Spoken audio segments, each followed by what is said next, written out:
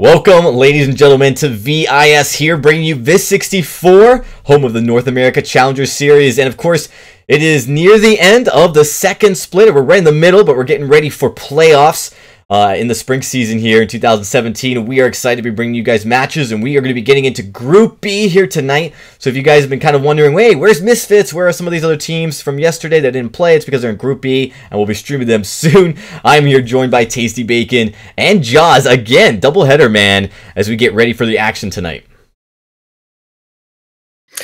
Oh yeah, these teams look really, really good, man. I'm really excited for this one specifically, just because Team Triumph, we had a little talk about it previously, but a couple of unknown players on that team, and I want to see if they can stand up to Giraffes, who are coming in at 6th seed. Yeah, we have a really exciting matchup for our first matchup here tonight, and we're definitely going to, I think we're going to talk a little bit more extensively about that right before we get started. I do want to flip over and talk a little bit about, where we're kind of at so far. Here's the schedule as it stands, at least here in the winner's side of the bracket. We do have some pretty exciting, oh, that is not correct. I'll get the right one up here in a second. But the Group B has had a lot of exciting matchups, but less upsets. I think that's something that's important to kind of highlight as we talk about Group A from yesterday. And you will remember this, Jaws, just riddled with upsets, like left and right. Tons of teams, going down. We saw, just to clarify as a recap from Group A, we saw, a 21 seed, a 30-something seed beating higher seeds. Actually, a 30-something seed beat a 5th seed in Team Enforcers, although Enforcers did come all the way back up and did qualify for the playoffs. Here is Group B. This is the bracket. We just want to highlight as we're going to be starting off here in the winner's side of the bracket. And we will be actually starting with Giraffes versus Team Triumph, then jumping over to the other side of the bracket to see whoever wins Misfits versus Divine Heroes versus Team Synergy and Noble. Those matchups. Now, this graphic shows Noble Pro, although that team actually did change their name just today. Not enough time for us to update our graphics here, but that team name now is Los Baboons. So looks like, no longer a part of Noble Pro, still playing those same roster. Nothing to change there, but we will see them in that matchup as we get later in the winner's bracket, and then jump down to the elimination bracket here tonight to bring you guys even more exciting matches, but more importantly, in matches where teams are on the brink of elimination. So that is very important. And of course, one of the things to highlight here is you don't want to get eliminated here tonight, because qualifying tonight for the playoffs is so pivotal. If we take a look here at the prize pools for this split, this is just for this split alone, getting first place, bringing in $1,250. And then, of course, that qualifies you for challenge battles where you can take a shot at actually making it into the Vainglory 8. So this is really just the cherry on top for all of this. But the top 4 teams of the 8 that qualify for the playoffs will have a shot at making money here in this split alone. Yeah, it's a lot on the line for these teams. Not only that, but of course, then if you can get to the challenge battles, you could be in the Vainglory 8 next season and competing at the highest level possible. Yeah, absolutely. And that's what all these teams are vying for. We saw an extremely successful Challenger Series last split. We saw 2 Challenger teams vie and get into the Vainglory 8, with one getting very close to it, as we have really leveled the playing field here. The idea that there's a massive skill gap between the Vainglory 8 and the Challengers is that idea is slowly slipping away and becoming demolished here by the absolute incredible competitive play here. And of course, tonight we're going to get right into our first game here, which is going to be Giraffes versus Team Triumphs. And you were alluding to this, Jaws. Team Triumphs is really this unknown NA team, as we really have not seen this roster play as of yet in probably any season that I can think of. Yeah, I mean, coming in as the 11th seed as well, if they do manage to kind of upset or at least take one game off Giraffes, they should be really really impressed with themselves, because Giraffes, they're fairly well known in terms of the individual players playing under various banners. But with Team Triumph specifically, I think even if they do take some of these games, because I'm sure they've seen them in solo queue, in their ranked games, I'm sure they have, and maybe they've even scrimmed a couple of times. But coming into this one as a lower seeded team as well, you've got to expect to kind of be, pressured a little bit. But we'll see what they can do. Absolutely. Tasty, anything that you're kind of looking forward here tonight after such an exciting, thrilling Group A the last couple of weeks? Group B has been pretty par for the course. I'm just curious if this is going to be the first chance we're going to see an upset. What do you think about Giraffe's chances coming into the match tonight? I mean, Giraffes, they're a team that they had a pretty good run last split. And so they're definitely going to be looking to extend that. It's a couple of names that we do recognize. Juan Hernandez being the one that stands out the most. Not Paralyzed has also been around for quite some time and has had some success in the past. So definitely this is a game that I would assume Giraffes would expect to win. But as we've already learned earlier last week, you cannot overlook any of your opponents, and you have to be bringing your A game every single time. Absolutely. Well, with that, we are going to get into the draft, ladies and gentlemen, and right into it, I'm going to give it back to you, Tasty, to kind of start breaking down what we've got. Bans are already in, so let's see what we have. All right, well, it's going to be Finn taking off the board first here, and the answer is very quick to come out with the Lyra. So we're going to have Lance be the first pick now from the side of Lost Baboons. Yeah, and I think one of the main things you've got to look for here, we like hark back to the games we saw yesterday. Specifically, Lance was a really big pickup for both these teams, but that does mean the Adagio is going to be there available, and I can imagine they're going to pick that one up. Actually, looking in the Arden first, Adagio is going to get locked in. It kind of has to at this point, right? Yeah, it's, I mean, not a terribly surprising pick. It's, I would expect to see, this Adagio come out here because it's still such a dominant pick, but maybe they want to go for this Gwen. A lot of teams have been putting a lot of priority on Gwen of late. Yeah, they really have. We saw yesterday, I mean, all the compositions people were coming up with, we saw, and was probably the most effective use of the Gwen was Gwen with the Lance and the Glaive, just a heavy lockdown composition. But with that locked in with the Arden, it's going to be fairly easy for her, I think, to become quite mobile and just kind of stay protected in the back line. But Vox is going to be the pickup here for Team Triumph. We'll see what they want to lock in last. Yeah, so with Vox, Lance, they've got that late game scaling and the early shutdown and crowd control already taken care of, so they can really go wherever they want with this third pick. Looks like they are going to be putting thought into this Alpha, likely to be a Crystal Alpha, because they already have the Vox. And so the answer from the side of Giraffes is going to be the Sky. Okay, a little bit surprised to see Sky be the pick there. It's a risky pick given the fact that there is a Lance on the opposite side, but if you can avoid getting rooted by the Lance, Sky does have the opportunity to really carry this game. It really does, but I think the problem we got to talk about here is, and something we touched on yesterday in some of the games, I think Rage Pingers and Best Anime Girls, we had a Sky pick. It hasn't got the biggest win rate at all. It did manage to pick up win rate, one win even yesterday. We'll see how well it can compare in this game now. With the Alpha as well coming in the jungle for the side of Team Triumph, I want to know how that's actually going to interact. I mean, realistically, we've seen Alphas work, but it's really not been happening in VIS so far. All right, well, Gian, I guess, is gonna be looking to make this Alpha work as the help of lol. I'm not even gonna try and count how many there are supposed to be there. But Invulnerable in the lane on this Vox, going straight to the lane, as well as Juan Hernandez. So it's gonna be a 2-on-2 in the jungle if they end up clashing. Yeah, Juan actually on this Gwen, and I want to just hark back to this, Tasty, because yesterday we saw a very, very aggressive build with a tension bow being picked up first item, and I want to see if she's going to do it here, because it seemed like the go-to, in all honesty, against these Vox picks. That early game power spike, that early game damage will result in you just getting an immense amount of lane pressure. Yeah, the tension bow Gwen has kind of been the go-to pick for this patch, really. We saw it in Vainglory 8 quite a bit as well. See Juan Hernandez already looking to try and use that Buckshot Bonanza to try and harass Invulnerable, taking a bit of damage in return, especially from those minions, which is keeping things fairly even. Yeah, Gian is looking for a little bit of something here. Lol does land the Impale, but Juan's going to be alright. Skedaddle, something we talked about yesterday as well. And I'm just going to keep it. We might as well just go back to yesterday at this point, the amount of times I mentioned it. But like the Gwen is just so mobile with the Skedaddle as well, just making sure she's ever so safe in lane. It's going to be very easy for her to kind of dodge around these mass forms of CC coming out from the Lance.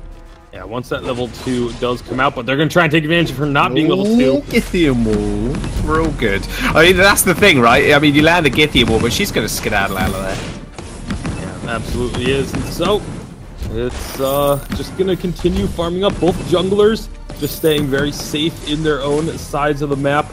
Farming up. You can see there's actually a quick recall from Not Paralyzed. Just to get a little bit of extra damage.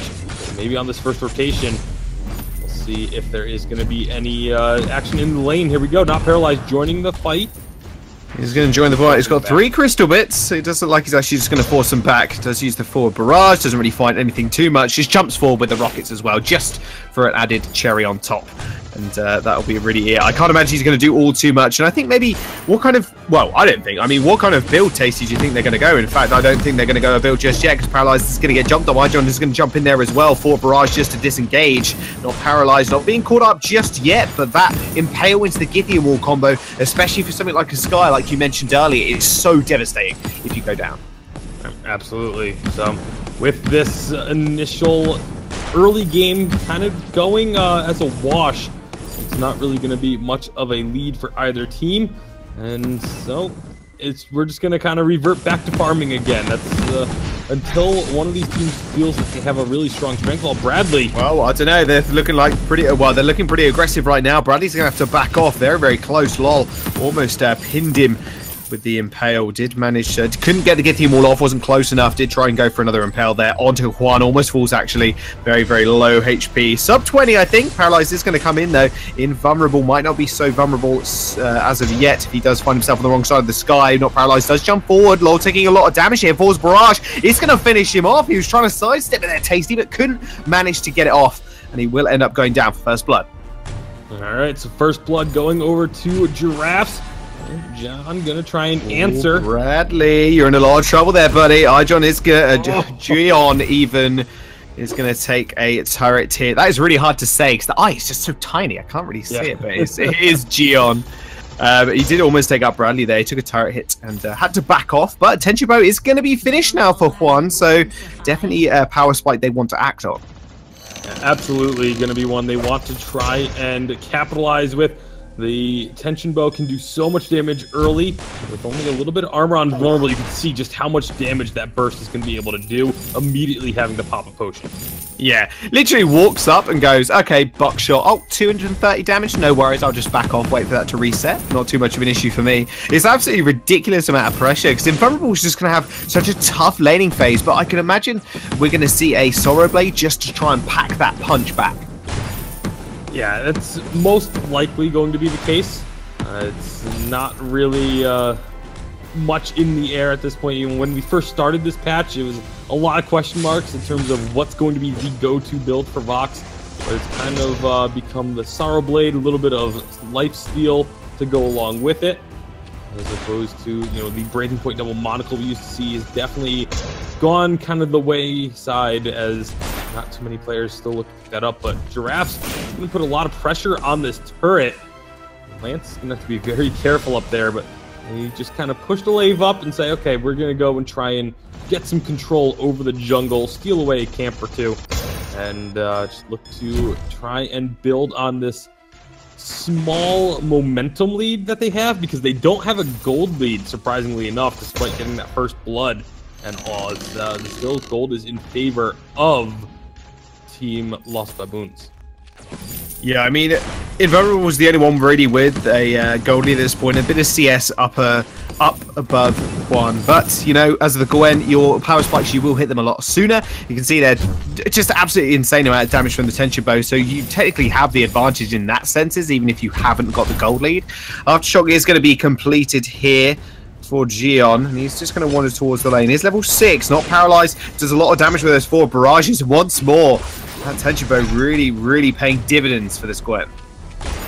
Absolutely is thus far. They're going to get a lot of damage onto Lance as well, but it's all about just trying to get them as low as possible, trying to force in and get some chip damage on this turret, but they're really not pushing that issue. They're just kind of pushing the waves in, and that's about it. I feel like if they could go a little bit more aggressive, they could definitely force Baboons off this turret and get a lot of work done on it. But for now, they're happy with just trying to poke and harass. Bradley, though, he's a little bit too far forward. Gion did try to get on not paralyzed, but nothing really happened. The root comes through. In fact, Punch 1 might be in a lot of trouble. They has to back off, and Gion actually just goes down, not even activating his ultimate. Does end up falling into the infinite reboot and gets picked up. Not paralyzed is going to be able to pick up the second kill. LOL is actually going to get a double Githium wall there. Drafts really can't follow this up with any meaningful damage. Invulnerable. He is invulnerable at this point in the game, Tasty, but just really could not be any more aggressive in these fights. Yeah, not at all. It's a lot of aggression. Actually, is not paralyzed going to be in trouble here? Crystal Sentry going to start to get involved, but looks like they've already got the retreat coming through. And so Giraffes, after finding that second kill, they've just, again, they feel like the ones that are being more aggressive, and for sure, and definitely looking to find opportunities that their opponents are just kind of reacting to, not really looking to make plays of their own. I mean, it seems like it's all on Gion's shoulders at this point, Tasty. He has to get the Prime Directive in amongst the team fight, or what, in amongst the team of Giraffes, I should say, and then kind of let Invulnerable slowly poke his way in, stacking up those breaking point stacks when he does end up picking that item up. Has obviously just finished the Sorrow Blade, and then follow up with the CC from LOL, because at the moment, there's just so much mobility from Giraffes that they really can't do anything if they're not slowed in any way. Yeah, those slows are going to be really key. Not Paralyzed has done a really good job of avoiding those impales for the most part, and that's another reason why Giraffes have been able to make so much happen. That one's going to land. It's a double root, but Githium Wall was already used earlier. There's a wait for it coming out too. That could be costly. That's a minute cooldown on that ultimate. Giraffes obviously saw it go out, so they know they've got a minute of being able to fight without Vox having as much of an impact as they would like. I mean, yes, but oh, Skedaddle 1. He's got his happy feet going on. Not taking a little bit of damage there. Same with Invulnerable. Bradley's actually chasing this one down. Does have the Gauntlet available. Ace's Height available for Juan as well. And that is going to be, I think, one of the bigger combos to look for in this game for Giraffes. They need to be able to lock at least one person down, but trapping a couple of people in that Gauntlet, Tasty, doesn't really give them enough room to maneuver. Lon in a lot of trouble here. Does take a forward barrage to the back. Has to end up falling back to his own turret. Gion is going to be here as well, but Invulnerable only just getting back to the lane just means that, you know, Team Triumph, they aren't going to be able to push forward. Just having to settle again for backing off. And like I said, the thing that's strange to me is that they're playing like they're trying to get chip damage on that turret, but they've not put any sort of attention on the turret. But I don't know about that. I have to interrupt you because, oh my goodness, that damage. The Gauntlet does get down as well, and there you go. No room to maneuver whatsoever. Invulnerable falls as well. LOL just not even misstepping there. Just the follow-up from Giraffe was just absolutely insane. And now Gion is the last member alive. He's going to try and defend this turret. Death from above is going to come down. He's actually going to jump on Juan here, but that turret is just going to fall instead. Giraffe's just focusing well, and they do pick up the first one of the game. Yeah, that was very decisive all of a sudden from a team that hasn't really been super decisive for most of this game. They found that pick onto Lance and just immediately made the call to go aggressive, and taking that first turret down, and the damage, the burst, the upfront suppression that they have is immense. When Gwen gets that damage down and you follow it up with a forward barrage with the Frostburn already completed, there's not many options for anyone who gets caught out on the front lines like that.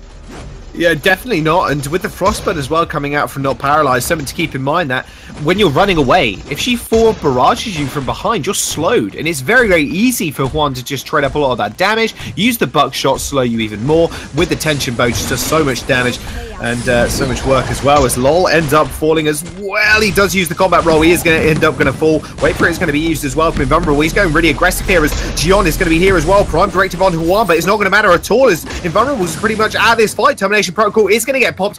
Is not going to get anybody whatsoever. I was waiting for that to get a triple kill, Tasty, but it's not going to happen. Gion does get up from the infinite reboot. Doesn't like Drafts are going to actually have to back off here as Gion almost catches up to them with the Prime Directive, but only finds the front. And unfortunately, as a result, it's still going to be 5-0 on the scoreboard in favor of Giraffes, as Lost Baboons haven't been able to get a kill for themselves just yet. But you have to be wary, you know, as this game goes on, the damage from Alpha and Vox is just going to be ramping up immensely. Invulnerable going for the crit with that tornado trigger. So, you know, shaking things up even still a little bit from what we've kind of been seeing emerge as the go-to Vox build. And that's one of the things I love about this current patch, the fact that there are so many different viable build paths for weapon power carries.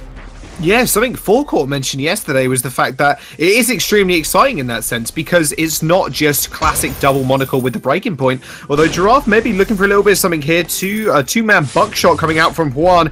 The Impale the opposite direction. The Gauntlet is going to get thrown down, and that's going to be 3 members of Triumph actually just stuck in there. Wait for it's going to slow everybody up and going to silence everybody. 1 member goes down from Giraffe. Bradley's going to have to escape. Not Paralyzed does get rooted once more, and Invulnerable doing a fair bit of damage. It's going to dashboard. Not sure he's going to be able to pick up that kill, but no, the Alpha is going to follow that one through. It's going to be able to get the shutdown. Gion doing a lot of work there with the Prime Directive is going to finish him up with the core charge. And finally, a couple of kills on the board for Lost Baboons. They're going to get a turret as well. But again, the indecisiveness from Giraffes is what really cost them there. They had the opportunity to go in very aggressively right off the bat, but they waited so long and allowed then Lost Baboons to get into a position that they wanted to be in and ready for that fight, as opposed to just taking the early pick opportunity that they had. You know, a lot of ultimates kind of came out at strange times. You know, the Gauntlet was used in a situation where it wasn't going to be getting any stuns, so that was just sort of thrown out there and didn't have much of an effect. It seemed a little discombobulated on the side of Giraffes in that last team fight. Yeah, discombobulated, I think, is a good word to use, even if it is a little long. But, I mean, the one thing that really stood out to me in that fight there was Gion's ability to get on the backline with the Prime Directive, right? He goes in, Termination Protocol gets popped, he hits 2 members. That's a lot of damage. And speaking of a lot of damage, Gwen's still hurting quite a bit, Tasty, and what a surprise. Yeah, Gwen's going to be hurting quite a bit for quite some time. Obviously, the Tension Bow is much more of an early game item, but it does have a little bit more armor pierce now, so it's not actually as bad as you go towards the mid to late game as it once was. But also with that Sorrow Blade breaking point put onto the Gwen, it looks like she's going for a little bit of sustain herself. I'm going to be curious to see if that will be a Poison Shiv or or it's going to be sold, I guess. That's an interesting He decision didn't need there. it anyway.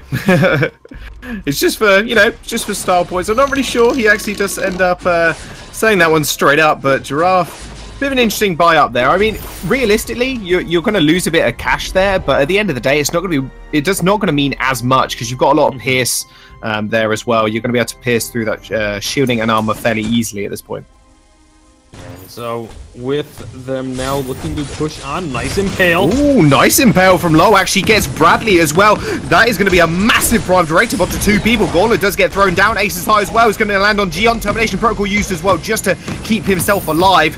Does go down into the Infinite Reboot, but that's going to be the time for Giraffes to follow this one up. Bradley and Not Paralyzed using that full barrage to such good effect, but it looks like they're going to have to back off. Nice block on the Crucible there, but Paralyzed is not done just yet. And neither's Gion. He's going to go down. He dashed into 3 people, ends up falling, and Lol is going to have to run away. Invulnerable just not apparent in these fights whatsoever, or at least that one just there, Tasty, as they do end up actually just giving away maybe this Kraken.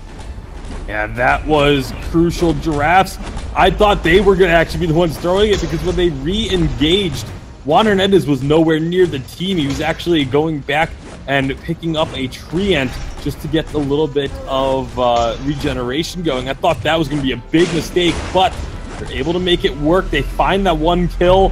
They force the other 2 members back, and Kraken is unleashed in favor of Giraffes.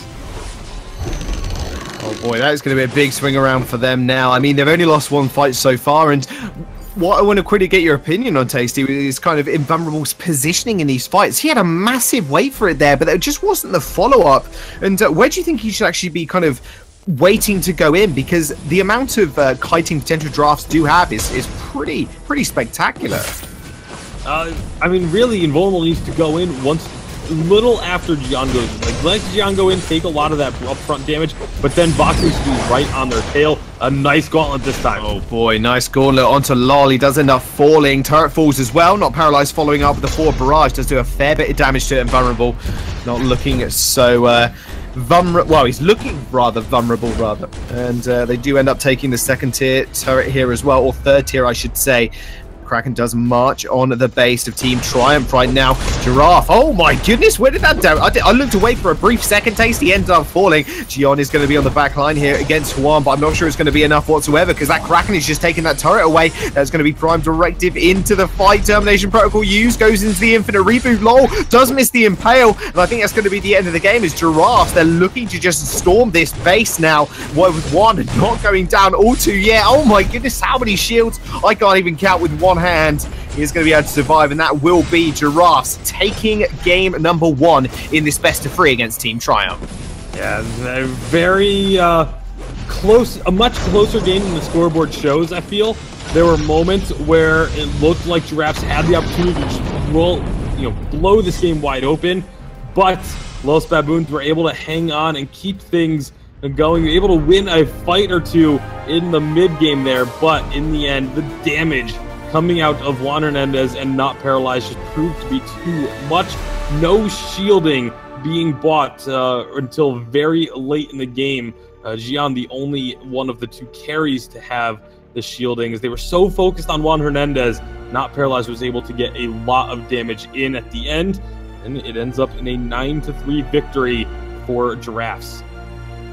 Oh boy, that was, I wouldn't say it was a close game at all, because Giraffes did kind of walk all over Triumph, especially in those early game teamfight scenarios. But one thing I want to point out as well, Team Triumph are the 11th seed. We did mention there's a few unknown players on their roster as well, and Giraffes, a few of them have been around for a long time, right? And I'm sure many of our viewers will actually recognize some of their names. And so it's not going to be an upset at all. But I think Triumph, when they did find the fights, they were able to just execute their composition perfectly.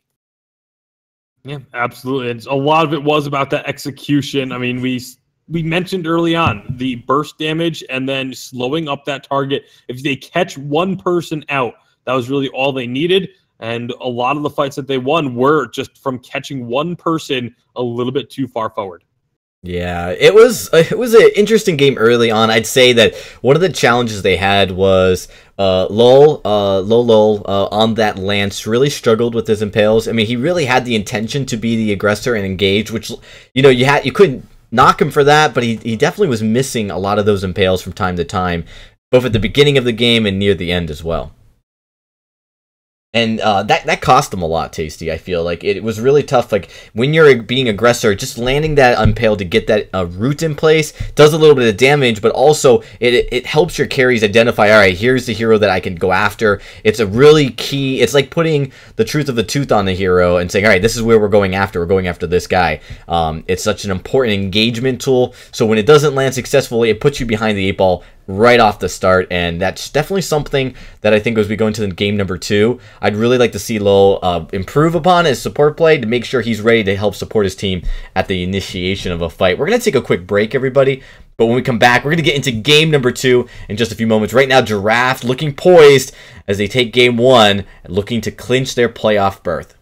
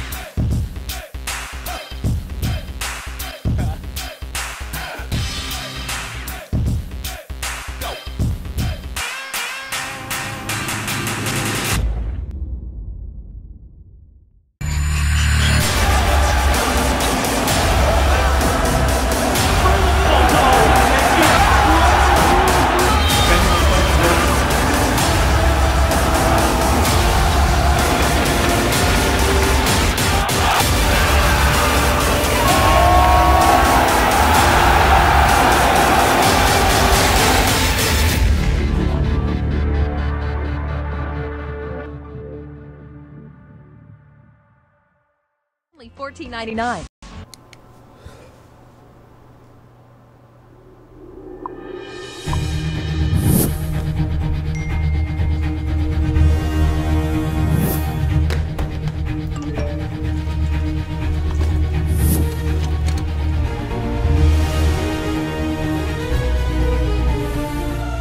Don't miss the call. Download Band. Communication made easy. All right, guys, we're back getting ready for game number 2. And it is going to be, of course, Giraffes versus Team Triumph. Triumph, though, definitely struggling there, guys. Let's talk a little bit about that game as we get ready for game number 2. I really like the draft from Triumph. I thought they executed parts of it really well. The Vox play coming out of Join was really good. Invulnerable on that Alpha. I'm pretty sure it was Invulnerable on the Alpha. Really, really good play as well. I mean, Alpha, I like to see Alpha play, but we've seen in this tournament that Alpha's win rate has just been really, really low, not being able to work. Tasty, maybe you can speak to kind of why that is and what our team's doing to deal with that Alpha play. I think part of it is just that Alpha is so aggressive, like an in-your-face, full-on engage, and teams aren't really picking her and playing around that sort of play style. Like, they're not picking her into team comps that support that. They're not playing in a way that supports that sort of aggressive play style. And so as a result, they just end up, we see a lot of times where Alpha goes in, gets a ton of damage down, but then there's no follow-up. Or, you know, we'll just be the last person standing, and Alpha can't really do a whole lot on her own. You need a lot of that, the heroes around her to also putting in a lot of work. Yeah, and I'd actually even add to it, it seems like a lot of teams have started to figure out how to play into an Alpha. Like, Gwen's a great hero of, you know, she can skedaddle away from that damage, getting away from it. We saw Arden, it was really critical in that game on Giraffes to help reposition his team. And then also when Alpha would just jump into the middle of a fight, those gauntlets came out. Like, all right, you're going to fight, we're going to lock you in, and then just, you know, do damage around you. And actually gave a bit of a barrier between Gwen and Skye, so they could be actually outside of a gauntlet doing damage on everybody inside of it. So yeah, definitely, it looks like teams are definitely learning how to play against an Alpha, but you're right. That specific match, there were some times where they did engage correctly with the Alpha, and the Vox would actually, you know, go pretty far. Actually, there were times when Vox would start to engage more aggressively, and the Alpha would follow up, and those were the more successful engagements from Team Triumph. I really like to see that all kind of play and mesh together more cohesively. I think if they kind of improve how they engage together as a unit, they'll be doing a little bit better in this second game. Mm-hmm. Yeah, I definitely agree with it. I don't think that... I think if they do have that sort of cohesion that we would be looking for, they absolutely have a very good shot here in this game. Yeah, I think what's really funny, actually, and I want to bring this up, right? We're saying how bad Skye is. We've seen her win like 2 games, like over the course of 2 days. I've never said Skye is bad.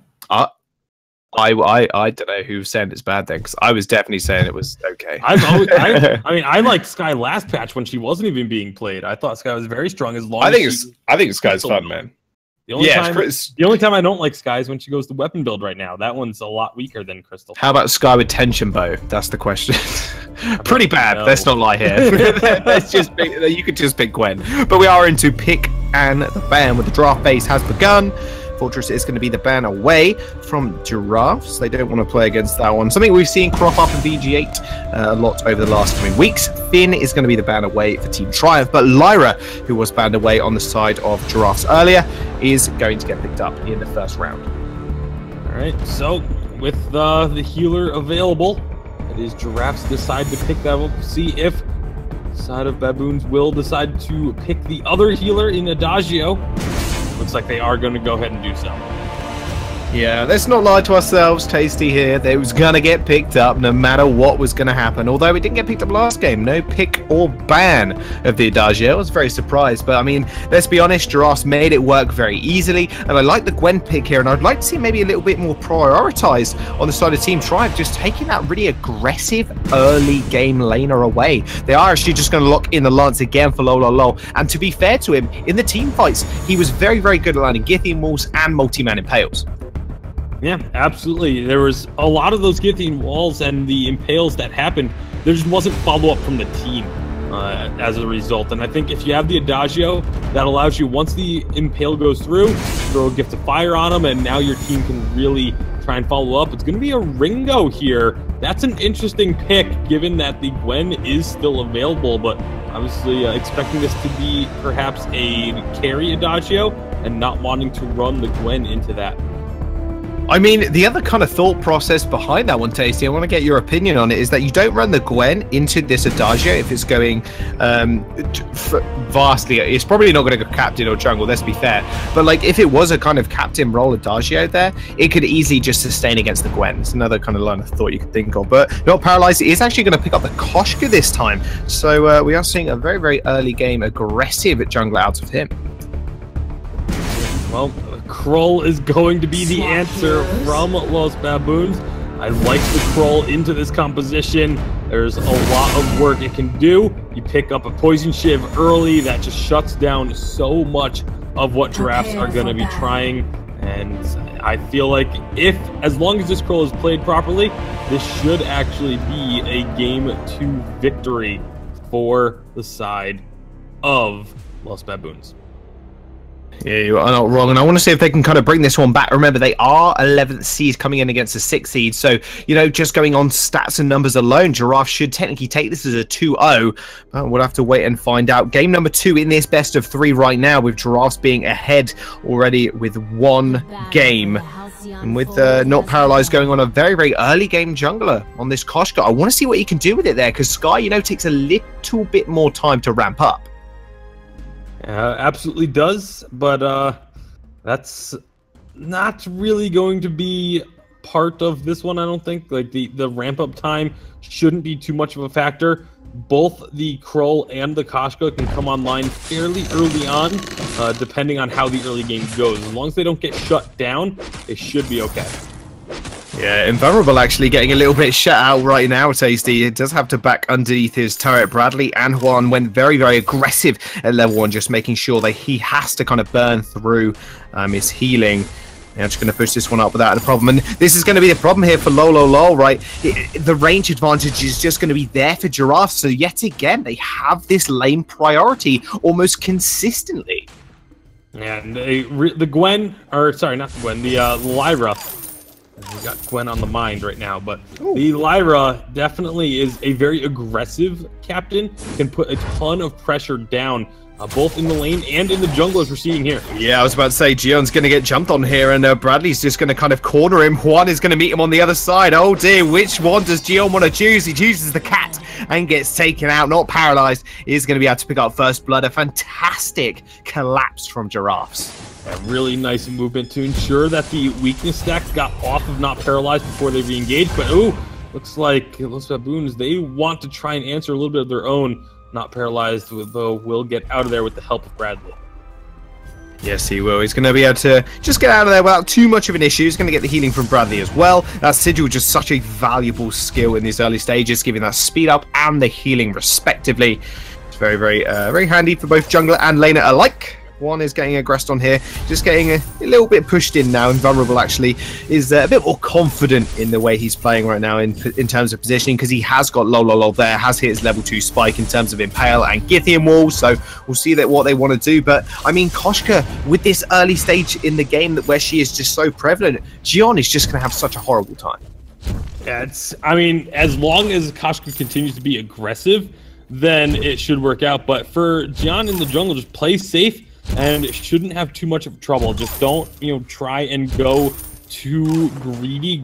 If you spot the Koshka going into your jungle, which they should be putting down the, what's it called? Scout traps in the entrance to the jungle, then they should be able to know when the Koshka is trying to invade and just play safely from that point.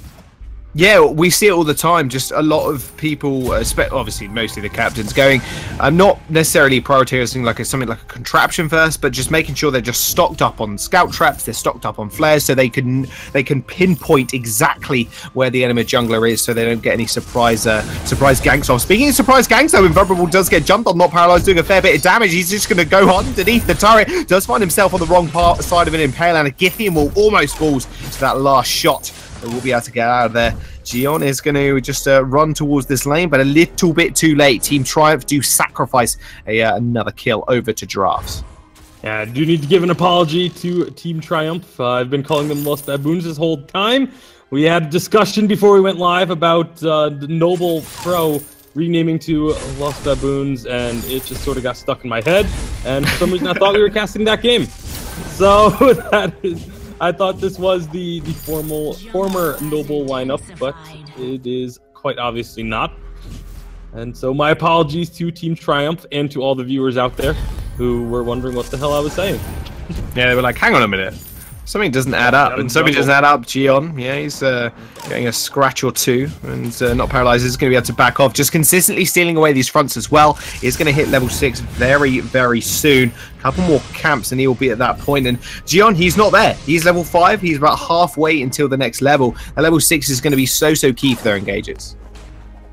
Yeah, that level 6 is going to be absolutely crucial on both sides, really. You have the Yummy Catnip Frenzy on one side, a From Hell's Heart on the other, and those are massive engage tools. The big lockdown potential coming out from both of those is going to put a little bit of an emphasis on to reflex blocks. And both of these teams are going to need to be picking those up early so that they don't get caught out. Yeah, for sure. I mean, the laners maybe just kind of prioritizing this over anything else might be a good idea, just because, you know, Ringo, he will scale up towards the later stages, and I'm kind of curious to see what kind of build he's going to go. Looks like he's going Sorrowblade first item, but we've seen a lot of these tornado trigger builds. We have seen, obviously, the monocles are with the breaking points, the kind of classic combo there, the Sorrowblade monocle and breaking point coming out from the laners. But, I mean, tornado triggers just kind of risen in popularity, so it's kind of always interesting to see what these VIS teams are kind of home brewing in terms of builds. Right, well, Gian did just finish off the Poison Shiv. That's going to be a big item spike for this Krull, as that's, you know, the mortal wounds being applied plus attack speed and a little bit of damage is a wonderful pickup there. So, let's see, they're looking to go in. Oh, Yummy Catnip Frenzy is going to get used. Invulnerable just gets jumped on again, gets insta-kill. Bradley's going to secure the kill. Gian is going to try and find Not Paralyzed, but they just cannot get on top of him. Way too quick. That passive just helping him out so much. He's going to get Githy and Maud, but healed up from Bradley as well. And another kill going over to Giraffes. Again and again and again, they just kind of pick off Invulnerable. Only level 4 right now is really just vulnerable in these fights. Has not been able to get it going. Does have the alternating current. Oh, is he going to get the kill into Juan Fernandez? I don't know. Almost walked over the scout trap, almost falls, but Not Paralyzed. He's going to get rooted from the Impale and finally bites the dust. Juan is going to be able to get out alive, I think. Bradley is going to be there just to try and provide him a little bit of support. Not level 6, no passageway available. Githy and Wall doesn't land, neither does the Impale. Nice sidestep from Bradley. He's going to be able to get out alive. And, well, with that kill getting answered, it does mean that Team Triumph are going to be able to pick up the gold mine, a decent gold payout for them. So not a bad answer to what could have been a very bad situation. Extremely bad. I mean, realistically, not somewhere you want to be in the early stages of the game, giving up a few kills to someone like a Koshter, but equally, Gian on this Krull, he's only going to get stronger, Tasty. He's only going to get stronger and stronger, and towards the later stages, he's going to be pretty much unkillable. Lola's going to get jumped on here from Team Giraffes. They are just going to force him away, force him back to his own turret, and trying to get a little bit of healing from Invulnerable. Yeah, well, with all three members here, lol is a little bit low. Hellfire Brew coming out onto Invulnerable. That's going to make the Adagio low as well, and there's just not as much healing on the side of Team Triumph as there is on Giraffes, and they're putting the pressure on. Oh man, they are putting the pressure on indeed. Brightball watches to kind of force Gian to kind of fall back here. That turret very, very low at this point. One just kind of poking it down from Hell's Heart. Does land on top of Not Paralyzed. He's getting CC'd for absolute days, but it's not going to matter, it seems, as Giraffes are going to just disengage fairly easily. That was a very lackluster engage coming out from Team Triumph right now, using loads of big cooldowns. That turret is going to eventually fall, and it doesn't like Giraffes are going to look for this fight as well. Invulnerable is going to pop this. Oh my goodness, that was a lot of damage. Does pop the Vengeance. And Bradley is going to bite the tusk once more. Go back to the base as a double kill comes through, and that will be an ace as well for Team Triumph. Ace for Triumph. They should be able to answer with a turret of their own off the heels of that. Very nice job by Invulnerable to come back from, really, he's been picked on for the majority of this game, but that big burst of judgment just turned things around. Not quite gonna have enough to get this turret, perhaps. Nope, they're gonna stick around, they're gonna go for it, and so they will take that turret. Meanwhile, down in the jungle, Gian did steal a bit. Are they going to stay? Oh, Not Paralyzed. He just jumps on the Adagio. Invulnerable ends up falling. Yummy Catnip Frenzy as well into low. will end up going down as well. They do pick themselves up 2 kills off of the back of that one, maybe overstaying, like you said. Are they going to want to stay? Are they going to want to back? And they do commit, and they do sacrifice their lives. No, I am aware I called the Versus Judgment Vengeance, but it kind of was, right? Kind of makes sense. In that particular situation, absolutely. But right now on this turret, from Hell's Heart does land on Juan. They do end up taking that turret. Giraffe are going to back off. The passageway still available from Bradley if they did want to disengage any further. Giraffe doing a fantastic job of trading these objectives, Tasty. They sacrifice a tower, they come back, pick up 2 kills, and another turret to boot as well. Yeah, and it's just kind of then this back and forth now that we're seeing. A much closer game here in game number 2 than we saw in game number 1. While there were moments for Triumph in game 1, it was mostly Giraffes in control, but now, oh, this is risky. Oh, it's very risky. That gold mine is nowhere near completed. They're just kind of trying to dissuade Jean right now. He is going to just try and send out the Hellfire Brew. Invulnerable is very vulnerable, but they do pick up 1 kill. Gian is going to find 1. Double Githian Wall for Low as well. Bradley's trying to just get not paralyzed out of this fight. It doesn't like Team Triumph are very triumphant in that engage, and Juan there was just left completely alone. There was no protection coming out from Giraffes. They're still trying to fight this, Tazy. Invulnerable going fairly low. Fountain's going to get popped. A 2-man impale once more coming through for Low. You can see why they picked the Lance for him, and Bradley and Paralyzed, they're going to have to back off here. There's no way they can fight this for a 3rd time. So the immense gold payout goes over to Team Triumph, keeping the gold very, very close. You see, it's about a 1,000 gold lead or so for Giraffes that they have picked up and are going to be holding on to for now, but definitely this Krull Adagio starting to come online. Once the Broken Myth is completed for Adagio, that's when this team composition of Triumph is going to get very, very scary. Oh yeah, absolutely. I mean, the Octasian Current, not too big of a power spike in the early stages, just helping you more take that turret. But that Broken Myth is really going to start to hurt. And it does look like they're actually going to jump on Bradley here. Passageway is going to get followed through by Low. Just combat roll back towards his team. That's going to be a big cooldown there for Giraffes. In fact, not paralyzed is going to follow that one through as well, just as it disappears. And they're not going to be able to find anything just yet. I mean, you've got to be scared of Gion right now. This guy is, he's got his poison shiv, he's got his tier 2 boots as well. Atlas Pauldron as well to boot is just going to put a dampening on Juan's damage. And I'm wondering if Triumph just doesn't feel comfortable going for a fight right now. Mostly because they really wanted to get that Broken Myth completed. Because they had a great opportunity to hit one of those big boomerang from Hell's Hearts from the Krull. And instead, they backed off, got to the shop. Poison Shift did come out of Ringo, so that's interesting. Crystal Sentry going to be started up.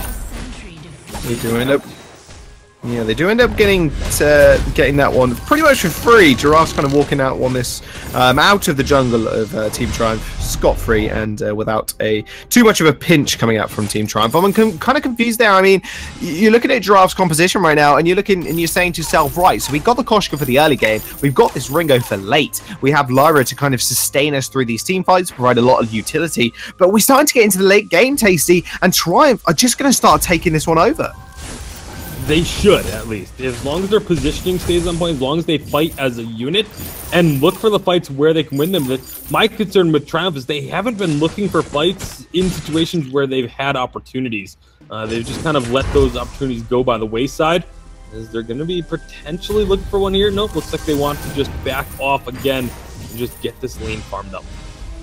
Yeah, making sure you have that lane priority is going to be also important, especially with the turret situation right now. Giraffes actually do find Low. Double Githian Wall from him is going to make sure they cannot push on any further. But with those 2 turrets down and with a 1 turret advantage, I mean, realistically, Giraffes, they're not in a good situation where they can kind of jump on somebody right now. They really need to find these picks, it seems. Absolutely, looking for those picks is going to be key. Crystal Sentry actually takes a good amount of damage as the Giraffes do retreat out of the jungle, but because the Crystal Sentry is still above half health, it's just going to stay there with a little bit of damage onto it.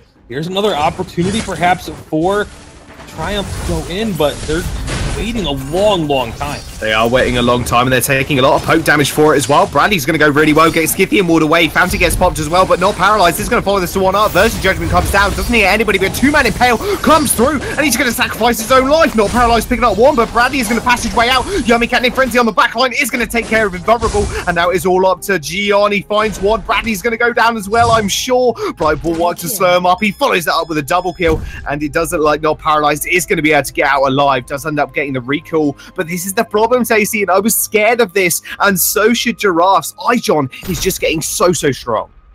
Yeah, that was a fight that really should have gone very heavily the way of Triumph, but their engage was, again, they're so hesitant to go into these fights. The From Hell's Heart and Versus Judgment, they waited so long to throw out both of those ultimates. Neither of them connected, and they still come out with a 2-for-2 team fight. That is extremely terrifying if you're the side of Giraffes, to know that the 2 biggest abilities on your opponent's team did not even connect, and you still weren't able to get the ace or win the team fight cleanly. Now with Goldminer going to be worked on here, it's an opportunity again for Triumph if they can find this fight. Yeah, they didn't want to look for it, didn't want to commit too much. 290 gold is going to be a nice payout for Giraffes. Kraken's going to spawn in literally 2 seconds, so that is going to be a big objective they need to contest now, because there's a lot of shred here coming out from Giraffes, and equally Triumph as well. They're going to be able to take down that Kraken fairly easily and fairly quickly. Both teams kind of playing that dance in the jungle now, Tasty. And well, Gian, again, I just want to see him go, like, take one of these opportunities. Throw that boomerang from Hell's Heart. Use your movement speed to get onto a target. Nice block from Invulnerable on the Hellfire Brew. And now here's, again, that's a great opportunity. And they're just waiting and just holding and sitting on it. Yeah, Not Paralyzed literally jumping in and out the fights with his tiny little leap is going to get a little bit of damage down, and that's a lot of poke as well. If they can just keep doing that over and over again, they can win these team fights for sure, as long as they take out Gian even first.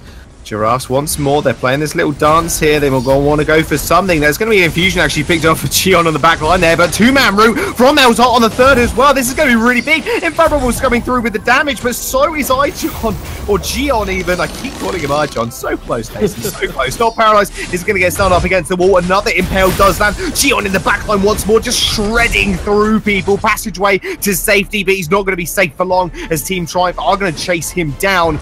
They're going to just ignore that turret completely. Low does miss the Impale. They're going to have to back off here, but Kraken is on the board for them. Kraken is on the board, and looks like it will be the target, as it should be.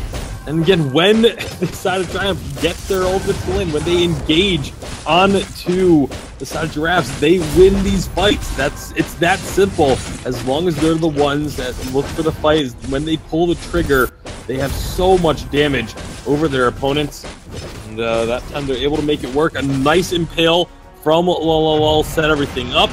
From Hell's Heart was able to connect onto Ringo, kept him from being able to be involved in that fight really whatsoever. And just like that, it is going to be Triumph with Kraken making her way down the lane. Oh man, this could really go the distance. This could go to a third game now. Triumph's composition, they're just so into the late game that it's going to be very scary for them to actually deal with Gian. Very hard to take down at this point. Just so much sustain on that Krull. I'm just going to poke down this turret now. Not Paralyzed going in for the jump, going in for the leap, for the poke damage, but it's not going to be enough whatsoever, as that turret does end up falling Invulnerable, taking a fair bit of damage, but so with the rest of Giraffes. Bradley in the front line now isn't really going to be able to do anything meaningful damage. That's a 2-man route and a 2-man Githian wall, though, and Not Paralyzed is going to have to back off here. They're just taking so much chip damage coming out from Invulnerable and Gian alike. Third tier turret does end up going down from Hell's Heart, does land on 1. In fact, that's going to be a massive Paralyze is going to jump in for the massive damage, but it's not going to matter because the burst comes out and just executes him. It's going to be a 1-for-1 trade so far as they do try and chase this one up. Paralyze is going to not be available in these fights for that front line, so one is going to have to back off. It does actually end up going down to the burn. Giraffes, they're just going to look for game number 3 now, as Team Triumph are just going to disintegrate their base. And with Kraken still being fairly healthy as well, there's no chance for Bradley. And that is going to be game number 2. And I called it when we started. Krull goes the Poison Shiv first. this should be game 2 going the way of Triumph. That is exactly what happens. It just became too much for Giraffes to deal with. Sure, I mean, that's the point where they didn't want to be, right? Triumph, they needed to get to the late game. They sacrificed a couple of the fights early, that's fine. And then they just kind of build up their items, make sure they can get to that point where, you know, Gion can basically walk into 3 of them and just cut them down. And Giraffes maybe picking their composition, not thinking about a Krull that could be picked into it. Absolutely, and I think Cruel here was played about as well as you could have asked for. You guys talked about it at the beginning of the game. You're like, wow, if Triumph plays their composition correctly, they really have a good shot at this, and they played it really well. I love to see, obviously, you build a Poison Shiv against double, you know, or you have healers on the enemy team, but I'd love to see the Poison Shiv on the Cruel. I think it's a great item. It really plays into the strengths of Cruel. So, you know, just all around, definitely a good composition for Triumph, and they played it very, very well, Joss. Yeah, extremely well. And I think one of the things that they did do very well, and one thing that I want to highlight from their play was the fact that they kind of stemmed the bleeding of the early game kills on the Koshka, right? They didn't give up anything meaningful in terms of massive gold advantage like kills. They kind of held back. They let Giraffes take the turrets. That's the thing you got to keep in mind. They let them take them because not they unnecessary kills. Exactly, not unnecessary kills, not unnecessarily gold going over. They did contest the gold miner where necessary and where it was actually needed, but you leave them to take a couple of the turrets, absolutely fine. But, you know, if you give them more gold than you can handle, it's going to be a bit of a problem, but playing their composition to a T, waiting for that late game stage. Yeah, and I think that once you saw the Cruel get online, it was too much for them to handle.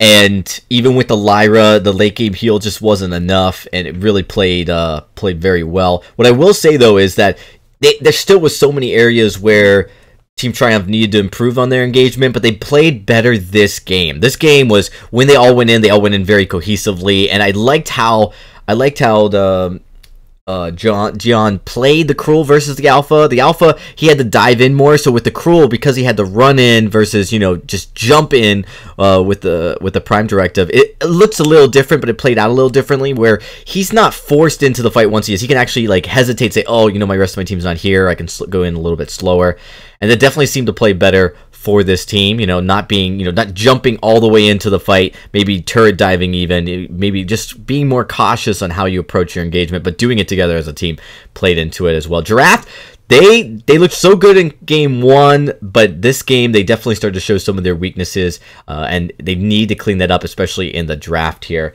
But it looks like we're going to be starting in game number 3 here in just a few moments. Some quick updates for everybody. We did get confirmation that Misfits did win 2 of their series, and I am waiting for confirmation to find out if Los Baboons won. I was told earlier that they did win their series as well, but we're waiting for final confirmation. So that may be our next series here after this, but before we get to that, let's not get ahead. Game number 3. Tasty, what does Giraffes need to do to avoid this upset? Well, they just need to be aware of what can be picked against them. That Krull coming out, they just did not have an answer for it once it got far enough into the game. And as a result, it was just a matter of waiting for those power spikes to happen. And then team, Triumph was able to just, triumph in the game because they just got too strong for Giraffes to deal with. So they need to just, if they're going to go for the early game, really go all in on that early game and focus on shutting down your opponents out of the jungle, or go for something a little bit more late game themselves. Absolutely. I've been real impressed with Gion in both games, playing really, really well for his team, really trying to be the initiator, really trying to help kind of be the cadence to these fights as they got in, and I like their patience overall. You said it, Jaws. They weren't looking to try to force fights when they were behind, which they clearly were the early part of that second game. Instead, just trying to claim the farm that they could, and actually, they kept that gold very, very close for most of the game. It really didn't slip more than 2,000 or 3,000 gold, even at the largest margin. So definitely trying to keep it, and then of course shrinking that right back up as we got into the late game. Yeah, I think maybe in terms of their drafting coming into the third game, I think Koshka, unless you're actually going to find fights very, very early and you've got a laner that's very safe in terms of scaling and just his survivability in lane, like someone like a Gwen, Skedaddle, very good at getting out of things, Vox as well, very mobile, and you could even argue, obviously, Ringo being a fairly safe laner. You need to be able to make sure you pressure the enemy jungle to an extent where they're almost negligible in the game, and I don't think that's where they actually. I don't think it's where Giraffes actually executed that comp very well. They got a few early kills, but just didn't pressure Gion enough for him to actually be irrelevant in the mid game. We are getting into draft 4 game number 3 right this very second. Team Triumph are going to ban away the Finn for the 3rd time, and a Lyra is going to get taken off the board as well for Giraffes. So Lyra having a lot of priority from the side of Giraffes, banning it in both games on B side, first picking it on A side. So they just obviously do not want to allow that to go through to the side of Triumph. Triumph though, see what they go for the Lance once more. They've played it all 3 games now, something clearly they are very comfortable with. I mean, it makes sense why he's comfortable with it, right? He's actually performed out his mind. I really do think he's been a kind of a standout performer for Team Triumph right this in this game number 3 and in this series, in fact, just because the amount of Githian walls and multi-man impales, his positioning in these team fights has just been absolutely on point. Doesn't like Draft's actually going to pick up the Arden now, going back to that game 1 special, and maybe a Gwen as well. I mean, it just honestly could look to be a complete mirror draft for, like they did in game number 1. It would make a lot of sense. They did spectacularly with it. Yeah, it looks like they were debating between Gwen and Kestrel. I think the Gwen pick is a little bit better at this current state of the game. Has been showing to have so much success. Showed success in game number 1 for them. So why not go right back to it? Yeah, I completely agree. I mean, it's had so much success in terms of this series and obviously in the VIS so far. I think Gwen is a really up-and-coming pick. However, they decide, you know what? Well, Team Triumph decide, you know what? We're not going to let you have that Sky again. We're going to take that one for ourselves. I like grabbing the Sky here. Again, assuming it goes Crystal Sky, and it should be able to have some pretty solid strength into Gwen and Arden. Use that Surrey Strike. You can Surrey Strike around inside of the Gauntlet. Also just keeps you in a good position throughout while that Gauntlet is down. Blackfeather going to be the final pick. Blackfeather is another one of those heroes that just feels really, really strong on the current meta because of the item changes. Can really just have multiple different build paths, but there's that one in particular that has kind of shown prevalence. Poison Shiv, Serpent's Mask, and Breaking Point, not necessarily in that order, will be the Kestrel to round things out. Okay, so another really aggressive kind of jungler coming out from Not Paralyzed, and Crystal Kestrel specifically is just so good after she gets her first start, and that can be really devastating to kind of deal with. But I want to see how they're actually going to play into the Blackfeather here, because Blackfeather, Sky, Lance, or even Blackfeather and Lance, a kind of a duo we see all too often. It just enables the Blackfeather to actually get on top of his targets and do the amount of damage necessary to win the team fights. But I want to know how the Sky is going to kind of work into this composition here, because she's going to want to be able to kite as well. So I think it's very, very... I think it's a very cool composition coming out from Team Triumph. I can't really think of any other word, Tasty. I'm not going to lie to you. I think cool is the correct adjective to use. But I'm really excited. Game number 3, 11th seed, could upset a 6th seed right now. Absolutely could. We'll see where they decide to go, as it looks like they're going to keep all 3 members together as they go through the jungle. This is something they haven't done previously. Bradley's going to spot them out coming in and has to run if that impale lands. There it is. Now we have a full 3-on-3. We have a full 3-on-3, and now it looks like Team Triumph are going to be on the retreat. Bradley's going to be able to dash forward. That forward barrage doing a fair bit, or you should call it backward barrage, as he does move backwards. Invulnerable doing a fair bit of work to Giraffe's front line there. But the thing is, and I think what they needed to do as well is make sure they just subdue, not paralyze. Just make sure he remains paralyzed in his own jungle, right? And just make sure he can't get ahead, because if he does, Crystal Kestrel is super hard to deal with. And the thing I'm interested in the most here is the fact that they are putting Invulnerable in the lane with this Sky and sending the Blackfeather down to the jungle. I was definitely expecting it to be the other way around, as Blackfeather isn't the greatest in the melee versus range matchup, but does still do okay for himself. You just start with that Book of Eulogies. You can generally just hold your own for quite some time. But now we're going to have to keep our eyes on the build paths, because obviously the Weapon Blade, it could still very much be a Crystal Sky, and just have picked up the Weapon Blade for the early game farming. We'll have to wait and see now. Oof, nice route does land. Lol.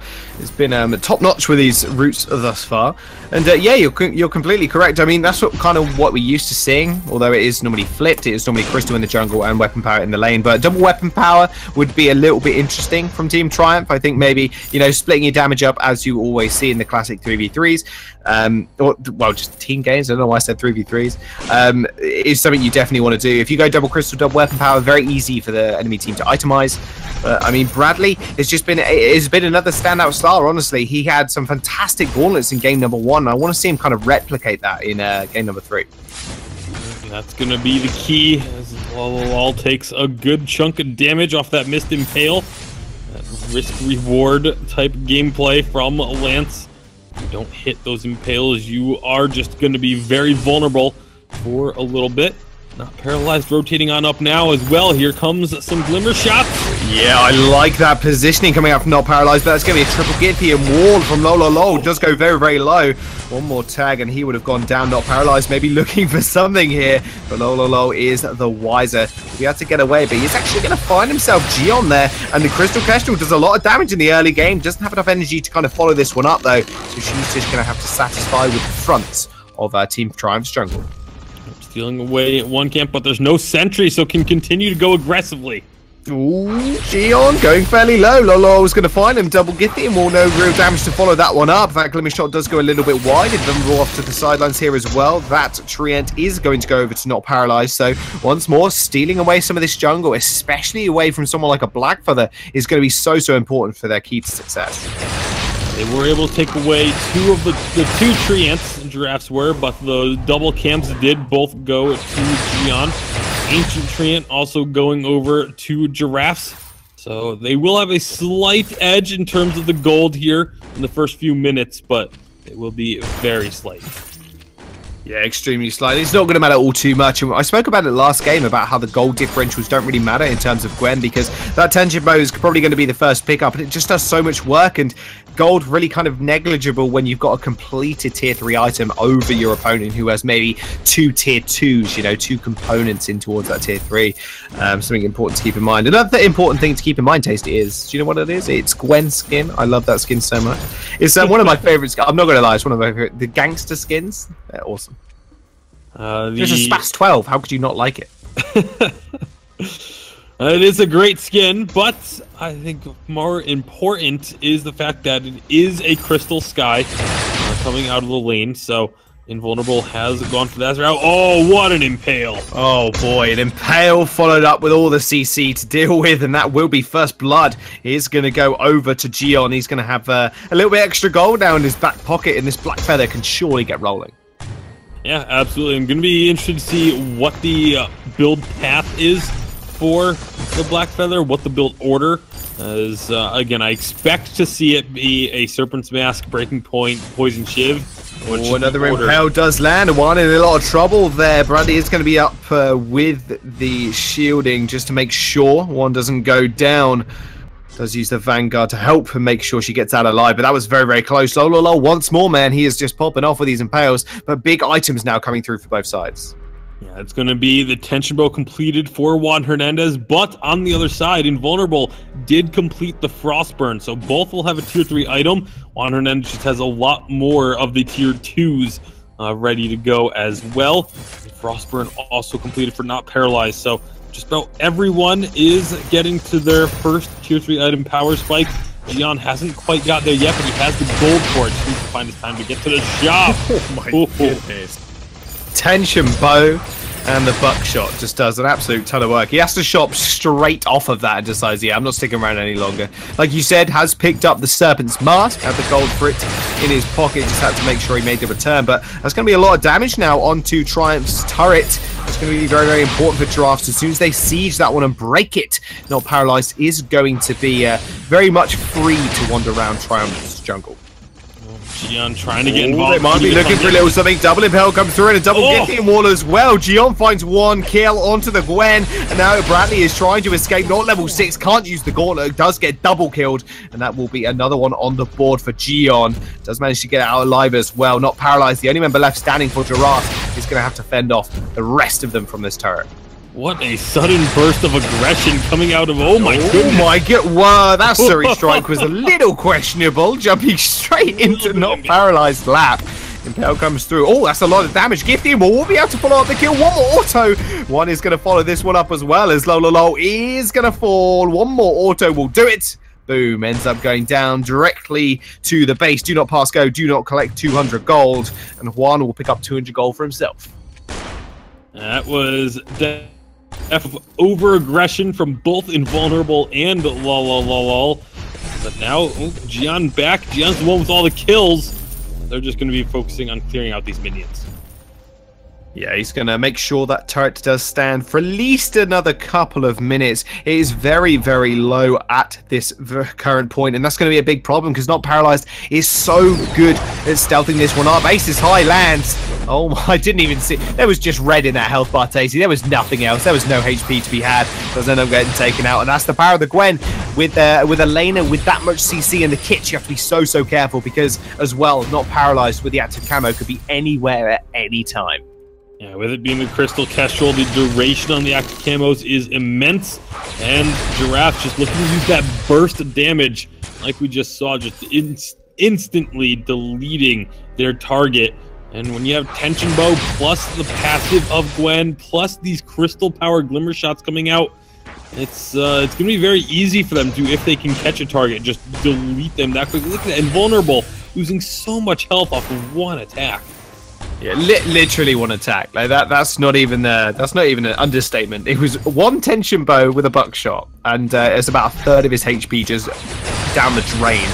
Giraffes are going to start up this gold miner. They're going to be able to secure it unless Lolo has anything to say about it. It's going to use the flare to just spot them out, make sure they know where they are, but they are going to get a nice 300 gold payout. Nice two-man route. Nothing to follow it up, though, as Giraffes, they're going to head back towards the lane. Early infusion getting picked up by Juan Hernandez as well. That's going to be looking to just completely snowball this advantage they've been able to grab over the last couple of minutes. It's about a 2,000 gold lead that they've earned, and if they keep this level of play up, it's just going to continue growing. It really is that 18k to 20. It's only 2,000 gold at the moment, Tasty. But the thing is, with that Crystal Kestrel hitting like an absolute truck, has picked up an infusion for herself as well. It's going to be very much a problem for Triumph to deal with. Doesn't like they want to go for the engage here. Gauntlet is available for Bradley. He's just trying to look for it. He does end up going for it. Lolo just gets stunned up. Ace is high, not even needed. Goes wide, in fact. And one will be able to pick up another kill for his total of 2 right now. Giraffes looking very, very strong coming into this game. Gwen and the Arden just looking like their top picks. Now they're going to continue pushing up onto this turret. So much damage. Just can't really deal with that at all. Let's be fair. Team Triumph, they can't shrug it off. There's just too much crystal damage coming out from Not Paralyzed. He's just going to be able to dissuade the rest of Team Triumph from really even doing anything whatsoever. They got that turret extremely low. One shot will hit onto Lance, but that's not going to really affect too much. And so, with that turret being as vulnerable as it now is, you got to figure at any point Giraffes will be able to try and push up, siege onto that objective, and take it down. But in the meantime, approaching the 11th minute, it's like one. Maybe look, nope. They were hoping to steal away that Treant, but backing out very quickly. Yeah, just to use the Vanguard to try and steal it, but yeah, you are right. Didn't end up picking that one up. And he's literally scrapping for every single bit of gold, every single camp of the jungle, every single creep in the lane as well, just making sure they can hold on to those advantages. And with that, Gian has picked up the Atlas Pauldron. Serpent's Mask Atlas Pauldron at this current time. He's not dishing out an incredible amount of damage, but his sustain is going to be pretty big in these fights. Not Paralyzed. He's in the back lines right now, using the active camo. I know, man. Oh, the two-man stun invulnerable just ends up falling instantly. That was absolutely disgusting. Not paralyzed. It's going to be able to secure that kill. Ace aside does land to that buckshot bonanza with attention bow just doing so much damage. Gion's going to have to back off as well. That fountain does get popped. And that will mean Giraffes are going to siege onto this tier 3 turret of Team Triumph. That's not going to stand an absolute chance on the fold. That's going to fall in the end. And my goodness, not paralyzed. That damage was only a little bit ludicrous.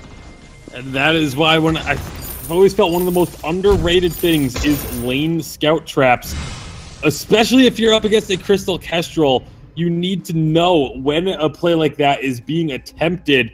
And otherwise, well, you just saw the results.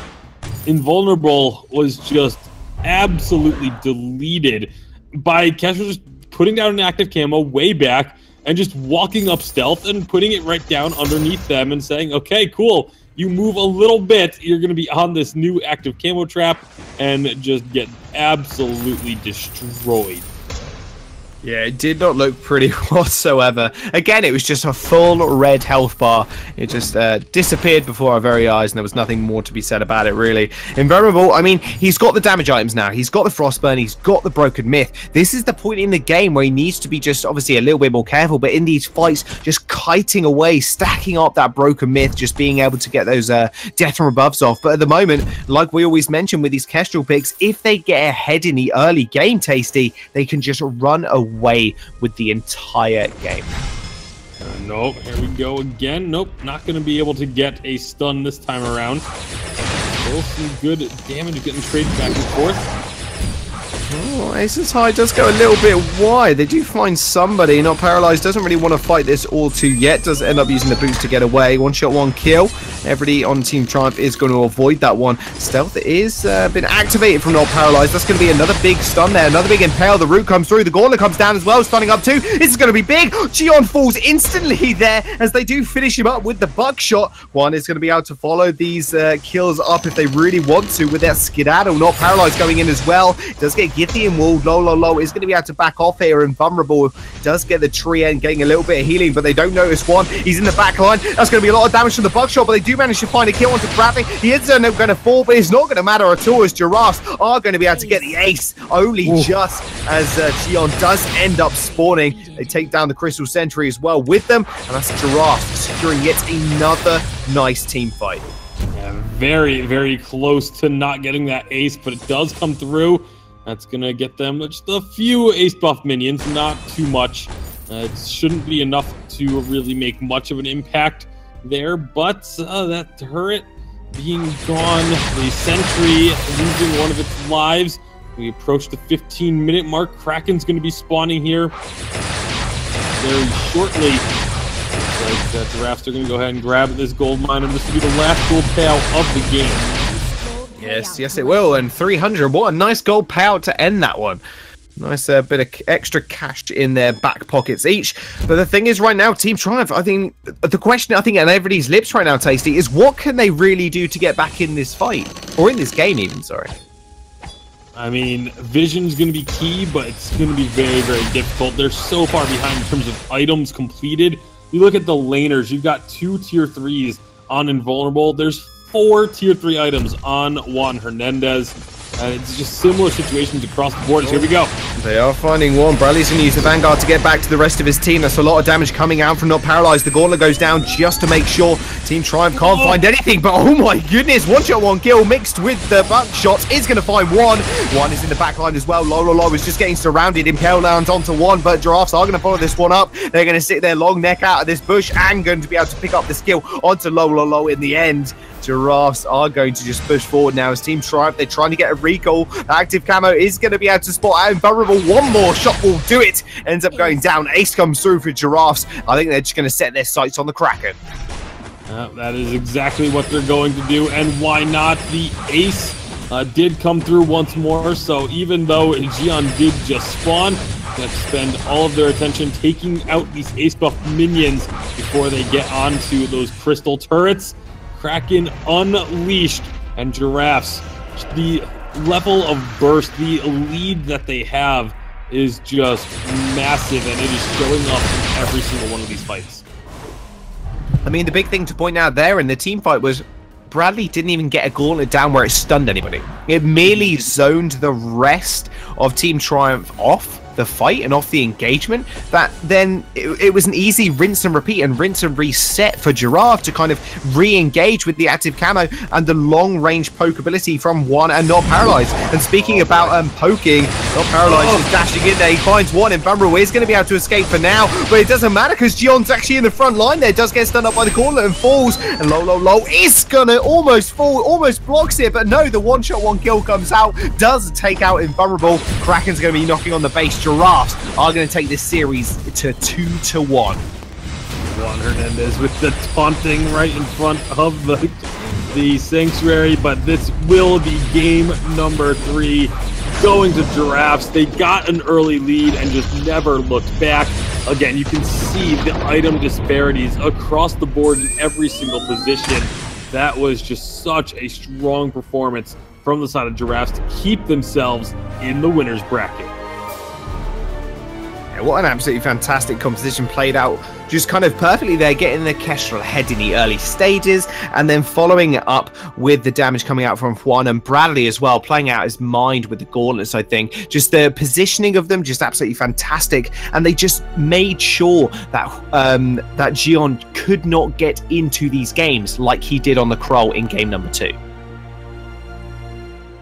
Yeah, absolutely. And I think, you know, you guys were talking about the mobility that Gwen has. Looks like Juan Hernandez plays better with that playstyle and that CC. And of course, the Arden on Bradley did a really, really fantastic job, you know, helping reposition his team in this matchup. I really have to say that the challenges with having this Black Feather versus the Kroll was that the early game sustain and the late game sustain just didn't seem to be as apparent when they get behind, right? It looked like they had much easier time getting in out from the pits of being below in gold and in objectives with a Kroll than they did with a Black Feather here in this matchup. But man, the real star of the story was Not Paralyzed, guys. That Kestrel play was solid, and it was dealing so much damage by the end of that match that it was just no answer for Team Triumph.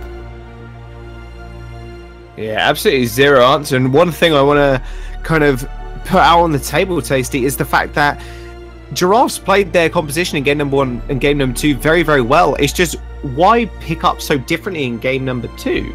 I mean, it just kind of seemed a little bit confusing to me. They know the Gwen's a really strong pick. They know they wanted the Arden. Just roll with that composition if it's working against those specific teams. And I think Team Triumph maybe need to look at their pick and ban, because I do believe that's actually where Giraffes won most of these games. Well, I'll jump in here and say that, you know, before Tasty speaks, that I think that Juan Hernandez on this Gwen, he knows how to play. It clearly seems like he's figured it out. From like his side, you know, he's like, all right, yeah, this is the, so if you saw a Team Triumph, you know, in the draft, you would expect them to anticipate on B side again, like letting Giraffes on B side again, that the Gwen might come out. It was clearly something they had a hard time dealing with this early tension bow Gwen.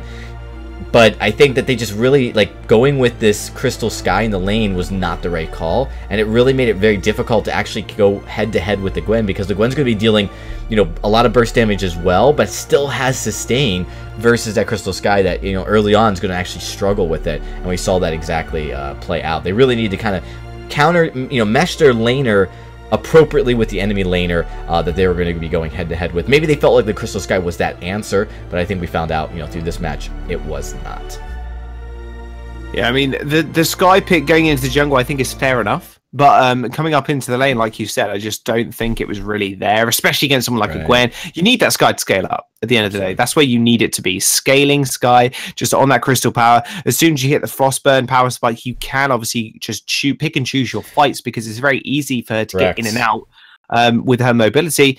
I mean, we'll have to wait and see if Sky is a more favored pick in the jungle in lane, because at the moment, it seems like Jungle Sky in the VIS, at least, is very, very prominent, and just it works very, very well. So far, it's been really solid. We're going to take a quick break, everybody. We're going to be getting ready for our next series as we just concluded that awesome best of 3. Our next series, though, guys, this is going to be the one that's going to be exciting, as we are going to be jumping over to Misfits as they look to qualify for the Second Split playoffs. We'll be right back after this.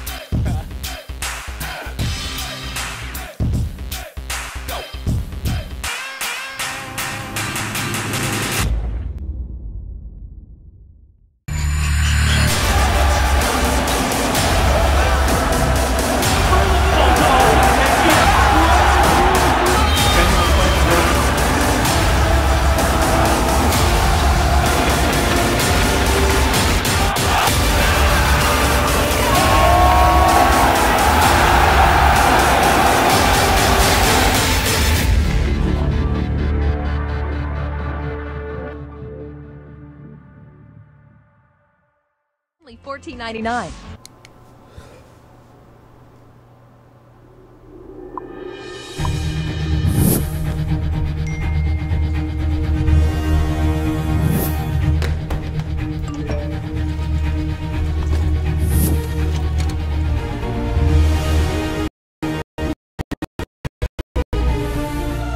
Don't miss the call.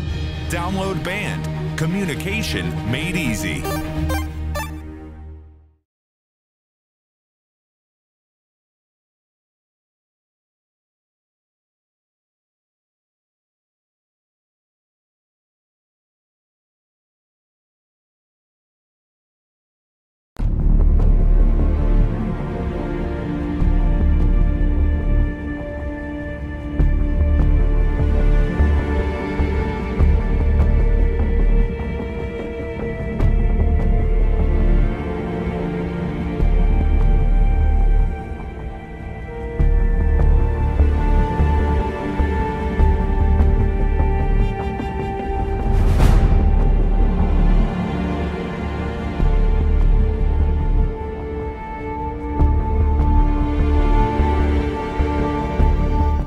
All right, everybody, we are back, getting ready for our next series here tonight as we look to have our first qualification from the B side into the playoffs. The winner of this match, they will qualify. The loser, they drop down to the elimination bracket.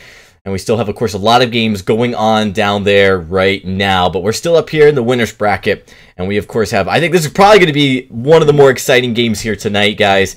This is going to be Misfits playing for that qualification they want so desperately, but they're a number 2 seed, but they will be going up against Team Los Baboons. They recently were Noble Pro, but they did recently leave Noble Pro, and they're going by Baboons as their team name here for at least tonight. But guys, this roster lineup here, this is definitely not a roster to fall asleep on. This is not one to like, you know, underestimate, because there's definitely a lot of skill here on this side here. As we look at Baboons here, it really isn't that many. It's Supershot, Yazuru, Slada, Derelic, and Jesus Christus. You know, these are players that have played across multiple organizations and multiple Challenger series, and it's really a strong team, actually, and it really comes down to how well they've been practicing, how much have they committed, because Tasty, I really firmly believe that this roster here, even though they're a C10, is definitely poised to give Misfits a real struggle here tonight. Yeah, this is a very strong lineup, like you said, despite being a 10th seed. I mean, the further we go along in not just this split, but just in Vainglory in general, the less the seeding number really matters, because, I mean, really 1 through 15 are all top contenders and could pick up victories any day of the week. Absolutely. And, you know, we're going to have to see how it plays out here tonight. Really, a lot's going to be riding on these teams as far as, you know, how they've adapted for the single band draft here tonight, and how they've studied. Maybe they've been able to study or scrim against these teams, or scrim against teams to kind of prepare themselves here. You know, I really feel confident Misfits is, you know, definitely one of the most poised teams here. They're really taking this whole run seriously, as, you know, they're excited to get an opportunity to reclaim their challengers, or their Vainglory 8 spot from challengers during challenge battles. But, you know, you look at the players here on Baboons, and they are all pedigreed, competitive players that have played at multiple levels of the Vainglory competitive scene, with Supershot and Yazuru playing in the top Vainglory 8-like scene. So, you know, this is definitely a roster to keep an eye on. Yeah, 100%. I mean, both of these teams could walk away from this one with the victory.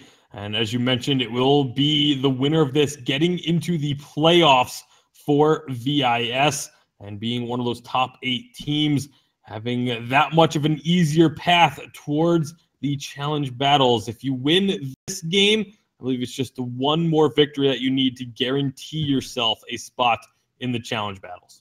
Yeah, and it's really important to mention that winning this and staying in the winner's bracket for the playoffs really puts you in a great spot to almost, doesn't guarantee you 4th place, but it gives you the best possible route to get into the top 3 or at least the top 4. It's one of the surest ways. And of course, if you win your first game in the playoffs, you're guaranteed a top 3 spot. So it's really the best possible position for these teams to try to win here tonight. You want this win probably more than anything else, as it gives you such a very comfortable position here for the remainder of this challenger split. And of course, you know what they really want, more probably so than the money, is that vying spot, those 3 top challenger spots to be able to face off against the Vainglory 8 teams. And of course, Misfits, they definitely are looking back, and you know, we're probably looking to try to reclaim the glory they had more than anybody else here, as they feel they really needed to improve, and this is their opportunity, this split, to focus and lock everything down and start improving upon that play they need to get back in. I mean, one of the big points that you kind of need to touch upon here with in terms of Misfits, right, is the fact that they have played against these big top VGA teams before. So they've had experience both with their drafting and obviously their play styles. So I think it's going to give a little bit of an edge over Baboons, but we'll have to wait and see. Yeah, absolutely. Now, of course, what we do have here for you guys real quickly, as we look to get ready for this matchup, here are the teams that have qualified so far for the playoffs. Real quickly, you know, these are teams that, you know, have made their way. This is mostly from Group A as we start to see the qualifications take place. And, you know, the teams here today from Group B, they're looking to finish filling out this bracket. We actually have a team, Ardent and team... Ardent's actually playing right now. They were from Group A. Weren't able to finish their matches last night due to the lengthy matches that took place. And of course, you know, that will all be updated here in the next few hours as we get the full, complete playoff picture here tonight. But with that, guys, I think we're ready to get into this matchup. So let's talk a little bit about it one last time. If you guys maybe have some, you know, quick little predictions, Tasty, on how you think this is going to go. Does Misfits have this one in the bag? I don't think they have it in the bag. I think they definitely are still the favorites, but I think at this stage of the tournament, no team has any of these matchups in the bag. Yeah, it's a big difference between how we saw the matchups from last split, where we had 101 and Liberation X just dominating the winner's bracket. This time around, the competition's definitely got a lot more respect, as a lot of teams understand that these games could go either way. But we're going to get into game number 1 right now, guys. I'm going to kick it back over to you, Tasty, to get us into the draft. All right, so it will be Misfits on the clock first.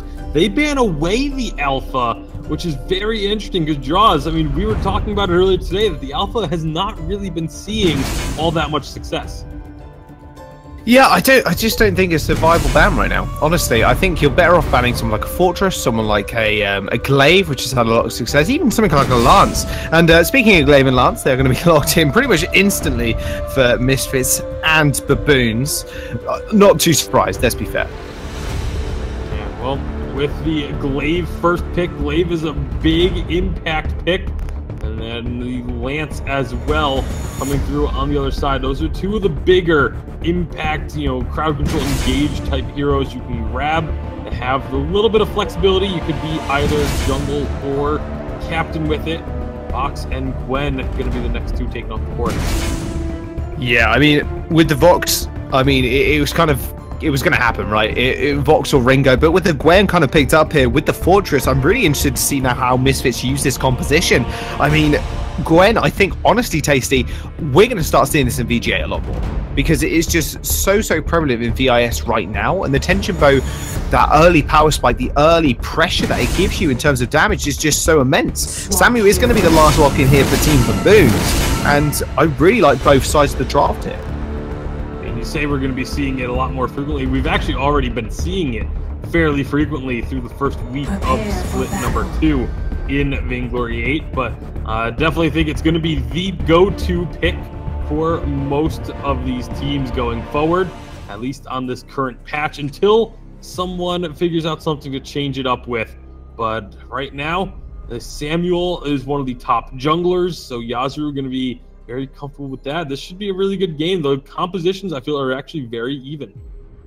Yeah, I completely agree with you. Completely even. It just really, it does come down to how they're executed. And I want to see what Zero can do on this Glaive. Glaive's just such a prominent hero in the early stages that mixed with the Gwen, it can be quite devastating if you get someone like Super Shot behind. All right, so early jungle. See if either of these teams are going to go aggressive. It looks like Misfits want to do so. I mean, they have to, right? I think that's kind of the crux of their composition. Get the Gwen ahead early, use Zero as this catalyst, and use Eco as well as this massive team fight orientated hero. And in fact, they already find one. They find Yasura, who's almost going to fall instantly. There he goes, ends up going down for first blood. Eco's going to pick up the first kill. Baboons are just kind of routed right now. They're just going to have to go back to their playpens, maybe. I'm not sure where Baboons play. Can't really think of a word. Super Shot is going to get chased up on here. Illist is going to just buckshot him down. He's going to end up falling as well eventually. Is going to go over to Zero. So 2 kills already for Misfits in an early game composition, Tasty. Not looking good for Baboons. Absolutely not the start they were hoping for, as Misfits get a couple of kills, steal away some jungle, and then finally retreat back to their side after taking this Elder Treant. Are going to have a nice little lead going for them. 1,000 gold edge just about in the first minute and a half. Yeah, 1,000 gold at 1.5 minutes. Let's not be frank, Tasty. It's pretty good. And it being on for Zero as well is going to be absolutely incredible for him to actually find these massive picks and massive plays onto Super Shot, onto Yasura as well. Just being able to suppress them in the early stages before they can become a real nuisance is going to be #1 on their priority list. Yeah, absolutely. I mean, the 2-0 lead for now. See if that ends up increasing. Eco already playing very aggressively on this fortress, going into the forward mustache brush. And Slada is just going to have to try and brute force his way back in and take that control over. Eco just kind of lets him have it for now. So there's going to be this next rotation. Looks like Zero is going to be the one making the aggressive moves, going into the enemy jungle, but will not be finding anything there just right now. Yeah, he's gonna have to back off. I mean, he's got to look for these early stage ganks right up into this lane. Just making sure you punish Yasura for the weakness of the early game, Samuel, especially in the jungle role. I mean, Zero is going to take away the backs here. He's going to swat the tree and away, but yep, Yasura is found him also. So he might just want to look for something in the lane here. I mean, Illist a little bit too far pushed forward, actually gets rooted, and they're just going to jump on him. Gideon Wall doesn't stun him, but it's not going to matter because Super Shot's going to pick up the kill, and here comes Eco. Cannot find the damage, and Super Shot is going to be able to escape with his life, and actually takes a little bit himself. He's going to have to back off. Those minions actually chunking him out here. What's going on? Super Shot, one more auto. Is he going to be able to find it? He's got a choice now. He's going to actually go down to the turret, and then he finally take him out. How did he not find Eco there? Zero couldn't get a word in edgewise. Doesn't actually pick up anything off the back of that. Yeah, kind of surprised that Zero didn't go ahead and throw down an afterburn or anything there. I'm not sure if it was on cooldown. I didn't quite take a glance down at that ability, but still somehow Eco not falling, I think, is the most impressive part of that. He was so incredibly low and actually got hit multiple times while still being low, but just squeaked out with his life. However, now the rest of Misfits looking to go aggressive again. Oh yeah, they are indeed. Zero trying to find Yasura, however, doesn't really find an opening for the afterburn. Illist is going to be here as well. Look at this. How did the tree get around there? That is my question. It wandered way too far. I thought the leash range would just make him make him go back to where he belongs, but he does not. Misfits already taking this early game advantage that they acquired earlier, pushing it to around an extra 300 gold, which isn't too bad whatsoever. Yeah, that's it's still going to be a nice little edge, but the way the early game had went, now it's 3-on-2. They need to be careful. Oh, yes, they do. Eco taking a fair bit of damage there. He's going to have to back off. Baboon's kind of monkeying around right now in the lane, and my God, Tasty, I don't know what happens to your voice program, but every single time, man, your voice ends up going deeper, and oh, it is funny. Oh boy. Well, Misfits looking pretty hot right now. And he's back again. How's it going, Tasty? Not feeling so. Only be while I'm casting with you, Jaws. Maybe I'm doing it. Maybe I've secretly planted something on your computer that makes your voice go funny when you cast with me, because I find it hilarious. That's just not the only plausible explanation I can think of, because there is legitimately nothing on my end that should be causing this. Oh man. Well, thank the gods, it's back to normal. Alright, so, oh, here comes Zero, making his way up the backside. Is he going to get involved? Yazru actually spots him out. Making his way downtown, making his way to the lane. Slater is going to have to use the boost to get away. He's going to get chased up. Misfits following down. There's no way he was going to leave the Misfits side jungle alive. Ends up falling to the hands of Illis. Going to finally pick himself up the first kill of the game. Misfits, they are looking so strong now, and one of the reasons why I think they're one of the top teams in VIS. Yeah, absolutely, and that's not just because they were a former Vainglory 8 team. They are just a very strong team. You maybe ran into a little bit of adversity. We knew they were doing a lot of roster shuffling, trying to figure out where exactly they wanted each player to be playing, but have seemed to figure things out, at least for now, here in the Challengers, as they're looking to go in again.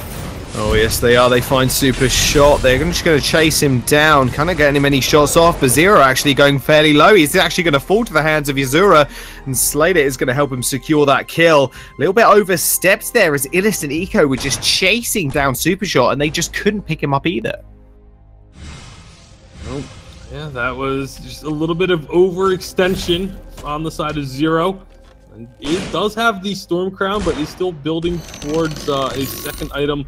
I would expect to see it be an Aftershock. You do have Illist with the Tension Bow, as we expected from the Gwen. And so things starting to shape up as we now get into the 7th minute of this game number 1. Eco's going to come up, hold the lane, so that Illist can make sure to get as much farm as possible. Yeah, he's doing a good job of farming up nicely. Obviously went for the Tension Bow start as well, so he's doing a fair bit of damage and fair bit of work in the early stages. Misfits doing a really fantastic job of making their composition work as well, something we do see from these top tier teams, and they are just going to push onto this turret right now. Drifting Dart does come out from Yazura. Afterburn as well is just going to stun him up. Zero taking a fair bit of damage here. Here comes the Oblivion, but Githian will actually deny the Oblivion a lot there, but it doesn't matter because that Fountain's only just going to heal Zero. He ends up falling in the end, and Eco is going to have to fall back as well. Illis is going to get jumped on, does manage to block the Impale with his Skedaddle, but it doesn't matter, it seems, as Baboons are still going to chase them as the Aces High being used. Does end up getting blocked by Super Shot. He's got very fast fingers. Eco now just dodging around that turret. He's been in this position before, but Baboons just cannot follow it up. And that's, again, just the not being able to use the aggression the way that they are wanting to. That's the first time it really cost them heavily on the side of Misfits, but they're going to be able to get back and clear out this turret quickly enough, or the minions around the turret, I should say, quickly enough so that they don't take too much damage there, and they quickly get back onto the gold miner. So a nice response from Misfits to a fight that they kind of lost out on. They're very quick to answer and not let it affect them. Yeah, I think you summed it up perfectly there, not letting it affect them at all. They lost that fight. They would decided, you know what, actually, we're going to go for that gold miner. It's completely open, and they do pick that one up. That's a massive gold advantage and a massive gold swing now in their favor. It's 16k to 18.7. That's pretty big. Slater actually finds himself on the wrong side of the afterburn. The Oblivion's going to come out as well, not really doing anything. Attack of the Pack is just going to rain through the rest of Baboons. Apparently, monkeys are scared of fiery dogs. Tasty. Color me surprised. Absolutely, definitely surprising that no one went down in that entire engagement. Misfits, they're sticking around. They still have a fountain available, and they're going to try and get onto Yazura, but just not quite able to get the angle. Well, Zero takes a lot of damage. Misfits, though, they're going to follow that one up. Eco and Illis are going to be able to secure that kill. That burst damage, man, from that Gwen build. Tension Bow with the buckshot. Never saw it coming. Yeah, absolutely caught off guard. Getting another kill on the board from Misfits, but can they make anything happen as a result of it? They've gotten these 5 kills, haven't really been able to take objectives. Now they're pushing onto this turret. Now they are indeed. One to get him all does land up and does end up stunning one of Misfits. They are just going to be able to get that one and just walk away. Zero using his afterburn literally at every moment is available, Tasty. It's quite surprising that he hasn't actually gone down or punished by it, but his positioning after using the afterburn has just been so just perfect, really. As for most of them, there's been a couple where it has been a little questionable, but as long as the majority of them are good, then you're in a pretty okay position. Majority, I think, is the key one there. I mean, we can let him off if he does send one wide every now and then. There's going to be a War Tread being picked up for Slayer, which is going to help them disengage, which is going to be kind of the biggest factor, I think, in these team fights now. Just the disengage and then the re-engage away from the Misfits squad, because Baboons, I think, they're going to have to play around this Oblivion and Super Shot as well, being able to dart in and out of these team fights. Alright, so Misfits with that first turret down can now look to take control of a little bit more of the map. And can get engagement with Zero going in his afterburn onto someone like Super Shot. Yazru is another good target, but for now they're just going to be backing off, starting up this gold mine. It's well within vision of Baboons, and they're going to come and make a move here as well themselves. Zero going to be body blocking a bit just to make sure this doesn't get stolen. Get stolen though. Ooh. It isn't indeed. Oblivion does come out. A root does come out from Slater as well. Zero. That was very close. Zero does end up help securing that one. Afterburn in. He's going to find Slater. He's going to stun him up. Triple Githian wall though. And a buckshot as well to slow the rest of Baboons up. Drifting Dark over the wall. Zero has to afterburn away. Nice afterburn away from the Impale. Going to be able to get away with his life, but that doesn't mean Baboons are finished with him just yet. Illis is going to shoot the buckshot over the wall. Super Shot taking a fair bit of damage. That tension bow really putting Illis is really putting that tension bow to work. Is going to force now Baboons to back off. All right, so with that one, they're going to be looking to make some moves here in the jungle. Not overextending, I think, is really important for them, because there's been a couple times that they have gone a little bit too far and need to just back off and retreat, which kind of gives up a lot of the ground that they were able to gain earlier in the match. So they've gotten much better at not making those overextensions and not having to give up that ground as a result. They can stay forward, they can keep control of the vision in the middle of the map especially, which is where you really want to have that vision fight be in your favor. Taking a look at the items now that we are heading into the 13th minute of this game. You see Illist with 3 offensive items. Zero has the Storm Crown Aftershock, of course, and Eco with 3 of the defensive items completed there as well. It's just slight edges across the board when you look across the map. Yeah, I mean, with those defensive items being picked up as well for Eco, he's going to be such a frontline tank, and the Atlas Bolton is just going to put a dampen on Super Shot's ability to actually engage in the team fight. And he's had a couple of missed calls maybe with the wait for it. He's been finding a couple of people with it, but realistically, Misfits, they're not a team composition that really is dissuaded by a massive AoE silence. If it was someone like a Lance, then yeah, maybe fair enough. But I mean, Zero does a fair bit of damage regardless anyway. Yeah, it does do quite a bit of damage when things come down to it. But Misfits kind of stalling out a little bit here. You got to figure they're looking to just suppress their opponents, just keep them from being able to pick up too much gold. Say, all right, if you want to come farm this lane, you have to come to us, and then look for a pick that way. But nice vision from Slater, throwing out those flares to spot Misfits out and say, you know, we're not going to be falling for that trick. This time we'll just wait for these minions. We have the patience. Yeah, patience is the name of the game now, I think, for Misfits. Finding another pick off on Baboons, well, I think we'll seal the deal almost, with that Kraken being available in a minute as well.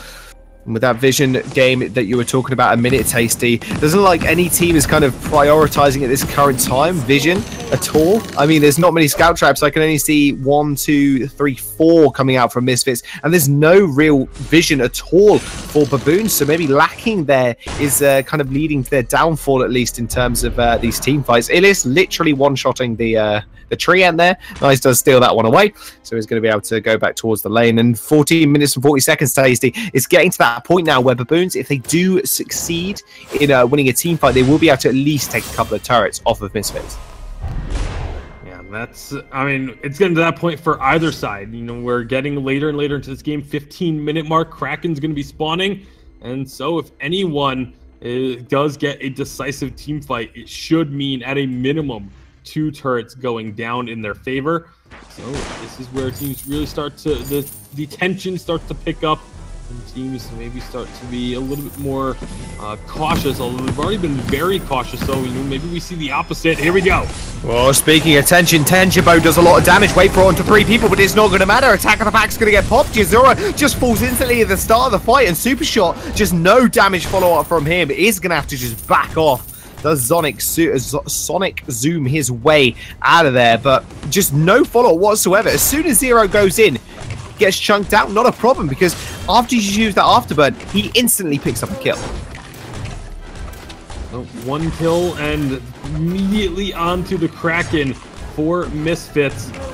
As it's not going to be attempted to be stolen away here. Super Shot and Slada. They had to have had an inkling that it was going to be going on when no one showed up in the lane, but not wanting to risk going for a steal or contest and losing out on even more. So Kraken unleashed for Misfits. See how much work they can get done with it.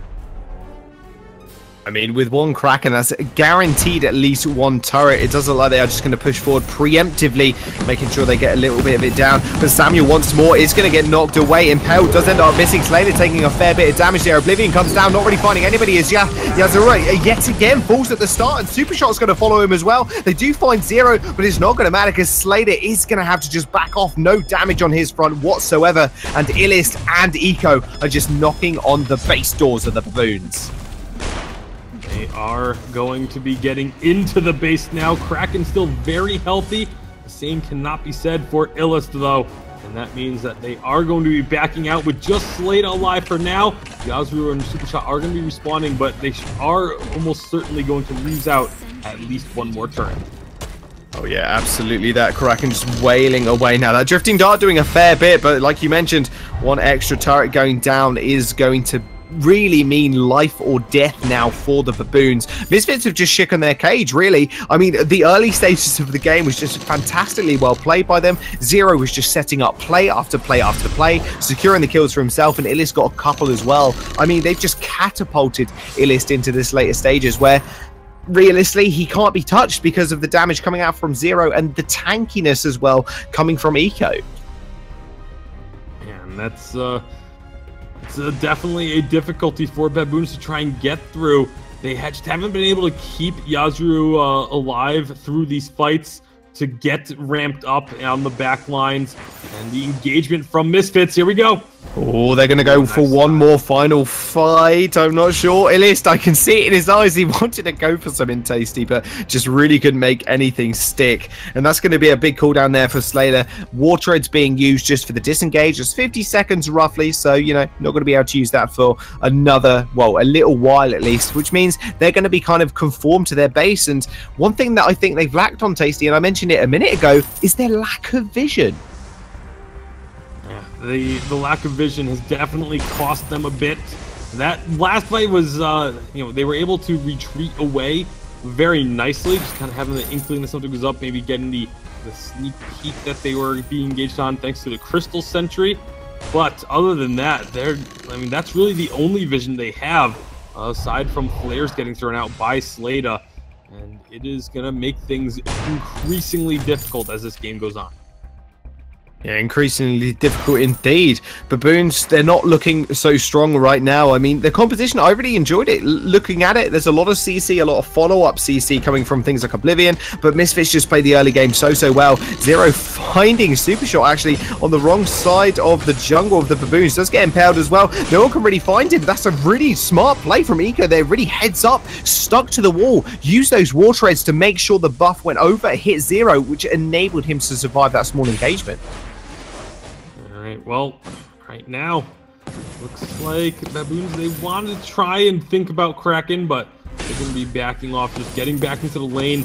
I think that's a smart idea. You want to take at least one turret before you really go for a Kraken push.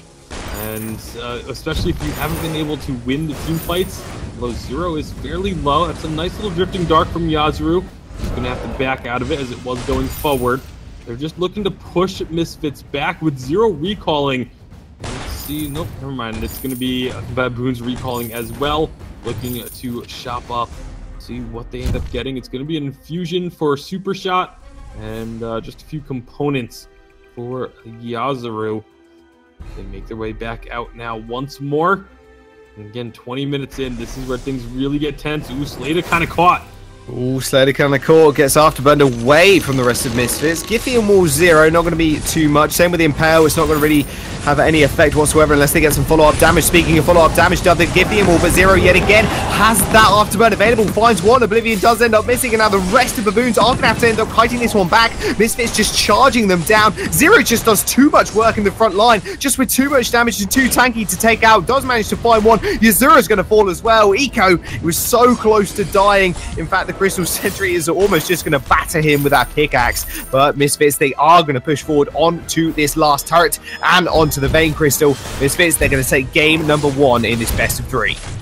Slater gonna do everything he can to try and stop this from happening, but there's too much damage from Misfits. They're gonna get on to this crystal. One goes down, but it's just not gonna be enough. The damage from Illust and Eco take down the crystal. Misfits go up 1-0. Oh man, what a fantastically well played game from Misfits there. Fitted their composition perfectly, the way they played it, the early aggression using the afterburn to such amazing effect, and the Gwen early damage as well. Illust, I think, played extremely well, not having that many resources either in terms of kills in the early stages. More of them went on to 0 and Eco. I think it was a really well played game from both teams in all honesty. Baboons, they had some really clutch fights but just couldn't make their comp stick in the end. Yeah, and stickiness, that is kind of the challenge, because, you know, the way that Misfits comp works in this case was about sticking to the Samuel or the Vox, and they did a really good job for a good portion of that game, especially right at the end, being able to even like outrun the Oblivion to lock on to the Samuel and the Vox to take them out in that last team fight. You know, that's when you have a Glaive, Fortress, and a Gwen, all of these heroes can engage very, very well, and I felt like, you know, the first 2 minutes of that game was a lot of engaging, and which is not typical for first 2 minutes of a game, and it was really exciting to kind of see that play out. Of course, you know, with the Crystal Samuel, the sustain is going to. I'm actually kind of disappointed, you know, that Yazuru went into that Broken Myth before the Eve of Harvest. I felt like he needed just to stick around. They weren't, you know, the fights weren't lasting long, where that Broken Myth was going to stack considerably quickly. He needed the sustain. I don't know what you thought about that specifically, Tasty, but overall, I felt like Baboons did a good job to try to get themselves back into that game. It was too little too late, because at that point, with very few turrets left, no lane turrets left, Misfits really had a good grip on the game. I think we might have lost Tasty. We lost him. Oh, there he is. Okay. All good. It's a matter of finding the mute button again, but yeah, no, Misfits, they got themselves an early lead using that Glaive's aggression and the damage from Gwen early on, and just caused Baboons to have to kind of try and turtle and try and just play very defensively, and as a result, they were just never really able to get much going. A lot of gold was starved away from them by Misfits, which went a really long way towards them being able to win these. Yeah, well, we're going to be getting into the next game here. This is an exciting one. I mean, I think Misfits looking to lock this up here. They'd be happy to clean this up with a 2-0, but, you know, I'm sure Baboons have something to say about that. We're going to take a quick break, but when we come back, Game 2 will start. So don't go anywhere, folks. We'll be right back after the break.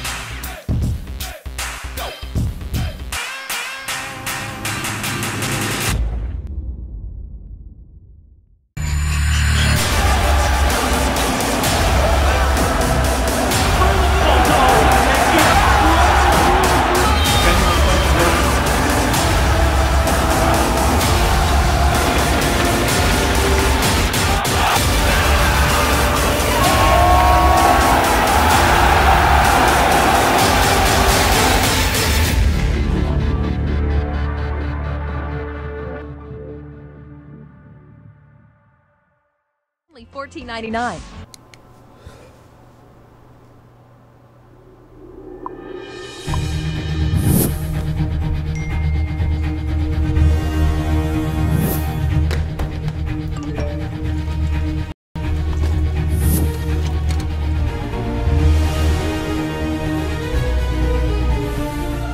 Don't miss the call.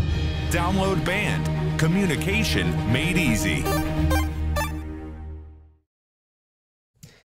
Welcome back, everybody. We're getting ready for game number 2. We're almost ready to start it off. I do want to just quickly mention some updates as we start taking a look at the playoff picture as it unfolds. And we do have one big surprising announcement. We just got word that Best Anime Girls, a 21 seed who stunned NRG, they did end up falling to the loser to the elimination bracket later on in that week, but they have stunned yet again, beating Ardent and qualifying for the playoffs. They are one of the top 8 teams, and they came into this tournament as a 21 seed. Jaws, that is pretty incredible. Man, that is pretty big. I mean, upsetting some of the big teams as well. Absolutely. In VIS specifically is going to put a name. You're going to have a name on your head, right? Like, people are going to be like, okay, so we know these guys aren't to be messed with, basically. We cannot just draft silly things. And I think it's really good that these things are happening as well, because shaking the top ranks is always something that's fairly interesting in terms of disrupting them. In terms, what I'm trying to say is, it just kind of puts everybody on the back foot and says, okay, you know, maybe we're playing a little bit wrong here in terms of our compositions or our drafting, and really just kind of grounds a lot of people in terms of teams as well. Absolutely. And, you know, as that completes our Group A playoff picture, that completes, you know, the 4 teams from Group A who finally have qualified. We are looking, with this match actually, to qualify our first Group B team for the playoffs.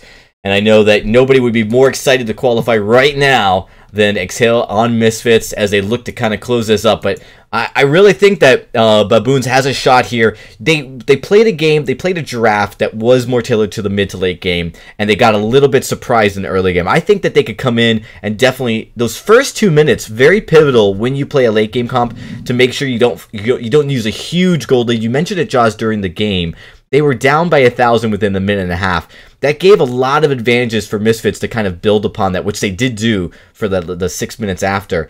That, you know, once they were ahead, it was a little bit harder for Baboons to steal that away. So I ask you, does Baboons stay with the later game draft? Do they go with that jungler, that more poke heavy, or do they look to try to be the early aggressors here? I think they just need to kind of counter the early aggression that Misfits are showing. They play Glaive fantastically. They play Gwen in the early game just incredibly, and I really think they kind of need to step back a little minute, just go, okay, right, what are we failing at in terms of drafting? What are we failing at in terms of the game? And when we get into the actual game, and they need to say, right, early game, our problem, Misfits got ahead of us. We need to either draft around that in terms of drafting even earlier picks, like something like a Koshka, or they just ban those away and go for hyper scaling in the late game and just make sure they don't give up too much early. Yeah, I absolutely agree. And we've seen some pretty exciting games. We saw a cruel game. And, of course, we haven't seen Alpha really win here in VIS, at least not during the stream matches. But, these are heroes that typically can play well into late game. They can be really tough to take down. I definitely would love to see a cruel played again in this matchup. That typically if one of the healers were to get through.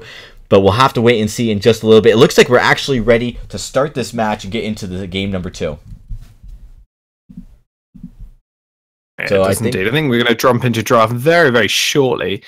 And with that, yeah, like I said, I want to see early game drafts, right? I want to see if Misfits are going to pick up a couple of early game heroes. Make sure you can counter draft that. And what do they ban? I think it's no question. You kind of just need to ban Lyra at least, and then maybe ban Nadashio on the side of Misfits. But with the thing is, Misfits, they have got second pick, so they can just pick up 2 massive power picks. But speaking of power picks, Glaive is going to be picked up.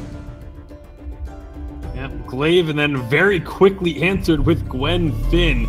So Misfits absolutely knowing exactly what they want to do this game, drafting very quickly. Yeah, they know exactly what they want, and I think sticking Illist on Gwen once more, I think perfect idea. He did an absolutely fantastic job last time, and I think is going to be one of the top contenders in terms of top picks in the VIS thus far after this patch, because yeah, she's been buffed. well, at least Tension Bow's been buffed, which is exactly what she needs in the early stages. It really does subdue a lot of the aggression coming out from Baboons. And speaking of aggression, Arden is going to be locked in for Yazura, and Jesus Christ, down on the last pick there, is going to pick up the box. All right, so Vox, Arden, Glaive going to be the composition here for Baboon. Oh, but a Petal going to come through for Misfits. A really strong pick into the Glaive. We'll see how well they can make it work here. I mean, Petal, Gwen, Finn. This is a whole lot of firepower on the side of Misfits. Yeah, that's an extremely aggressive composition. Petal with the Gwen. That's a lot of mobility as well. And with Finn to back them up, it looks pretty terrifying on paper. Let's not lie here.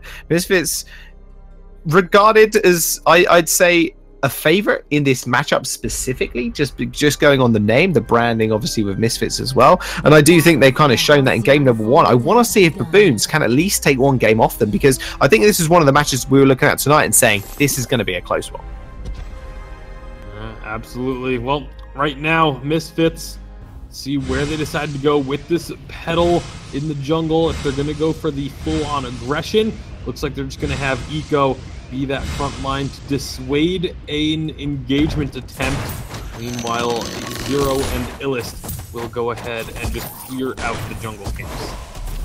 Yeah, no real early aggression coming out from Misfits. They don't have that Glaive, and then running into it as well is going to be a fair bit of a problem, because they know exactly what happens when you run into an early game Glaive, as they did prove last game. Yazura, completely different playstyle now. It was on the Samuel, didn't really work out, didn't really hit any Oblivions. They were quite easily blocked with the Crucible. One of the more, one of the easier ultimates to kind of see happening, and it's very easy to kind of time as well. So when you do land one, just game changing. When you don't, well, more often than not, you're probably not going to. Most likely, but Eco still going to be just hanging up in this lane, just dissuading any sort of aggression. Here comes Misfits, though. Speaking of aggression, yes, Slater going a fair bit low. He's going to have to back off, and yet again, Zero just jumping on people whenever he can, just pushing out that pressure, pushing out that wave as well, just making sure it's as safe as possibly can be. Illist and Eco now going to be up in this lane. We'll see how the rest of this early game plays out. Slater going to take a good amount of damage, but so is Eco. Neither team is going to be really capitalizing on it. Fox is very low on health, or on energy, sorry, but is going to be able to stick around for a little bit longer. Clears out that wave, shoves it into the turret, and then makes the recall back to shop. It's going to be a Crystal Vox with a weapon Glaive. So interesting developments here from the side of Baboons. Yeah, I mean, Crystal Vox, not something we usually see at all, especially in the lane as well. I mentioned it before. We normally see the Crystal in the jungle, weapon power in the lane, but Crystal Vox, I mean, does it work into this kind of composition here, Tasty? It definitely does, because the Petal Munions, that's really what the key factor is. You can get so much resonance, bounce, and damage off those Munions. Slater, though, is doing a lot of damage from those Munions. Yeah, I was about to say, speaking of Munions, Zero's actually found himself Yakuza. Does use the trampoline to get away. Eco's going to be there as well, so a lot of damage actually onto Yakuza. Same with Slater. He's going to afterburn straight over the wall to get away. Does find himself in a bit of a safer situation right now as he does retreat, but Eco just hunting him down. Zero using that early pressure with the Petal and the Munion damage to such good effect. And actually now taking the time to clear out the jungle camps.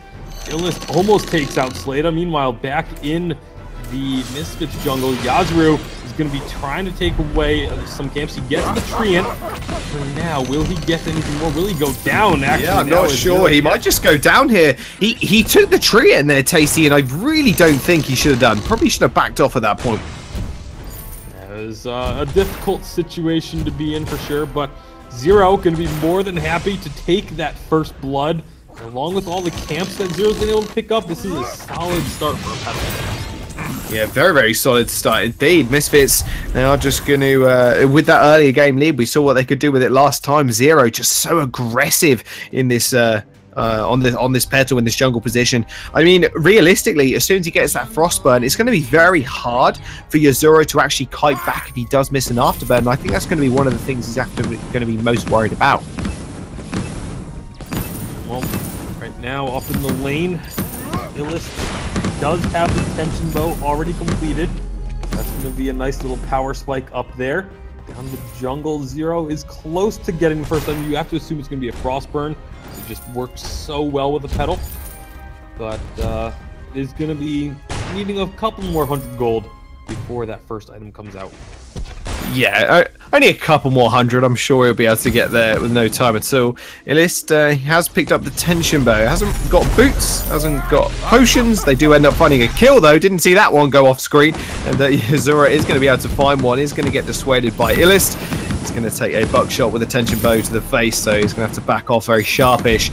Zero going down there. And Pedal, we always speak about that. Lowest base HP in the game. It could be very, very hard to do anything when you get caught out like that.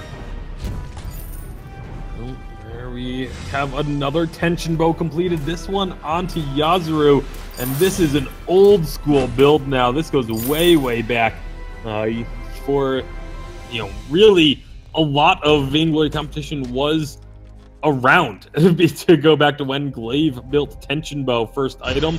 It used to be very, very strong, almost guaranteed yourself kills in the early game. But we'll see if Yuzuru is going to be able to make that happen. Frostburn completed for Zero means that when this pedal targets someone, it's going to be that much more difficult for them to escape. Well, speaking of targeting, the Fountain does come out really, really early. Slater getting taken out, getting chunked so low. Zero's going to trampoline forward. Afterburn comes in from Yuzuru. He's not going to be able to find anybody as his teammates are just falling around him, and he's finally going to fall as well. That Frostburn doing so much work, just absolutely dissuading Baboons, and Misfits actually find themselves an ace as Zero trampolines behind the turret and says thank you very much. Zero just barely getting out of range of that turret and getting the ace buff to heal back up. That's going to be the first turret destroyed, and Misfits are just all over the Baboons right now. This is just looking very, very strong for Misfits. Yeah, extremely strong. And Zero just playing so aggressive. 3 kills already. Frostburn in hand. You said instantly when he gets Frostburn, he's going to go aggressive and get kills. Like, as soon as you said that, Tasty, he did exactly that. Very much an impressive play. Misfits just decisive and really just swooping in, grabbing those kills, grabbing that turret. Going to give them about a 3,000 gold lead. And that is just a very scary proposition to be looking at across the board if you are on the side of Baboons. Yeah, extremely scary. Zero, with these kills and these items, is only going to kind of scale up towards the later stages. And Illist, he's got those 3 assists, hasn't gone down yet, but has picked up the Sorrow Blade. So he's going to be packing a punch. Hasn't actually decided to go for an infusion here. I mean, we do sometimes see him at the 7-minute mark, and I wouldn't blame him at all for picking one up. He does have Aces High available as well to him, and I think now is the kind of time Baboons need to look for these fights, because Slater does have the Gauntlet available in his kit right now. With that Gauntlet coming online, see if that will be enough to try and win a fight for the side of Baboons, but Misfits continuing to grow this lead, getting it almost to 4,000 gold now in their favor at just the 8-minute mark. And again, constantly sending Illist down into the jungle, making sure all of the gold goes onto both Zero and Illist, getting them as far ahead as possible. Yeah, I mean, that's what they want it on now, right? They want to get the gold on Illist so he can just build up his items, maybe get... I'm not sure what I may go next, I'm going to be honest. I mean, you could pretty much go anything at this point. You can get a breaking point, you could get a tornado trigger for the crit, and I think that's one of the best things about this Gwen pick right now is the variance in these builds. And oh my goodness, that was a massive force to call. Did find one. Aces High did go a little bit wild as Misfits just run down this lane skedaddling after Baboons. They're going to have to run away at this current time as Misfits are now just going to take priority control of the Baboons jungle. So, Illist now going to be getting jumped on by Yuzuru, but Yuzuru hits the afterburn and immediately boots away. Just out of fear of what might be lying around the corner. It's going to be an immense gold payout for Misfits, just continuing to grow themselves further ahead. That's how scared they are. They afterbird and use the boots to get away. I mean, if that doesn't say anything, I'm not sure what will coming out from Misfits. I mean, this is looking right now that Misfits are going to slowly and methodically kind of push this game to a victory. I mean, what can they do wrong here, Tasty? That is the kind of question. They've got so much damage and so much CC and follow-up that I don't think there's anything that Misfits, I mean, the Baboons even can do to get back into this one. I think Yuzura is going to have to be relied on to just get these clutch afterburns, and then a Gauntlet is going to have to come down to try and pin Zero or Illist out of the fight, or even in the Gauntlet itself, to try and take them out first, and then they can push forward to win from just from that one pick. So 4-1 Misfits. The kills have definitely slowed down, as that's one thing you have to give Baboons credit for, is they recognize that they are behind and are playing much more defensively as a result. The problem is Misfits are doing such a good job of making sure to keep the gold going onto Illist and Zero that it's going to be very difficult for Baboons at any point to get back into this game. Zero is still stealing away jungle camps constantly, getting onto Yasuo, which is going to be doing a little bit of harassment there before backing out. But again, the opportunities for Baboons to get gold onto either of their carry heroes is just extremely difficult. Yeah, it's going to be extremely hard to actually secure a lot of that farm as well. I mean, if you look at the CS differential, Jesus Christ is on 85. We have Illist on 106. He's not looking like the Lord and Savior's son right now, as he really needs to be able to get these items up. And we mentioned we don't see the Crystal Power Vox all too often. And do you think this is one of the reasons why? It's very likely part of the reason. I don't know if it's one of the major reasons or not, but definitely you got to figure has something to do with it. So is Zero going to be looking to get around from the side, getting some good damage in again. And again, a lot of it's just making sure that this Vox doesn't have the opportunity to get those resonance bounces onto the entire team. They're going to be able to clear out these waves very quickly as a result of having a Crystal Vox, but more and more purchases coming through. That's an Aegis now completed for Illist. A little bit of shield picked up by Zero as well, recognizing that that's really their only threat at the moment, is this Crystal Vox. Nice hook. That was a really nice force to call. They are just going to follow this one up. Nice stun coming through onto Slater as well. Just can't get this Gauntlet down. He's actually just getting a kill before he can actually pop it off. And that will be Baboons running away. And a double kill comes through for Zero. They are going to pick up 2 there and push towards this turret. Kraken's not available to them yet. Tasty, 3 more minutes on the clock before they can take that one. But I'm not sure they're going to need it to push towards this second tier turret of Baboons. Jesus is going to be there just to try and dissuade them, but I'm not sure he can do anything at all, as he just gets jumped on and insta-killed. Eco is going to secure himself one finally on the board for that spin. Oh no, he's got 2 kills, my mistake. And that's going to be a nice squibble as well to stun up Slater to make sure he cannot get anything more than just watching his turret burn. Alright, so 12 minutes in, the second turret has fallen as Misfits pick up a few more kills.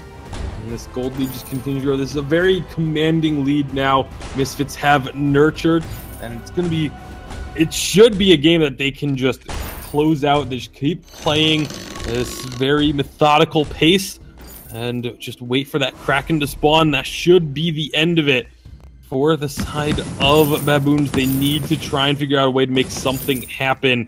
They need to do so soon, but it's just their opportunities are few and far between, and the few times they've had an opportunity, that door just gets shut so quickly by Misfits.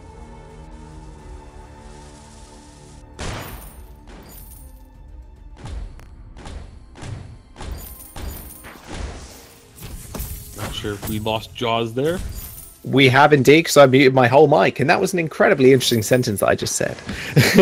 Cool. So good to know I'm not the only one that's done it now tonight. Yeah, it's all good.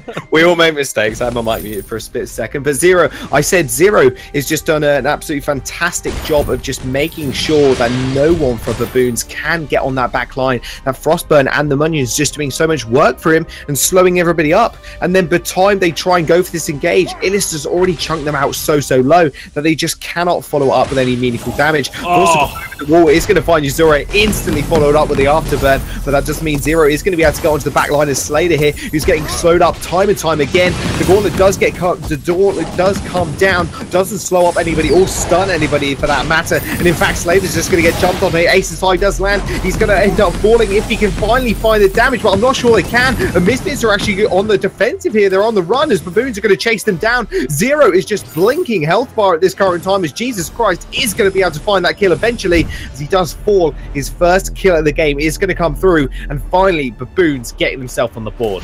What a great fight from Baboons. The immediate afterburn by Yuzuru to make sure that they didn't get themselves into a bad situation from the forced accord, just repositioned themselves, fighting around the Crystal Sentry.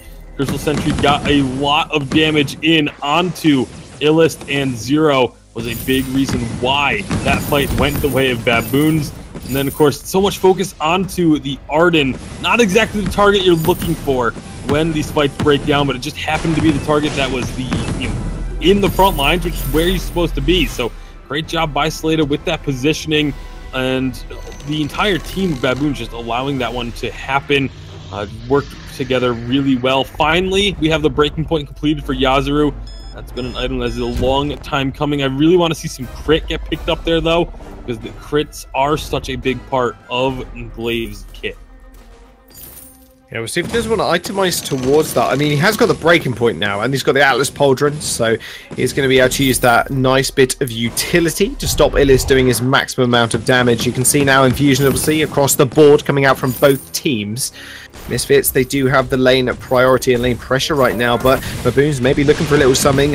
Quibble onto one is going to make sure Yasuza can't do anything, but a big force call comes through, and that's going to be a massive wave for it as well. But Gauntlet comes down, it's going to stun up Illust, he's going to chase Jesus Christ completely out of the fight. Ace's High is going to turn around, it's going to find one, and Slayer's going to fall as well. Jesus Christ almost taking out Illust. The 1v1, the 1v1 of the century just ends up Jesus picking up that kill, but Zero does have trampoline available in a couple of seconds, but no energy to use it. Misfits, they lose one but take two, but that will mean Baboons are still in this game.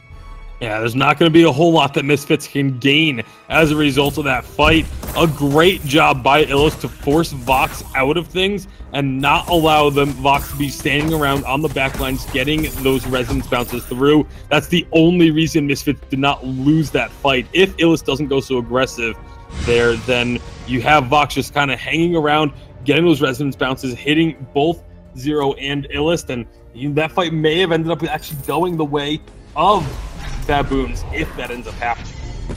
Oh yeah, absolutely. Like, just yes, and yes, right? Like, they were so closed up, they were so contained in that small mustache brush that if the resonance bounces did end up just ricocheting off a couple of people, their whole team would have pretty much disintegrated before their very eyes. Misfits now maybe looking for a little something here as the rest of Baboons did go to the item shop. Zero is off to the sidelines. Kraken is obviously on the board now. It's been up here for 2 minutes. No team really wanting to commit any resources obviously towards that just yet, as they need to be able to find a pick first. 5k in the lead for Misfits in terms of gold, but it's getting to that stage, Tasty, where gold is really not meaning all too much. I mean, it still does definitely have meaning right now, but because there is still a sizable lead in terms of the items that is coming out. But yeah, you're right. The further we get into this one, Jaws, the less it does matter. However, Misfits on the retreat, trying to perhaps bait Baboons into a fight near their own Crystal Sentry. Zero needs to be careful, taking a lot of damage right up front. Has to actually recall here, so Baboons with an opportunity to get some vision control over the middle of the map. And that's exactly what they're going to do. Force Misfits back up underneath their turret. Those resonance bounces is doing a fair bit of damage. Misfits and Baboons don't really have a lot of vision down just anywhere, really. I think vision kind of lacking from these both these teams right now to kind of spot either one of them out. Definitely something that they may need to work on just a little bit, because that vision can just be so important, especially with someone like a Finn who can pick you off. And speaking of picking off, Force to Cord is going to get used, but Crucible is going to block it up quite nicely. And Misfits are just going to fall back to their tier 1. But this is the thing now. Misfits do have the turret advantage as well. So they do have that safety point that they can fall back to very easily. Yeah, Vox is doing such a good job on the harassment front. Just needs one target, either minions Munions or someone who's just a step too far forward to get a lot of damage down onto the entire team of Misfits. And that's what's been happening these last couple of minutes. Just a lot of harassing damage coming out of Vox, and then when the fight actually engages, members of Misfits are already fairly low. Here we go again, just pushing up on this lane, getting some damage onto the turret, trying to get damage onto Misfits. Misfits that time doing a good job of keeping themselves back. Oh, Zero though. Oh, Zero might be in a little trouble. He's off to the side on his own. He's going to get jumped on by 3 members of Baboon. Aces High goes a little bit wide, but Gauntlet's going to set up 2 there, and he will be able to get away if he gets underneath that turret, but I'm not sure Baboons are going to unrelent. Illis does end up going down, forced to call as well. It's going to come out from Eco. He's just going to get collapsed on once more. Baboons really looking for this final kill. Triple kill, in fact, is going to come through. Ace as well, for Jesus Christ. My goodness, he's really starting to step up his game now. They find a pick onto Zero, and they make it stick. Yeah, and again, Zero just kind of getting caught out a little bit.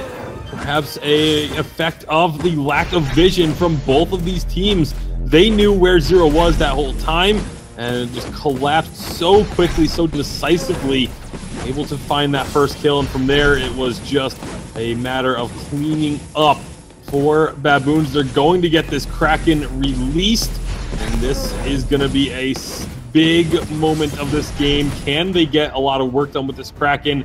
Will Misfits be able to answer? They've got a lot of damage up front, Tasty, and that's going to be the big thing you've got to keep in mind. They've got a lot of poke potential, and that's what they're going to have to do to try and take down this Kraken and clear out these waves, because that Kraken is going to do a mean bit of work to those turrets, but not being this far pushed out and hanging this far back is going to be kind of their problem. That Kraken is at least going to take one of those turrets without a chip on his shoulder, really. See Baboons now just collapsing it. Alright, so where are they going to go with this one? Kraken pushing in, taking down the turret. Here we go, Yazru. Yazru does find Illis. He's going to dive underneath that turret, but Illis is doing a lot of damage. Force Call comes out. It's only going to grab one. The Gauntlet is going to get laid down as well. Wait for it. He is just going to go a little bit wide, with Zero having to fall back to his base. Same with Illis to try and regen their HP. Kraken is still knocking on their base doors. They do end up taking another turret, but I'm not sure Misfits are done just yet. They're trying to chase up a lot of this damage, but Yazura is going to have to burn in once more. Cribble landing onto 3 members, but Eco is in the front lines now, just dissuading a lot of Baboons, but he's going to get taken out himself if he's not careful. He ends up backing towards his base and gets in there just in time. That Kraken is still on the turrets for Misfits base. This is going to be a big problem for them. They end up finding 1 kill. Zero is going to be able to take out Yazura as well with 1 more auto attack. Almost goes down himself. Jesus Christ gets dragged back into the base of Misfits. Ends up going down to a quibble, but it's not going to matter because 3 turrets for 3 kills is just all in the bank here for Baboons. Yeah, they're going to be very happy with that push. Getting half the work done on that final turret as well. All of a sudden turning this game on its head. This was looking like it was going to be a clean victory for Misfits, just taking out Baboons in a 2-0 fashion, but Baboons, they find a couple of picks. The Vox is online. 4 offensive items for the Crystal Vox. It's just been tearing through the health bars of Misfits, and if they can't find a way to take Vox down early on in these fights, they're going to have a lot of trouble in trying to turn this back around once again. I mean, one more fight could decide it here for Misfits as well. I mean, they've got 3 turrets standing in the way, and that's going to be the big problem there. They're going to need to find that Kraken to kind of solidify the victory, but 1 team fight win for Baboons, it really could be the end of the game, and we'd go into a game 3 versus Misfits and Baboons. This is going to be pretty big. I mean, realistically, gold doesn't mean anything now. It's all about the team fights, but Jesus Christ has really come up big in this later stage of the game. Yeah, again, that's what everything hinges on, is this Vox. Can members of Misfits find a pick, or will Vox be able to continue to terrorize their health? Just blow up these Munions, make Petal essentially useless. They find some damage on Slada. A little bit of poke, but look again at these. When Vox gets even just a couple of attacks off, it takes out Munions. It does a lot of damage. Thankfully, at that time, they had the fortified health within. Otherwise, they would have been actually hurting here, but now it looks like members of Baboon just going to go up to the lane. Kraken has respawned. Misfits just trying to get vision control once more. Yeah, they really need to be able to secure this vision now. Need to spot out any member of Baboons if they try any sneaky flank shenanigans. And that Kraken being on the board is going to add an extra layer of pressure. Forced to court actually onto 2 people with the Polite Company and the Cripple onto 1. Wafer is going to silence all 3 of them, and Zero is just going to get caught up in this gauntlet. Just goes down to the actual gauntlet's damage, and Illis just can't quite quick enough. Ends up falling as well to Jesus Christ. Eco being the last member alive here for Misfits. Baboons, I think they've done it, Tasty. They're going to take this one to a game number 3. They absolutely are. The Crystal Vox coming up huge here in game number 2. No one's going to be able to stop this push. And so we will have our second game 3 of the night. Don't think Misfits were quite expecting this game to be turned around the way that it was. Oh, definitely not. And Misfits had such a commanding first game in this series, but really just kind of... first 10 minutes of this game. Like, they were well ahead. Very true. I mean, yeah, they were extremely far ahead. Zero had 2-3 kills, I think. Just could not make it stick towards the later stages. Wow, guys. Unbelievable. This hero composition by Baboons, I mean, I'll tell you why in a minute why it is, but it's kind of a throwback to see a CP Vox weapon glaive. You would think that, you know, in the past that was something quite normal, and yet lately that's something you just don't see very often. But I gotta say, you know, this decision, I'm not sure if it was made, you know, before the pedal pick. My guess is it was made, you know, right, you know, as soon as they saw the pedal. CP Vox with a really goes well into a pedal because those resonance, those really strong, you know, crystal resonances are going to be bouncing off of those munions into the enemy team as they're coming at you. In addition, Finn's not great against the crystal CP Vox as well because he can't get to the front line like you'd want him to. So Tasty, I was actually kind of, you know, I was apprehensive. I did actually say at one point in the chat that I thought that, you know, if this is the game that Baboons could win, but you know, it really comes down to they picked really well and countered Misfits' draft entirely. I mean, it was all about hero compositions in this one. Once they got into the late game, Misfits couldn't put the game away fast enough, and Jesus was able to finally, once he hit max build, just destroy the side of Misfits. Even with Finn having an Aegis and all of that shield, his Polite Company was not good enough to hold back the just absolute insane amount of damage coming out of that box. Really insane. Yeah, that's what it all came down to, was the amount of damage coming out of the Vox. Vox being able to stay so safe on the back lines as well, and just using those munions as fodder for those resonance strikes. It was just too much for them to deal with. Yeah, and you know, it's kind of exciting when you see a pedal, which a lot of people are like, wow, pedal's still really strong, but there's ways to counter it, and it's exciting to see a counter really played out as you would expect it to. I mean, everybody knew that Vox could counter the pedal. It's a question of could Baboons do it? Could they pull it off? Could they play, you know, and make it to the late game and make it, you know, without getting completely snowballed by that Tenchibo Gwen? Everyone knows Tenchibo Gwen's really, really strong, but if you're going to play with the pedal and a Finn, you open yourself up for some other positions. I would have loved to have seen a more aggressive jungle, a more, you know, assassin-like jungle composition than we saw here by Misfits. The Finn, I don't think, really played well into their comp and their playstyle. So we're going to get into game 3 and see how Misfits recovers from that one. I'm sure they're reeling right now. I would be, as that was a pretty heartbreaking loss here, but they are still one game away of either clenching their playoff spot or dropping down to elimination rounds for a chance to do it down there. We are going to just quickly check with the teams, see if they're ready to go. It looks like they are. So guys, Jaws, starting with you, and TC, you can probably jump in here as we get into this draft.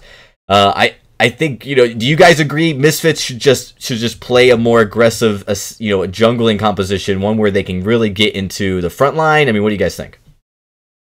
I mean, I think they should just draft like they did in game number 1. And the thing right now is they have A side, so they are going to be able to pick up first, right? So they are going to get that priority pickup. And I think Glaive was just such a problem for Baboons that I think Misfits just are going to have to take that one away first.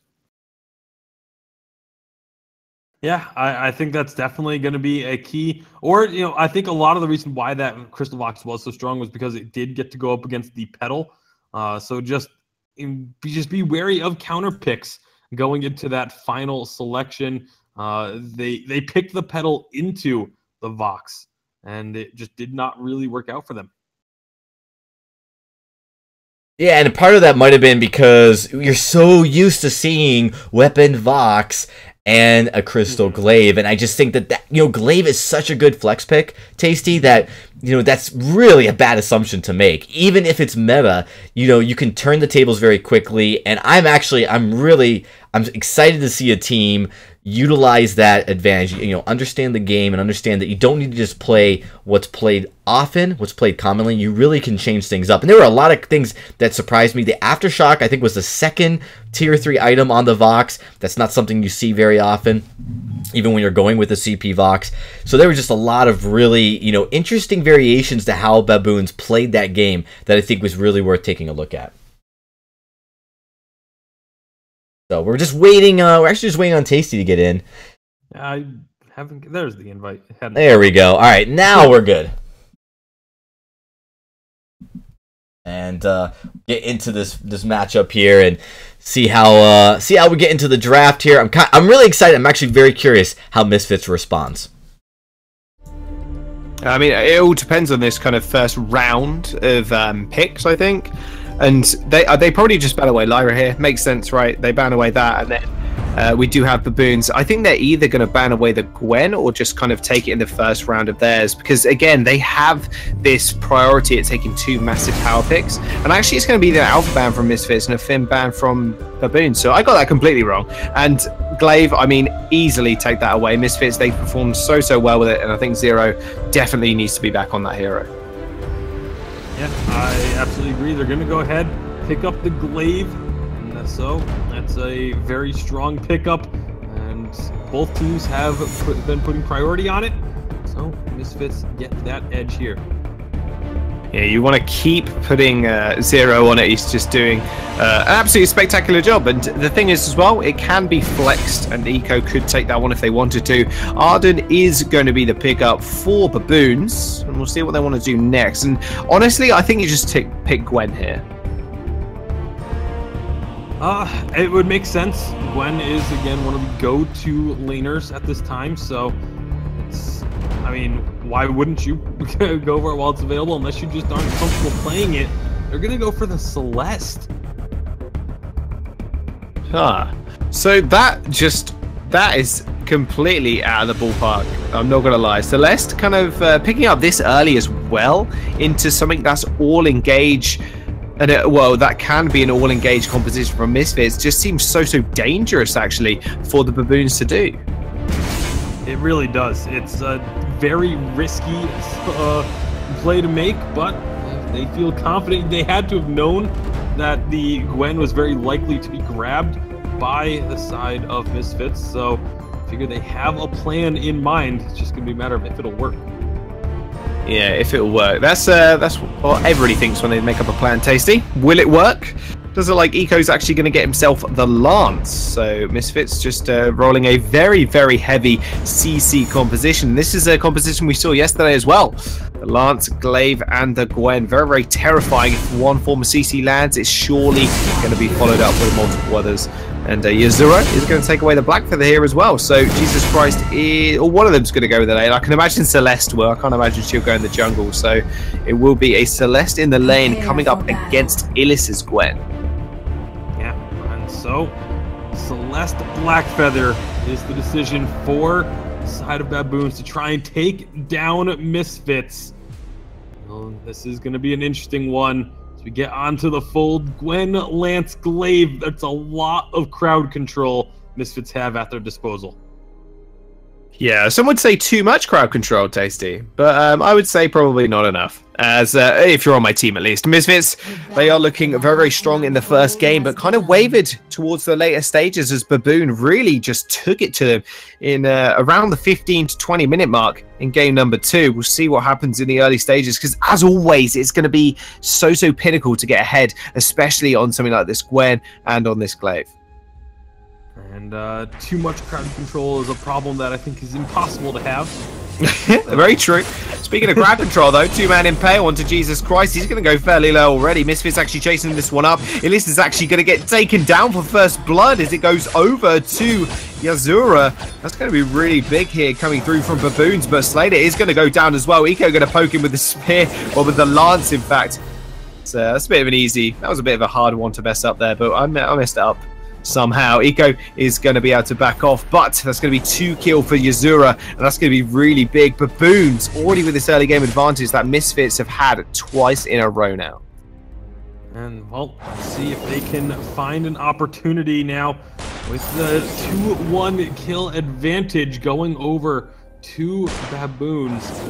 Feel pretty happy about that. Nice root, but not going to be too much damage. Actually, a surprising amount of damage getting put onto Jesus Christ by Eco, just from the impale on a couple of attacks, but we'll be able to stick around for now. Meanwhile, down in the jungle, you have Slada and Yazuru sticking together for a little bit longer, just getting a little bit extra gold onto Slada, maybe trying to jumpstart the captain position, get it to that point where you can buy a Fountain of Renewal as quickly as possible.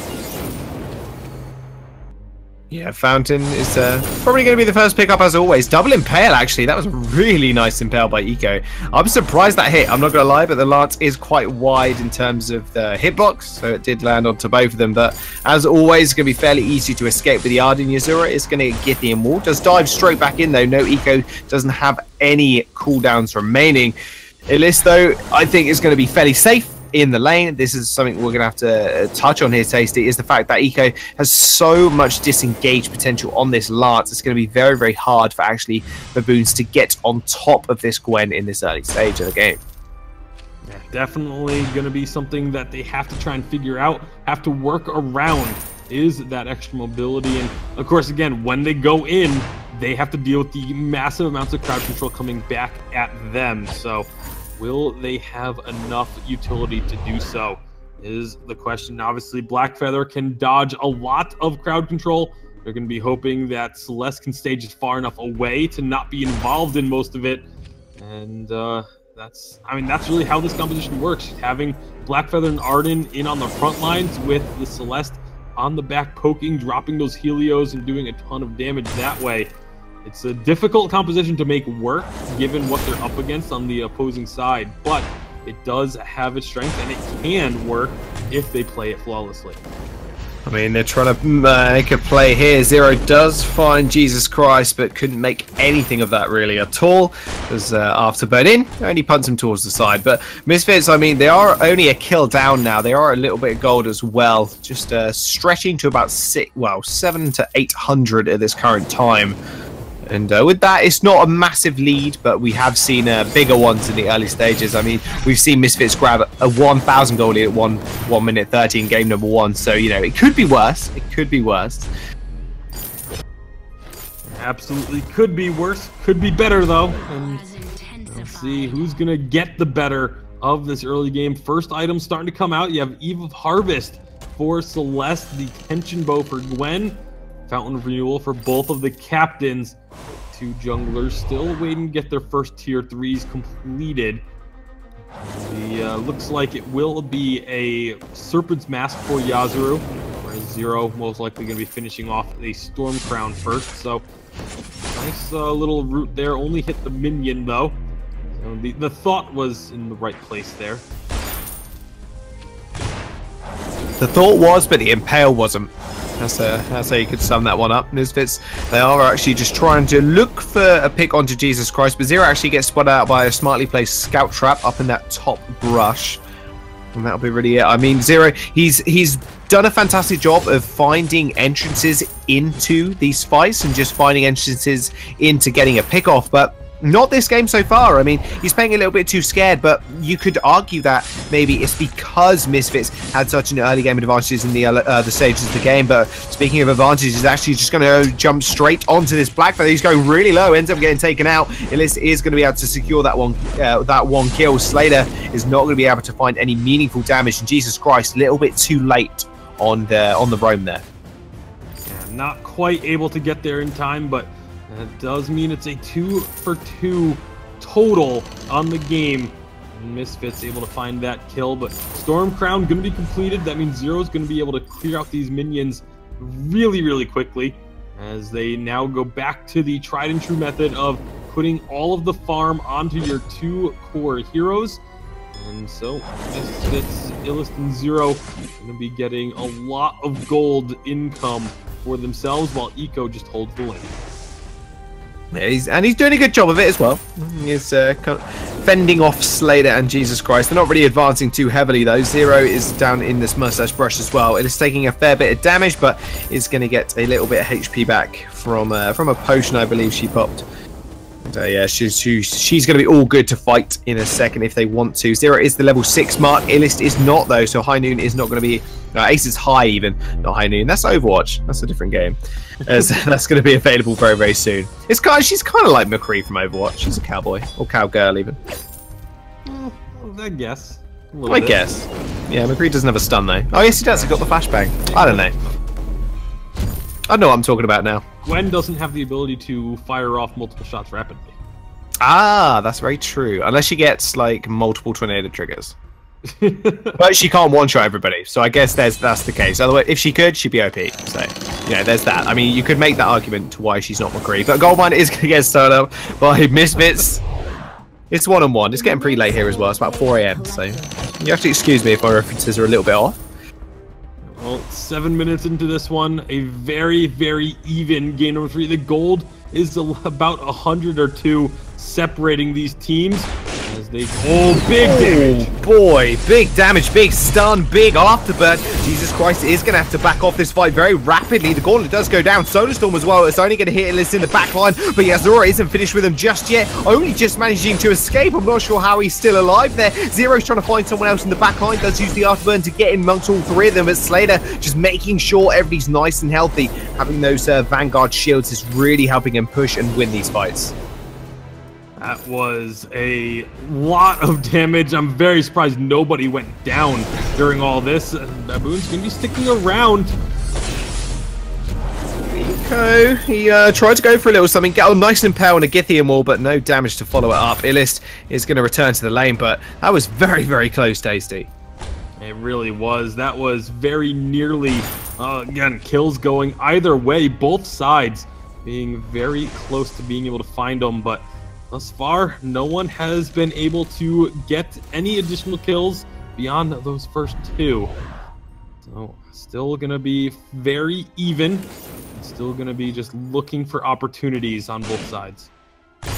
That they are. Jesus Christ, has got a level lead. And Eco, oh, hang on a minute. He walked into a bush with 3 people in almost. He does have to back away. Doesn't want to mess with a monkey in a bush, put it that way. Zero is going to be on the side in this mustache brush.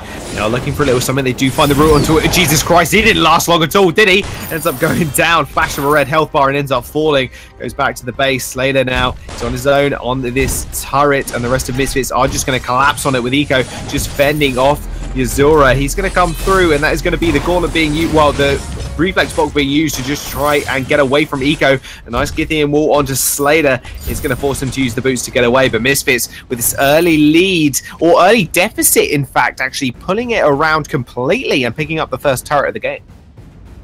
Alright, so first turret picked up for Misfits. See if that kind of breaks things open here or not, as that is going to be perhaps a chance now for some extra vision control, like a little extra aggression, and play a little bit further forward, things like that. That's exactly what they are doing now. And one thing we did mention, Tasty, before was the fact that they didn't control the vision very well, but now you can see it all across the map, and especially in this lane right now, Misfits have got a lot of scout traps to make sure they can spot out any advances from baboons. Right now, they're on top of each other once more. Gauntlet. Ooh, Gauntlet does get thrown down. Only finds 1, and Zero's going to be able to get out of there quite nicely. The boots are going to get popped from Illist. Sodarstorm hitting 1, but it's going to be enough. That's going to be a nice kill onto Illist. Afterburn into the team. Zero is going to go down as well. He's just trying to save Eco's life at this point. He is going to be able to make it out. Finds his way to that mustache brush. Baboons picking up that one, and they're going to look for something else here. Goldmine is on the table, on the menu for them. They spot Eco, but he's not going to be able to do all too much against Jesus Christ. Yeah, definitely going to have to back off a bit. This Celeste is putting out a lot of damage. And right now, Yazuru and Slada working on this Goldmine. Eco thinking about trying to steal it. They're going to let this happen. Be careful. I mean, he can do it. Ooh, that was very, very close. He gets taken up by Yazura. Does manage to finally secure himself a gold mine. That's a lot of it's a lot of gold in their back pockets now. Eco just how far he was playing up as well. That's just how much confidence he has in his lance ability. He does have a lot of mobility, obviously, with the combat role. So something else to keep in mind. Right now, 4-3 in favor of Baboons, but that turret advantage still goes the way of Misfits. Eco not going to find Slada with that impale. He's off the mark. Here comes Baboons, maybe looking for a fight. Possibly. I mean, Jesus Christ is poking them in the back line. And that's going to be the big problem there. It's going to be so hard to actually aggress onto this Celeste. But when they do, they can pretty much insta-kill it. And I think that's going to be the story of a lot of these team fights. If they can find and engage and get on the back line, easy peasy for Misfits. But if they can't, Celeste is just going to chunk them out like she's doing just now. Gauntlet is just available for Slada now, so he can try and make a play if he really wants to. Eco trying to make something work here, but just misses the impale. He finds a Githian 1-3. Afterburn comes through as well, but Illis is actually going to get trapped in the pack line with all three members of Baboons. Ends up falling. The Gauntlet goes down as well. Zero in the pack line trying to kill out Jesus Christ, but it's not going to work. The guy's immortal at this point, and Eco's going to find the floor as well. Jesus Christ with an ace and the triple kill. All right, so Baboons all of a sudden finding their rhythm, finding their stroke here as they are going to take a turret themselves. A 3-for-0 ace coming through. The Crystal Sentry is going to fall as well. And this is starting to look pretty dire for Misfits as Los Baboons taking away the jungle, taking everything that they can off of that fight. It's only a 2,000 gold lead, but that is now 2 fights in a row that they have been victorious on.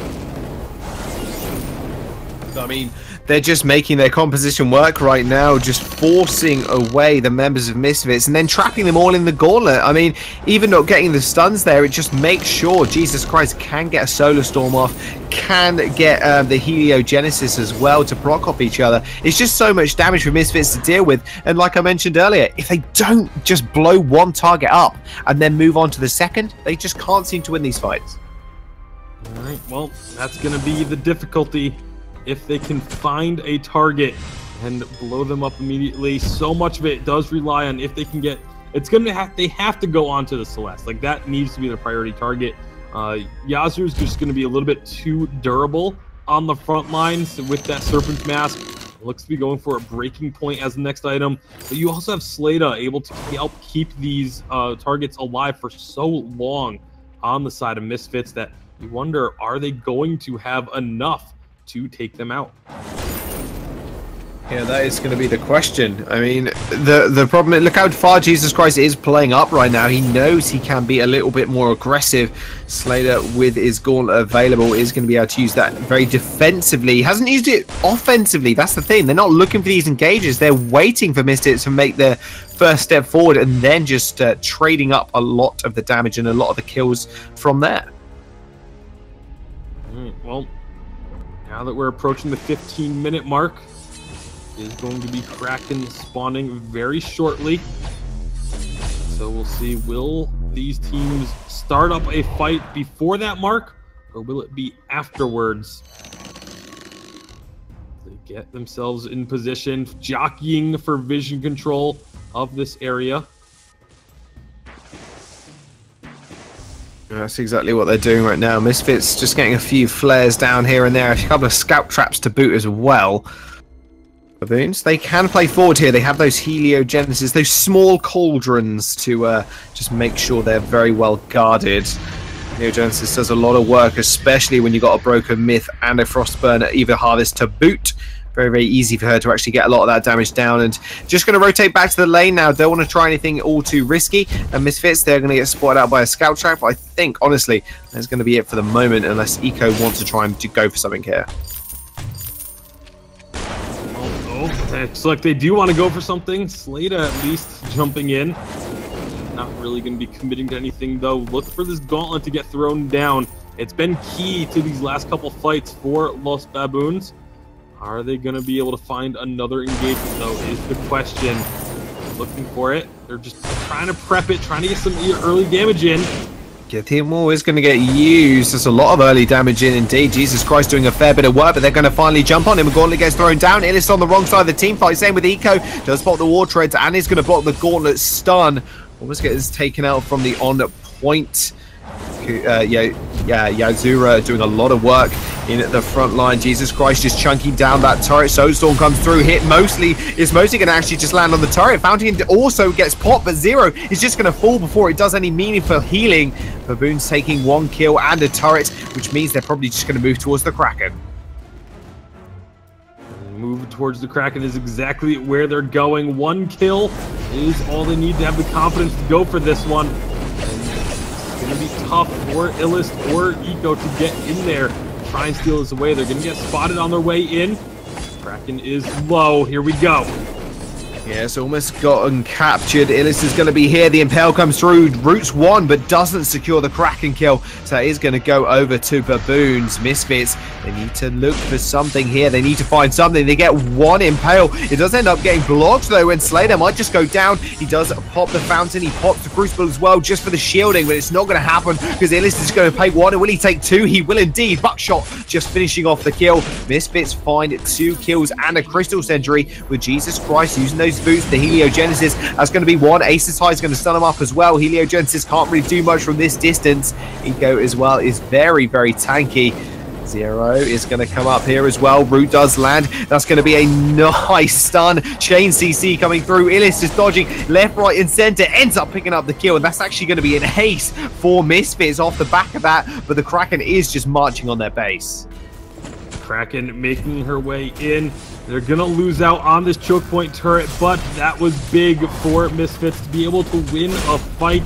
They had been losing so many in a row of late that even just a little bit of momentum that they're going to gain off of that fight is going to do wonders for their morale, but they have to be worried. They are down to their final 2 turrets against members of Los Baboons. A game 3 loser of this drops to the elimination bracket, so at least they won't be removed from challengers, but it's going to be very, very difficult for the team to climb back out from that elimination bracket because there's so much competition. Of course, the winner of this gets a spot directly in the playoffs, so there's so much on the line here. An absolute incredible amount on the line, and this is the final game of the best of 3 as well, so one more misstep will, I think, result in at least Misfits losing the game, but Misfits do need to take at least a couple more turrets from Baboons to make that a possibility for themselves.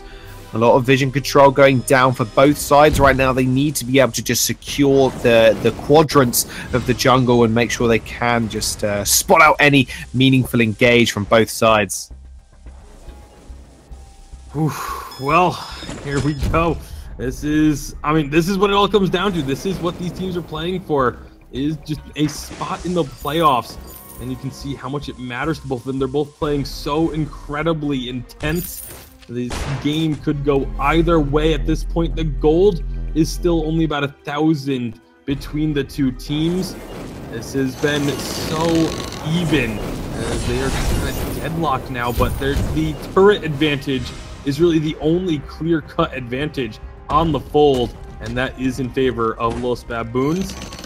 Going to be pushing up a little bit through the jungle. Zero thought about going for that Treant, but recognized, okay, there's a Crystal Sentry and the entire team there. We cannot afford to get caught. Yeah, probably not a good idea going for 1 camp over your life, and Misfits do end up just pushing that lane out. Baboons are going to answer it in tow. They are just going to be able to secure the rest of those minions, but Kraken being on the board 20 minutes into the game, definitely end of the game territory we're in right now. There's a lot of items coming through and infusions alike. So one more misstep, and that'll result in at least a couple objectives being wiped off the face of your base. Zerg Slater maybe wants to make a look in here, but Misfits once more just kind of backing off. They know they want to wait for this re-engage. Baboons need to make the step forward first for Misfits to actually make any meaningful play on top of their backline. This is... I mean, this next fight could very well determine the entire game. As Misfits and Los Baboons get in position. Afterburn not quite going to knock Heliogenesis though, Soulstorm is going to get used. Gauntlet gets thrown down, but Zero's in on the back line here. Does end up missing that stun from the Celeste, but Illis needs to find something here. Does stand out Aces high, but it's not going to be enough because Yuzura's going to dash over the wall and help secure the kill. Jesus Christ is going to find one. He finds another one with a Heliogenesis. Double kill, and that will be it. I think Baboons are actually just going to push this one through Tasty with Misfits. Just an uncharacteristic misstep there from Zero will result in 2 members going down, and it does look like, in fact, they are just going to secure the Kraken while they have the chance to maybe just push and secure the victory. Yeah, not wanting to take any chances there. With 2 turrets up and no minions in the base. Illist and Zero, like you mentioned, though, definitely seem to be not quite on the same page there. Zero went in deep on the backlines. Meanwhile, Illist took so much damage up front before that even happened. They had to back out, and Illist just wasn't involved in that fight whatsoever. Kraken is unleashed for Los Baboons, and they are going to be looking to push in and take game number 3 against Misfits. This would be huge for them if they can find this victory. Yeah, it would absolutely be massive. Toppling, well, what I predicted to be a giant in the VIS, the Misfits, but taking it to such a close best of 3 is something that we've come to expect, I think, from a lot of these top-tier teams in the VIS. And you can imagine what the competition is going to be like, but prepping for those VG8 teams as well. Slater is going to come through here. He's looking for something. They know this Kraken is just a massive wall for Misfits to get through before they can touch the Baboons. Gauntlet does get thrown down. This isn't going to get stunned up, but he goes on the wrong side of this one completely, and that's going to be one low Zero as well, as he is going to have to back off to the base. Eco as well, popping the water race, does manage to get away. Kraken are only half HP now, Tasty. We can see if they can do anything. Zero does find Jesus Christ, but the stun doesn't land. The Impale does, though. The Githian wall also follows up. Illis is going to follow up with a stun, but it's not going to matter because that Kraken is marching on the 2nd tier turret now. This could be pretty big. This could be Misfits' time to come back into this game. Another 2-man route from Eco, but he ends up falling down, and this will be it. Baboons, they are going to take 1 turret, and the final objective left on the map, that crystal, is going to get taken finally. Baboons taking this to a game number 3 and performing a reverse sweep. And that is going to do it. The Los Baboons take down Misfits, and that is a big upset. Everyone kind of expected Misfits to be back in those challenge battles without much of an issue. But now they're going to have to go through a lot more games to get there. They've been knocked into the elimination bracket. Los Baboons, though, stepping up in a big way, getting themselves into the playoffs in the winners bracket. What a fantastic best of 3 that was. Absolutely incredible play from both sides. Oh, Josh, tell me about it. That really, I was really disappointed to see the Gwen come out 3 games in a row, guys. Just because disappointed to see, you know, just the lack of creativity. But I really feel strongly that Misfits felt like that was their best chance to win. The Gwen play was, you know, their strongest hero play in the lane on Illist, but you know, it looks like just 3 games in a row you're going to give a team a chance to focus on your play and counter you in the draft here. And it, you know, one of the things that was interesting is I actually liked the Gwen play into the Celeste, but Blackfeather, as he slowly got, you know, tankier and tankier, really was a strong front line. Look how much armor Yasuo had at that point. It was almost impossible to take down Blackfeather in these fights. Yeah, just the sustain coming out from their side as well was just way too much for Misfits to actually deal with. And we talked about the disengage and re-engage, and it's exactly what was executed by Baboons. They waited for Misfits to go for the engage, used the gauntlet on the re-engage, segregating a lot of the Misfits lineup out even of the fight. Illist just didn't have a meaningful impact because he was segregated from his team, just meaning he couldn't actually touch Jesus Christ in the back line. And they really just took it from there, using the Celeste zone on top of the gauntlet.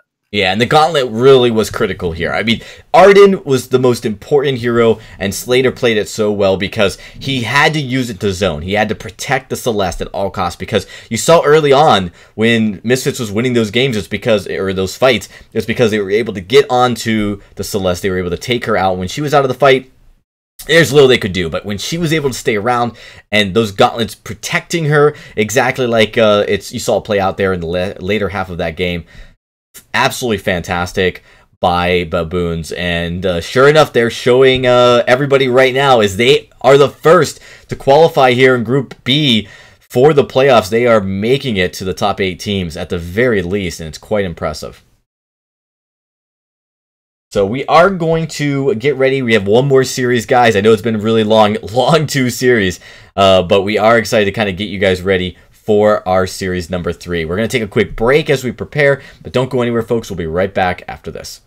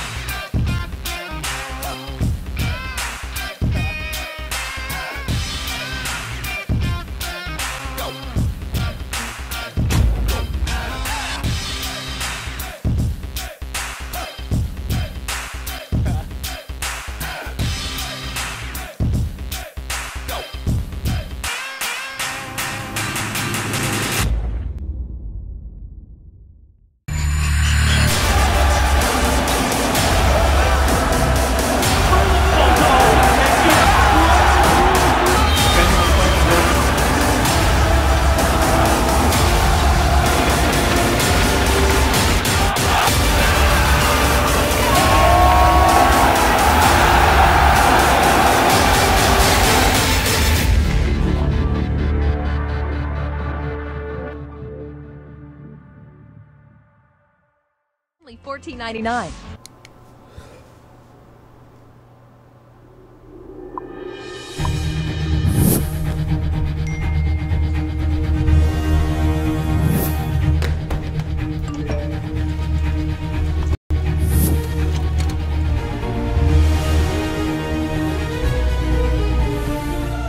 Don't miss the call.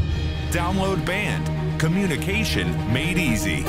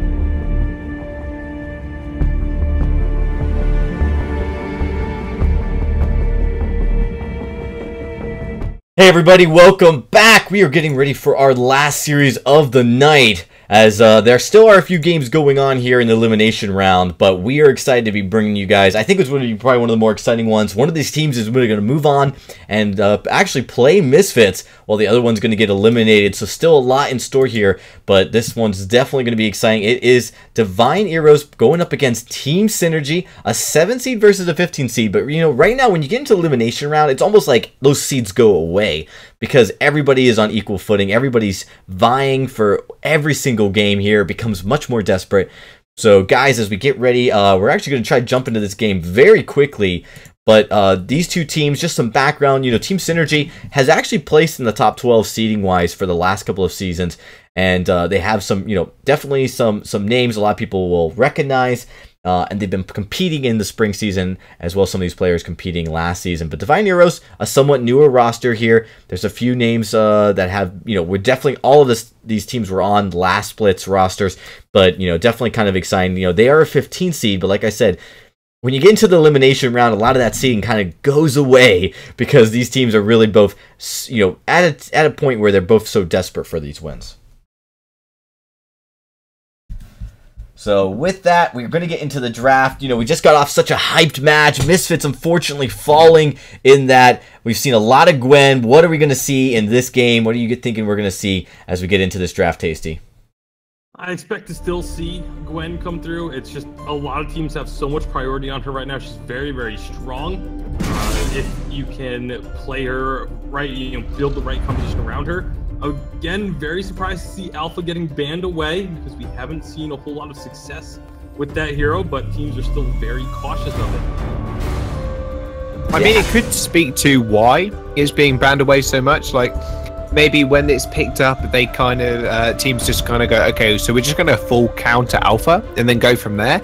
But at the same time, it could be just, maybe Alpha is being a bit over prioritized in terms of banning. Fortress is going to be the ban away as well. But that will mean a Flicker actually is being locked in for our first pick. All right, so Flicker first pick. That's definitely a bit of a surprise. You don't often see that one on the first rotation, usually on second or third if it does come through at all. Obviously, they decided they want this hero, so they go ahead and take it. Gwen, Lyra going to be the answer. That's a pretty strong duo. Yeah, an absolutely incredible duo, and we've seen it work time and time again, Tasty. I think, if you correct me if I'm wrong, but Gwen and the Lyra especially is such a prominent duo in the lane. It's just, there's so much harassment, so much poke, it can be very, very hard to deal with. And in fact, an Adagio hasn't actually been picked up here whatsoever for either of these teams. And with that Ringo logged in, and the last pick being available here, Shaded Talent, I think, will he take the Adagio? It turns out he's not going to. Kestrel, in fact, is going to be on the lock-in. So they opt to not go for that other healer. You don't expect Adagio to come through on the healer side right now just because of what they've already drafted. But it's going to be Ringo, Kestrel with the Flicker. This is something that we, Sweet Generous and I have talked about on the desk a few times, and we don't really like this combo because you have two very squishy range targets with a relatively squishy melee hero that's all about getting the surprise in your opponents, and it just works so much better when you have at least one melee hero on the team. I think it's going to be very difficult to pull off. I mean, maybe we could argue then that Kestrel wasn't the ideal pickup, and something like a Black Feather might have been a little better in the jungle, just because with this Kestrel, yes, if it goes off, it goes off, doesn't it, in the early game? It really just kind of snowballs away. But the issue is that Mooncloak isn't really going to be heavily utilized, because you're not going to want to get that close to your enemy. Exactly. That's, like I said, it makes me have to question the draft a little bit here, but we'll see if they can make it work. It's obviously something that they decided to try and pull out here. Now PvP Warrior on the Ringo, Shaded Crossing Kestrel. Here's going to be an engage. Oh man, PvP Warrior after burned away is going to go really low. There's no real follow-up here from Divine. They are just going to push through here onto the Flicker. He's going fairly low, and they might just want to just follow this one up. Raid is actually just killing Shaded Talent off in the sidelines. Silent Clear is going to be here as well to trap a lot of that damage. Potion's going to get popped. And in fact, this Flicker might be in a lot of trouble here. Silent Killer, he's trapped between a rock and a hard place right now, as he does go straight back into stealth. Oh my goodness, not a name change. He almost found himself a Flicker. That was very, very close. And in fact, he's going to be able to get away. Vantino, just with his sneaky beaver shoes on, just somehow escapes alive. Yeah, not quite sure how they were able to escape there, but they did it. And that's going to be good news for the team, as now they can look to put maybe some pressure. Ooh, Vantino. I mentioned just narrowly escaping before. Does it again, as that shot from Silent Killer almost took him out. Yeah, he's going to have to back off now. There's no way he doesn't back off at this point. Shaded Talent is going to be in this lane as well, already doing a fair chunk to raid.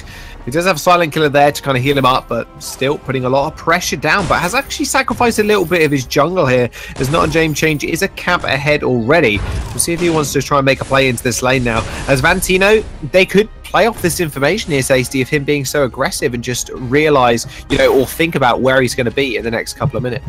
Well, I mean, you generally assume that Vantino's going to be up in the lane. Both of these captains really like to be involved in the laning phase, but Z-Raid, a lot of damage here. Yeah, he takes a lot of damage. That's almost a kill for PvP Warrior if he could find that extra auto attack. Doesn't end up going down, does get the recall off as well, so Raid's going to be nice and healthy when he does get back to lane. But Silent Killer, he really can't deal with the synergy laner and the captain alike. There's no way unless he does get help from not a name change. He was rotated up right now. Alright, so this is an opportunity now for PvP Warrior to get a small little lead, but they weren't able to really push that lane in. And he does still have a CS advantage, but Z-Raid's going to be able to clean up most of these minions here. Meanwhile, down in the jungle, Shaded Talent looking for an opportunity on not a name change. Oh, they have found one. Not a name change, going fairly low. There has got the banner on his side. It's a little bit of a defensive item, but no, he's going to find one. He finds the afterburn. That Sigil is going to heal him up. Shaded Talent in a lot of trouble. Actually just gets killed. That's going to be one buckshot, and that's going to be another kill as well. With the only thing that did manage to go in the favor of Synergy was that front camp just smacking not a name change and securing the kill for him. Definitely not the way they saw that one playing out, I'm sure. But Divine Arrows now going to look for an opportunity in the lane. That's a pretty sizable minion wave. I thought Z-Raid was going to try and put pressure onto the turret, but instead ducks down into the jungle, looking to steal away this forward camp. This is a pretty smart decision, and it does work out. So nice job by Z-Raid to make the heads-up call. Instead of just getting a little bit of chip damage on the turret, steal away some gold from your opponent. Yeah, exactly that. That chip damage is going to be rather negligible in this early, in the early game. So really, yeah, getting that camp is going to be much more beneficial to you. Shaded Talent and Vantino are looking towards this lane now, but Silent Killer is going to be here. He's going to spot him out without too much of an issue with you. He's going fairly low. Bulwark's going to be used as well. Not a name change. He's going to find Valentino, and that's going to be an easy kill for Raid. So does end up just one-tapping him. He does end up backing off as well. So Divine with yet another kill and a beautiful pick-off from not a name change. Yeah, really nice job with that pickup. Able to find their third kill of the game. The tension bow now completed for Z-Raid. And I like this. I like that Z-Raid actually went into other items before finishing the tension bow. So it's not just a tension bow and that's it. It's a tension bow with a little bit of extra damage as well. So when a skirmish does break out or the trades happen, they should go very heavily in Z-Raid's favor at the moment. Here comes Flicker. Whew, that was a speedy flicker. Vantino just appears in the lane out of nowhere. Bright Bulwark's going to get used. A potion as well. He's going to need to get out of there, trying to duck, dip, dive, and dodge, but it's not going to happen because Shaded Talent is going to finally pick up the kill. PvP Warrior as well, just darting down the lane using those boots. Is going to pick himself up and assist. Alright, so nice job there by Synergy, able to get another kill on the board. Oh, but here comes not a name change. Ooh, he's found Vantino yet again. Raid is going to help him secure that kill. So easy when he does find another one. Shaded Talent, though, with those glimmer shots, they are hitting. One more will do it. An auto attack does finish him off. Raid's going to follow up with the damage, though. It's going to be able to finally pick him up. Traded up the kill there. 1-for-1 in the end, but Raid picking up that kill will be very, very important. Yeah, absolutely. Nice job answering from Divine Arrows. And this is something that this team has historically always done very well with, is, they'll give up a kill or two, but they always seem to bounce back almost immediately, even in past splits and seasons. And it's a team that's been around for a little while now, and they constantly have solid performances, but are just yet to be able to push themselves over that hump into the upper echelons, and trying to do so here. Yeah, that's exactly what they're buying for right now. Like we said before, both these teams very, very close in terms of seeding, and it's going to be an extremely close best of 3. Already 3 and 5. PvP Warrior actually sending Silent Killer fairly low. It's He's going to have to back off and use that sigil to heal up. But Z-Raid, he is level 6. He has got that tension bow. Aces High is going to be available to him. So they're probably going to want to make it to a pick here. Not a name change. Is hiding in that mustache burst as well. They're just waiting for anyone to step a little bit too far forward for this flicker to try and make a play happen. Instead, they're going to just move on up. No, Afterburn's not going to get the hit they were hoping for. Yeah, double boost actually does end up finding the stun with the Afterburn. Shade Talon actually taking a lot of damage. I think you got to eat your words, Tasty. Z-Raid yet once more picking up another kill. Buckshot really helping out with that tension bow damage.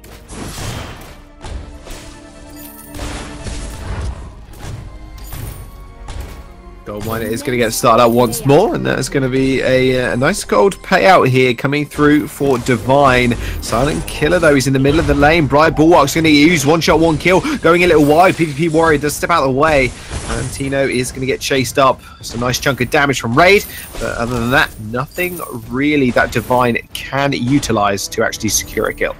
And Divine Arrows does have themselves a nice little lead in terms of the gold. Almost 2,000 in their favor as a result of these last couple of minutes. A few kills going their way. And, of course, as you mentioned, Jaws the Gold Miner getting picked up is attributing to this the gold on both sides. Oh, this is such a good rotation. Ooh, really nice coming out from Divine Arrows, but they may have overstepped as Ray just gets shut down there. They just completely left him alone, and not a name change. He doesn't even find himself a kill. Fantastic response there from Synergy.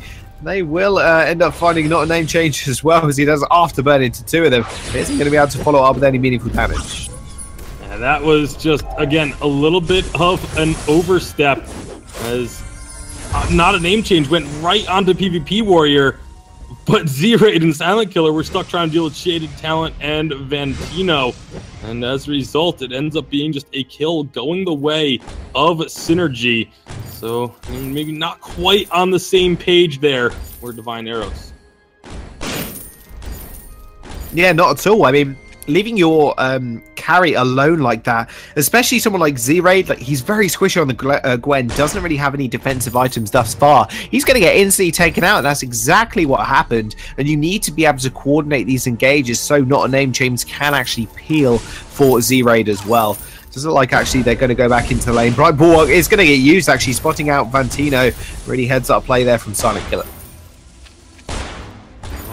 We are going to be seeing now another perhaps engagement as Vantino getting dropped low, but it looks like Divine Arrows, they're looking to set up an opportunity. Not sure if not a name change may have a connection issue. Nope, never mind, he's moving. So they're just looking to set something up here, and they're gonna find, they find Shaded Talent. He is not logged for this world by Kestrel indeed. They end up finding Valentino as well with the aces high, and that will be another kill going over. That passageway being followed through a bit too many times, I think. But Divine, they do trade 2 for 1 with Synergy, so they're actually going to push down this lane now. PvP Warrior is going to be able to clear out the minions, but the issue is Divine now get priority in that lane.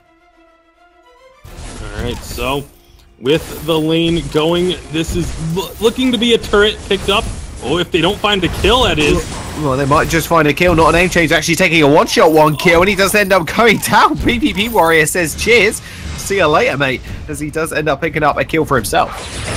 That was that one-shot, one kill, completely turning things around, along with, again, that little bit of greed from not a name change. Trying to find the kill on the PvP Warrior, gets the turret aggro, one shot comes through, ends up being a kill instead of what could have very likely been a free turret for the side of Divine Arrows. So maybe not a name change. I know on the glaive you want to be really aggressive, but you have to choose your spots a little bit better and work with the rest of your team to make plays happen. Ray taking a fair bit of damage is actually going to put him out of the fight, put him out of the action just a little bit. Silent Killer gets jumped on, has to use the passageway to get away.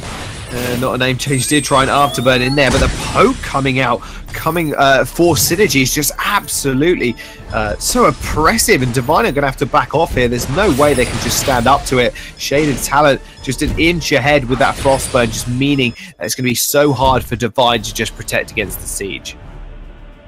All right, so Divine Arrows need to find a way to make something happen here. They're going to be pushing up again. Just a nice rotation gets them onto this turret. Turret will fall this time around. Can they find any other opportunities? Not a name change. Is very far forward.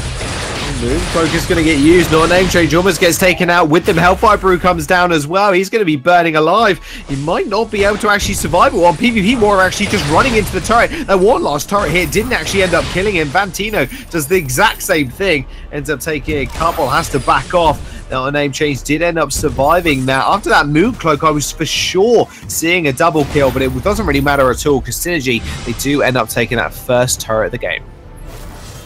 All right, so turrets evened up just like that. These teams very much on even footing as we go into 12 minutes, almost 12 and a half. Got 7 to 8 on the kills, 26,000 gold, a little bit more for both teams. It's very, very close. Can go either way still. Neither side's been able to grab that firm advantage. It really just seems to come down to, who makes the play at any given time. Whoever gets that initial kill seems to come out with a slight lead. Exactly what Divine are looking to do now. Goldminer is going to get secured and already. Not a name change, looking for an engagement. Passageways going to get followed through. That's a lot of damage from Shadow. Or Shade, I should say. Shaded Talent doing a fair bit of work. Ends up finding one. Might just find another one here. Not a name change. He's in a 2v1 situation. But no, Divine ends up picking him up. And that's actually going to be an ace for them now. Complete turnaround. Synergy with the upper advantage, I thought, in that fight. Just get completely wiped out. That was a massive turnaround for Divine Arrows.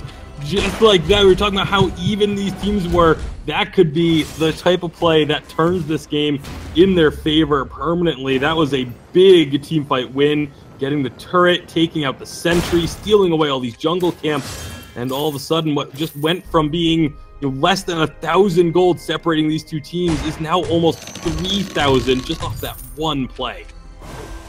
Yes, it's turning into quite a big gold lead with Divine at the helm of it.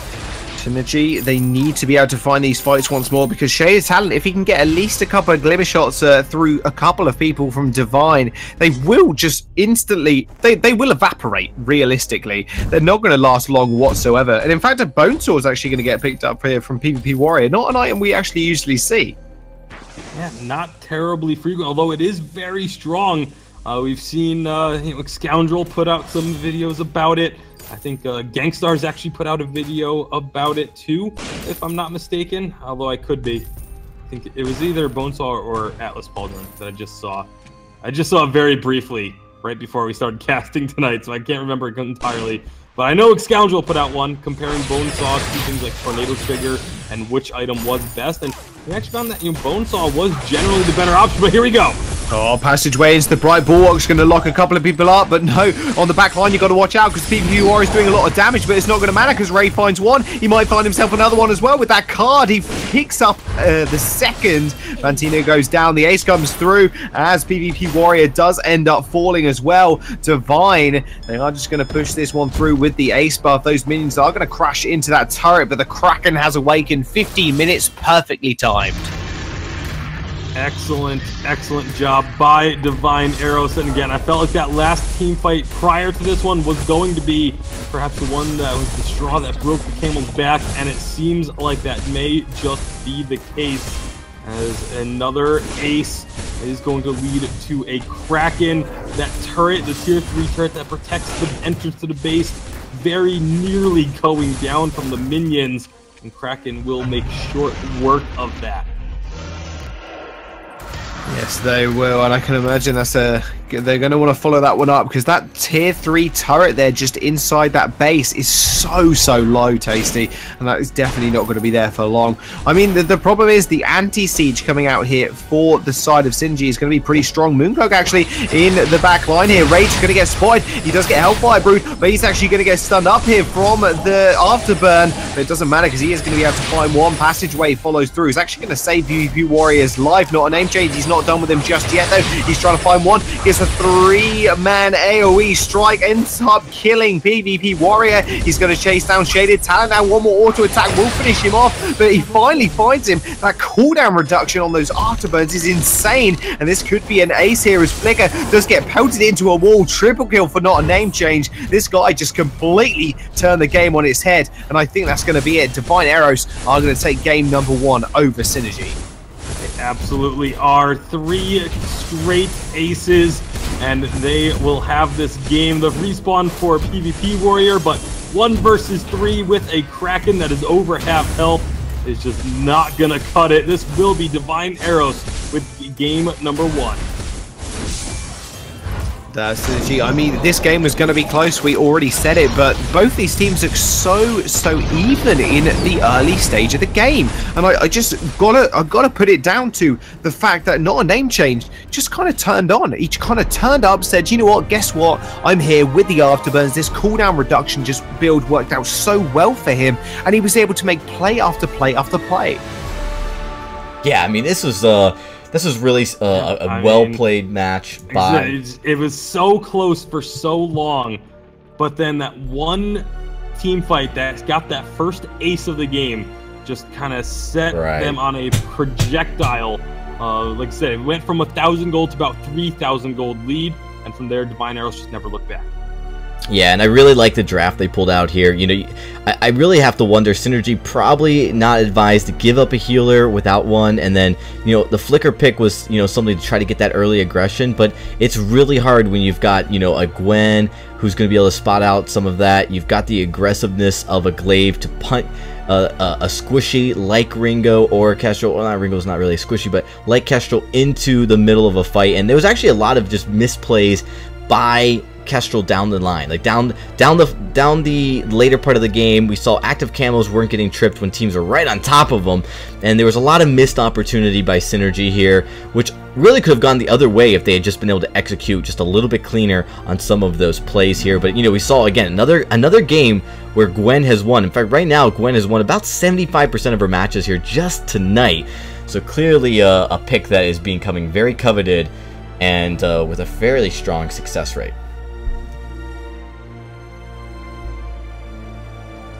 So anyways, we are going to get ready here for game number 2. We're going to get right into it and get this draft started. I know the players are anxious to get into this. You guys are anxious. It's getting really here late, but I think the real question is can we have another incredible upset? So far we have had there are a lot of teams qualifying for the playoffs that were under the top 8 seeded teams, and this looks like this could be another one of those teams, Synergy, to try to have a chance at it. They will have to go up against Misfits here. So, you know, it's not a clean-cut qualification by winning this match right here, guys. But we are going to jump into this game, guys. We're going to get right into it and see what we have with the draft so far. Jaws, you're here with me. Right now, we've already seen it's a Gwen ban.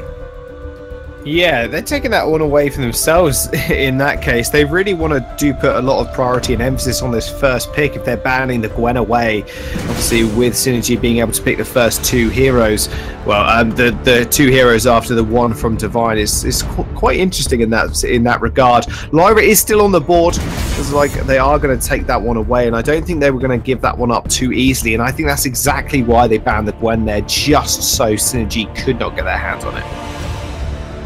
Yeah, and I actually think, you know, if you're going to give up a healer, it's better to just give both healers up, and then try to focus that ban pick on your first ban against something directed towards the team. And you know, Divine Heroes here, they actually won with Gwen. They're valuing that Gwen pick so much that they just don't want to give that over to the hands of Team Synergy. Tasty.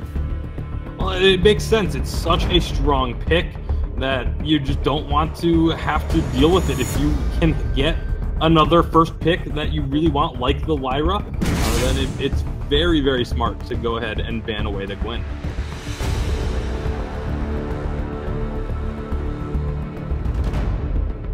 Yeah, and the Arden is going to be the pickup here. PvP Warrior is going to take the Ringo once more. I think he did perform fairly well on it. His positioning was pretty damn good, realistically, but just couldn't make it work, unfortunately. Raid has gotten the next chance to pick here. They are going to pick up the Black Feather, and I can imagine that is going to go towards the jungle. So Silent Killer now gets his chance to pick. And there's a couple open here, but I can imagine is going to be Vox coming through.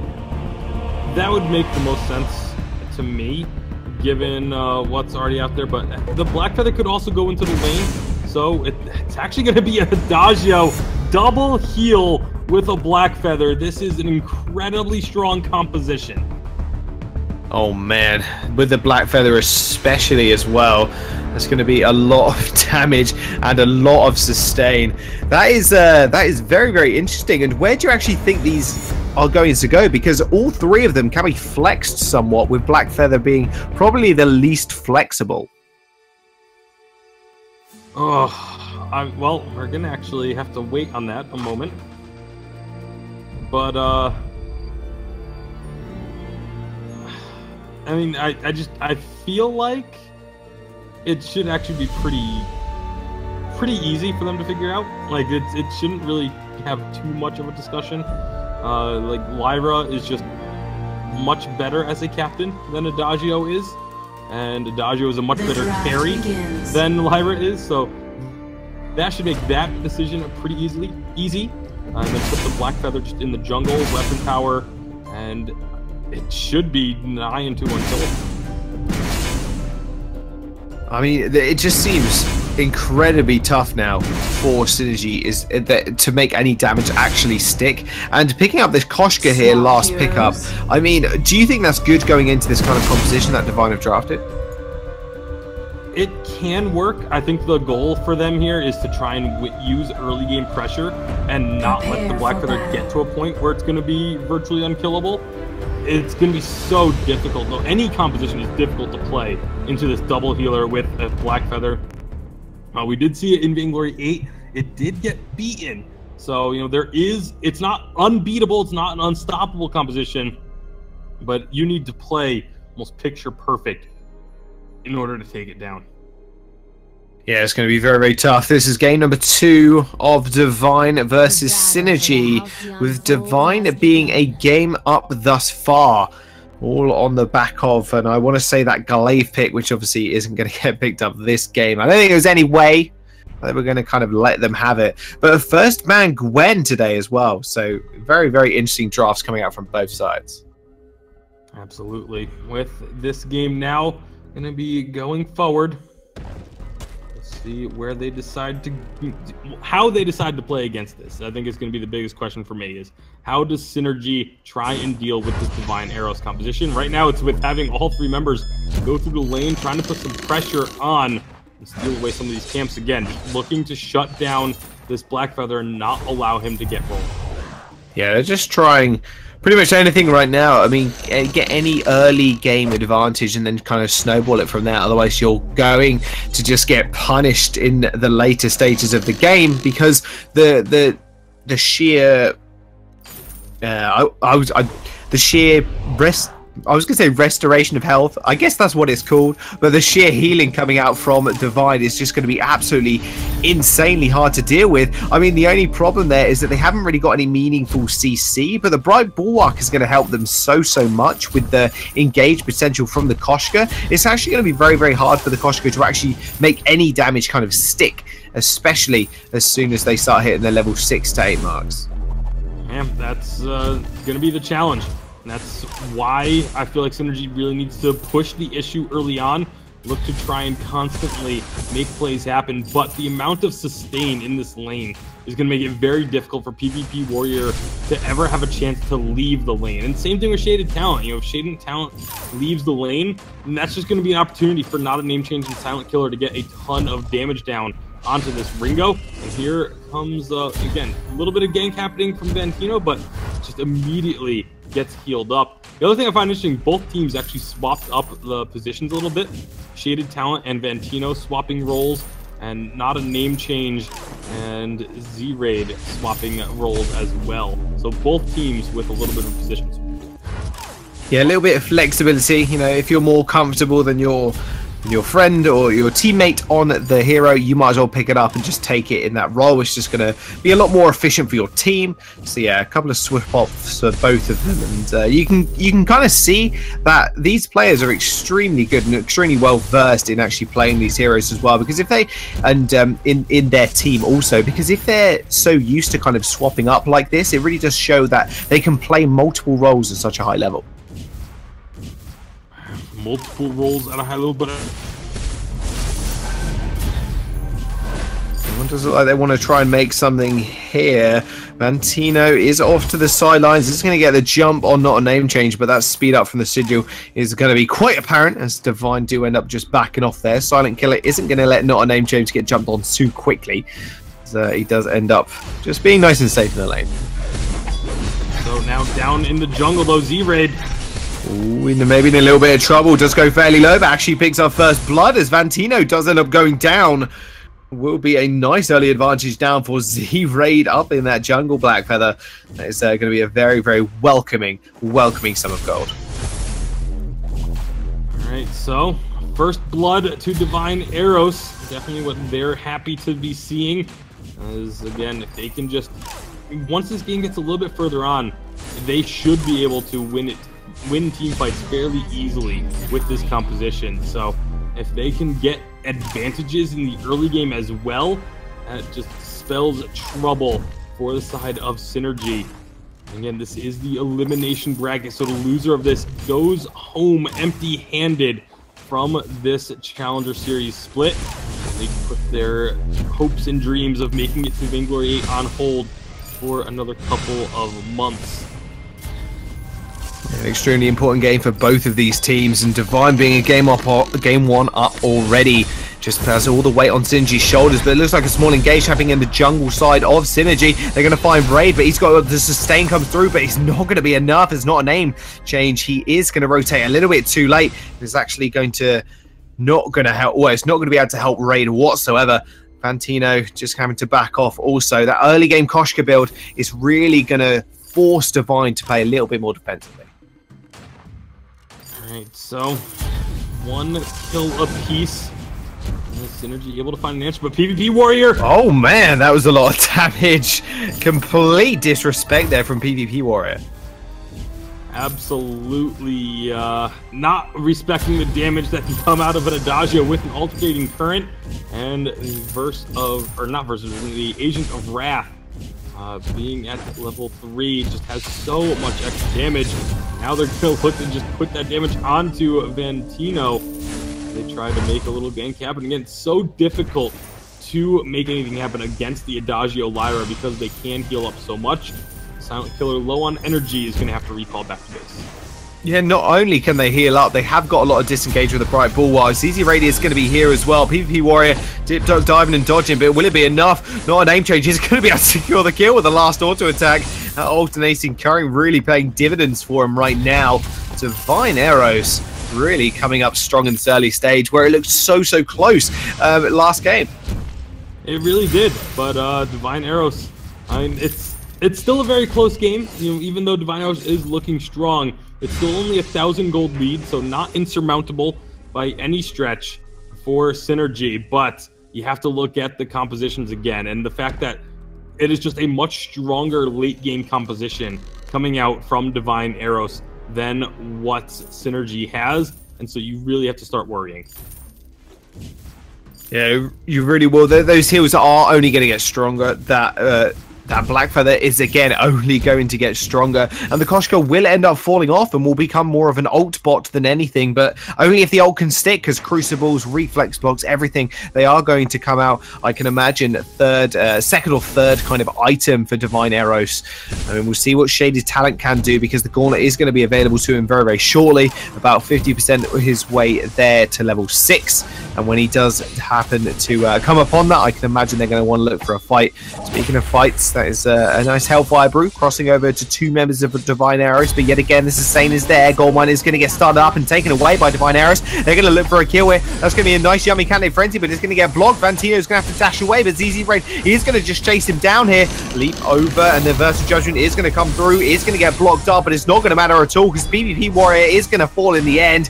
Passageway on to the Ardent Shaded Talent is going to have to run very, very quickly because Z-Raid is going to follow up with the damage. Vantino almost goes down instantly to the on point, ends up getting finished up with the auto attack. Crystal Sentry is going to fall once more, and that will be Divine Eros taking 2 kills there, and the gold miner. And looking like Divine Arrow starting to pull ahead and pull away from Synergy now. This composition starting to come online. You have the Serpent's Mask and Atlas Pauldron completed on Z-Raid, making them a very difficult target to take down, especially with all the extra healing coming through. And look at that. One attack from Not a Name Change just chunks down BBB Warrior. Maybe a little bit too aggressive this time, though. Yeah, he does manage. Well, he does get off the shielding from the reflex block, but yeah, it's overstepping way too far there, and PvP Warrior does finish him up with the sustained damage. But you aren't wrong, Tasty. There's just that 1-2 auto attacks coming out from Not a Name Change is just enough to send PvP Warrior packing. All right, so 5-2 on the kills now, as and maybe a little bit of an overextension from Not a Name Change. That's been something that we talked about in game number 1 as well. It happened every so often. Something that Not a Name Change is definitely going to have to work on if this team, assuming this team makes it further in the challengers, in this elimination bracket. And other teams may not be so forgiving. Brawler does go down, and they're just going to follow up that damage. Not a Name Change does end up falling. Nice passageway from Silent Killer, but just Not a Name Change, he just couldn't find it, and did end up falling. Yummy Cannon Frenzy on to the Black Feather. Z-Raid in a lot of trouble there. Hellfire Brew does come out as well, but the Fountain is going to be able to keep him alive, and that's sustained from the Serpent's Mask. He is going to have to back off. He's going to have to be careful because PvP Warrior, he's up to that point, Breaking Point and Sorrowblade. He is doing an absolute ton of work. Yeah, it is starting to really put down some damage, and a beautiful gauntlet from Shaded Talent to start that one off and get that pick in the first place. If it wasn't for that gauntlet coming down, they very likely don't end up with that kill. So Divine Arrows, maybe getting told, okay, you got a few kills, you got a lead, but you cannot be complacent. You need to be continuing to stick together, because this team composition, while it is extremely strong, if they are not playing as 3, then it kind of falls apart, as we're seeing here, as they get chased down again, having to run away. Yeah, no, I was about to say well, speaking about not sticking as a 3 with Synergy jumping on 2 members of Divine Arrows, they're going to be meeting up now as a 3. Passageway is going to get followed through. There comes a massive Crucible, not really blocking all too much. Vantino almost going to go down instantly. Crucible is going to be there to save his life, same with a Fountain. An extra bit of shielding, always worthwhile if you think there's a lot of burst damage going to come through. PvP Warrior taking a lot of damage, and really just cannot step up to Not a Name Change right now. That sustain plus just the alternating current just ripping through it. Fountain still available for Silent Killer on Divine Arrows, so they have a huge advantage here as they continue to try and push up. Very likely going to look to dive. They're going to look for it, but not going to find anything. Nice block, nice reflex. Yeah, nice reflexes even, I should say. And Shaded Talent wasting the gauntlet there, as Not a Name Change did manage to get out of it pretty much scot-free, and they will push on to this tier 1 turret. They're in fact actually just going to rotate downwards as they're going to start the gold miner. Right, so gold mine should go over to Divine Arrows without too much concern, but they're going to rotate down now. Are they going to get there in time? Doesn't look like it. And so immense gold payout picked up. Damage onto Z-Raid. Z-Raid actually using Rose Offensive to get further away. I find that a little bit interesting. Now they're going to try and re-engage. Yeah, Rose Offensive forward. Shaded Talent, not really many cooldowns available to him right now, as Z-Raid just going to dive straight in and pick up a kill for himself. Vantino and PvP Warrior couldn't really do anything in terms of damage. They're going to jump straight back in yet again. Vantino going fairly low, can't really leave to anything, does use the boost to get away, and is going to pop the reflex block, but it's not going to be enough, as Not a Name Change does pick him up in the end. Divine Arrows really bringing the game to Synergy right now, proving and wanting to show at least that they are the better team in this best of 3. Well, they were the better team in game number 1. They have the lead here in game number 2. So we could very well just be seeing them take this series. Now they push in onto this turret. They still haven't gotten much damage on that turret. They're just going to jump straight in though, Tasty. Yeah. That was an interesting decision. just kind of tank up the turret without really going for a fight all that heavily.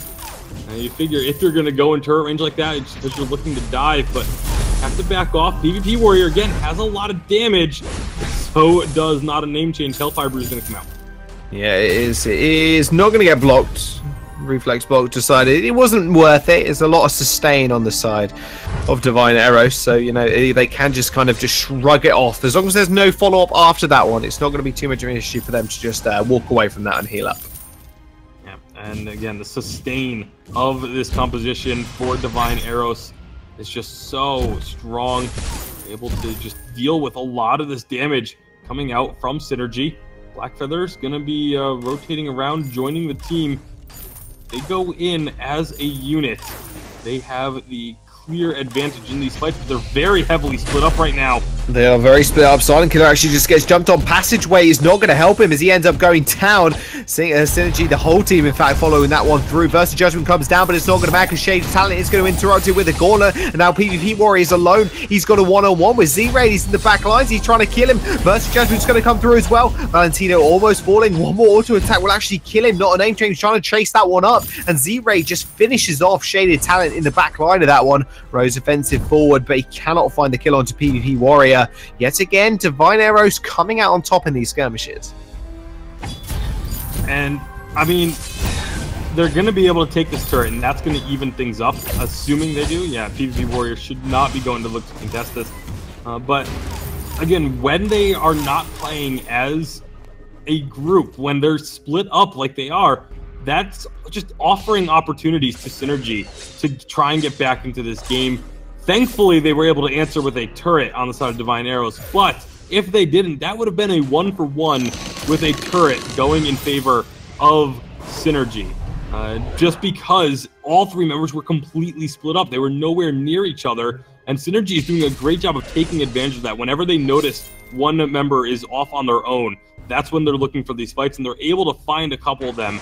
It's just the problem for Synergy in this situation is the fact that that's reliant on your opponents stepping out too far, being out of position, and that's not a great way to try and get a victory. They get the gold miner the split second before Kraken spawns, and so we are 15 minutes in, Kraken on the map. This is where things start to get really tense. Oh yes, it does, and one turret for each of these teams has fallen already. Divine Arrows, no real vision. Same with Synergy here. They need to be able to spot people out. They spotted PvP Warrior. Actually, Passageway is going to get followed through as well as the War Treads. They're just going to cycle out here because they're going to easily be able to just solo out Valentino. Gauntlet did come down. Shaded Talent who's going to pop the War Treads as well. But Z-Raid once more. He's in the back lines. And Valentino not being able to get that Yummy Catnip Frenzy is really kind of dissuading him for this entire team fight. That's going to be one kill over. PvP Warrior goes down. Valentino is going to fall also. Another double kill comes through for Divine. Sentry's going to be eliminated, and they are just handing Synergy the loss, it seems, right now. Yeah, that was absolutely not the best of fights that Synergy could have hoped for. And the Divine Arrows, they don't get the ace, which is the one silver lining here for Synergy. As Shaded Talent thought about maybe going for the steal there, but decides to back off, knowing that if he wasn't successful, would have just been giving an ace over to Divine Arrows along with the Kraken, and that would have spelled disaster. Yeah, that would have just absolutely been, that would have been at least a couple more turrets down.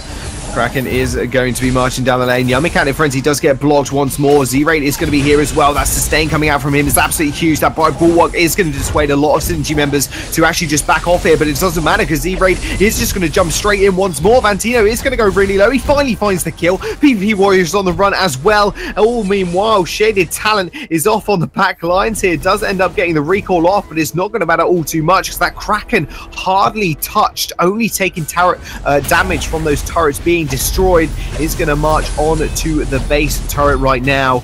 Z-Raid and the gang are just got too much sustain on their side for Synergy to really do anything right now. That Kraken might just end the game here, Tasty.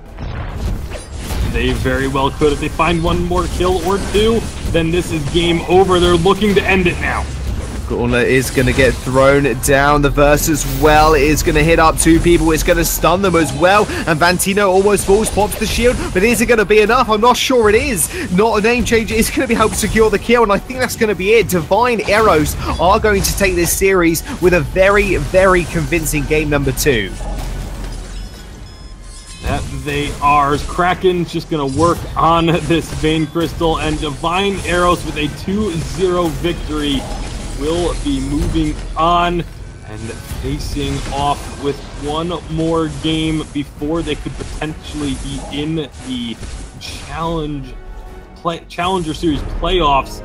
And looking at the bracket, it does look like Giraffes were able to take down Necrolite. That's another very big upset coming through. But Divine Arrows, they win here today, but their next opponent will be Necrolite. And that is not an easy path to take to the playoffs.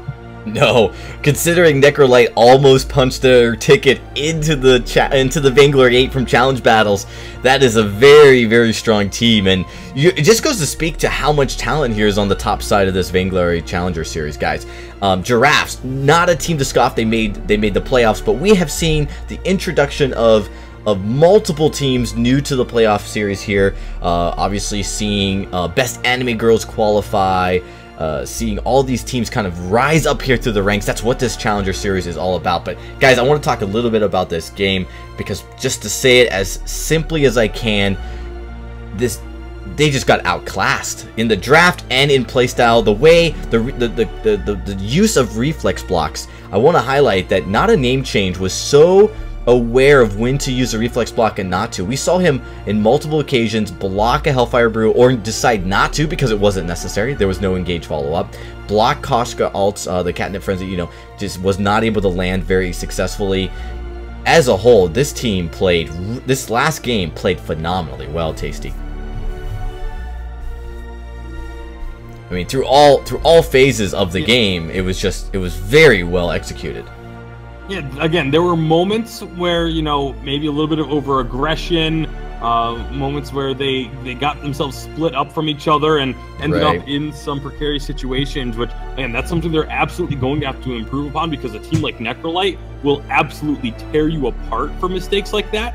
But aside from the couple of times that happened, they play a very solid game. When they are moving as a unit, then Divine Arrows looks very strong, and I feel like could beat Necrolite as long as they don't make those mistakes. Right, one of those bad fights. Non-name change didn't rotate down soon enough into the jungle to help support his team during one of those early engagements, and there was that one ace that did result in a little bit of a surge for synergy. They were able to get a turret off of that, but ultimately, I think the biggest thing here is you do not give Blackfeather double heal. That is a very potent composition. It's not perfect, it has its counters, but it's something that you have to be extremely careful when going into, so you just don't give it. You don't give double heal to a team with a Blackfeather, right? You just don't give them that combination. So I think as a whole, Synergy just not respecting the drafting phase of this part of this game here. That was a mistake. And then, overall, I think Divine just showing up on the fold and actually playing their hearts out. So with that, guys, though, we are going to be wrapping up the stream here. It's been a long night for everybody watching. Thank all of you viewers. Thank you guys for coming out here, watching this stream. We had a lot of exciting matches. There actually are a few more matches going on, and we'll be updating everybody on Twitter with the results of those matches as they take place, and be posting the final playoff picture once it has formed. But I want to give a special thanks out to Jaws, man. You are up very late yet again, and Tasty Bacon for hanging in here for this long stream. No worries, man. It's been good, and I'm really excited to see some of these teams just move forward now. Same. Yeah, I'm really kind of hyped to see how this is going to play off. The playoffs picture is looking more and more exciting as we get into it. So we're going to have, of course, updates for that throughout the next 24 hours here. But with that, we are going to say good night, everybody. Again, make sure you catch us on Twitter at VIS League for all the updates on how the playoff picture is going to form. And of course, next week, next Tuesday, we're starting the playoffs. It's going to be 2 days of both groups merging together and competing for those top 3 challenger spots. Until then, though, good night. See you next week.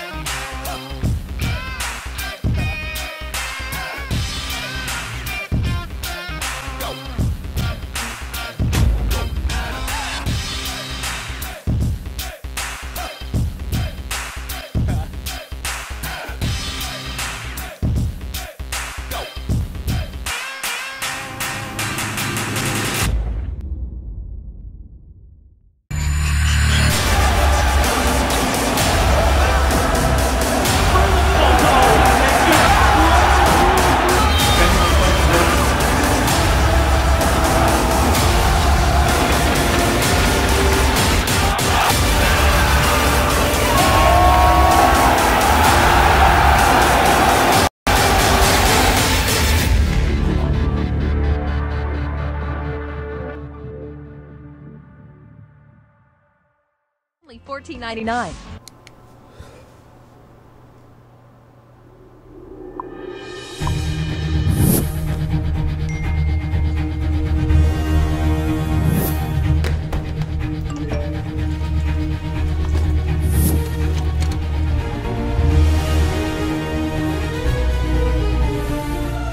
Don't miss the call. Download Band. Communication made easy.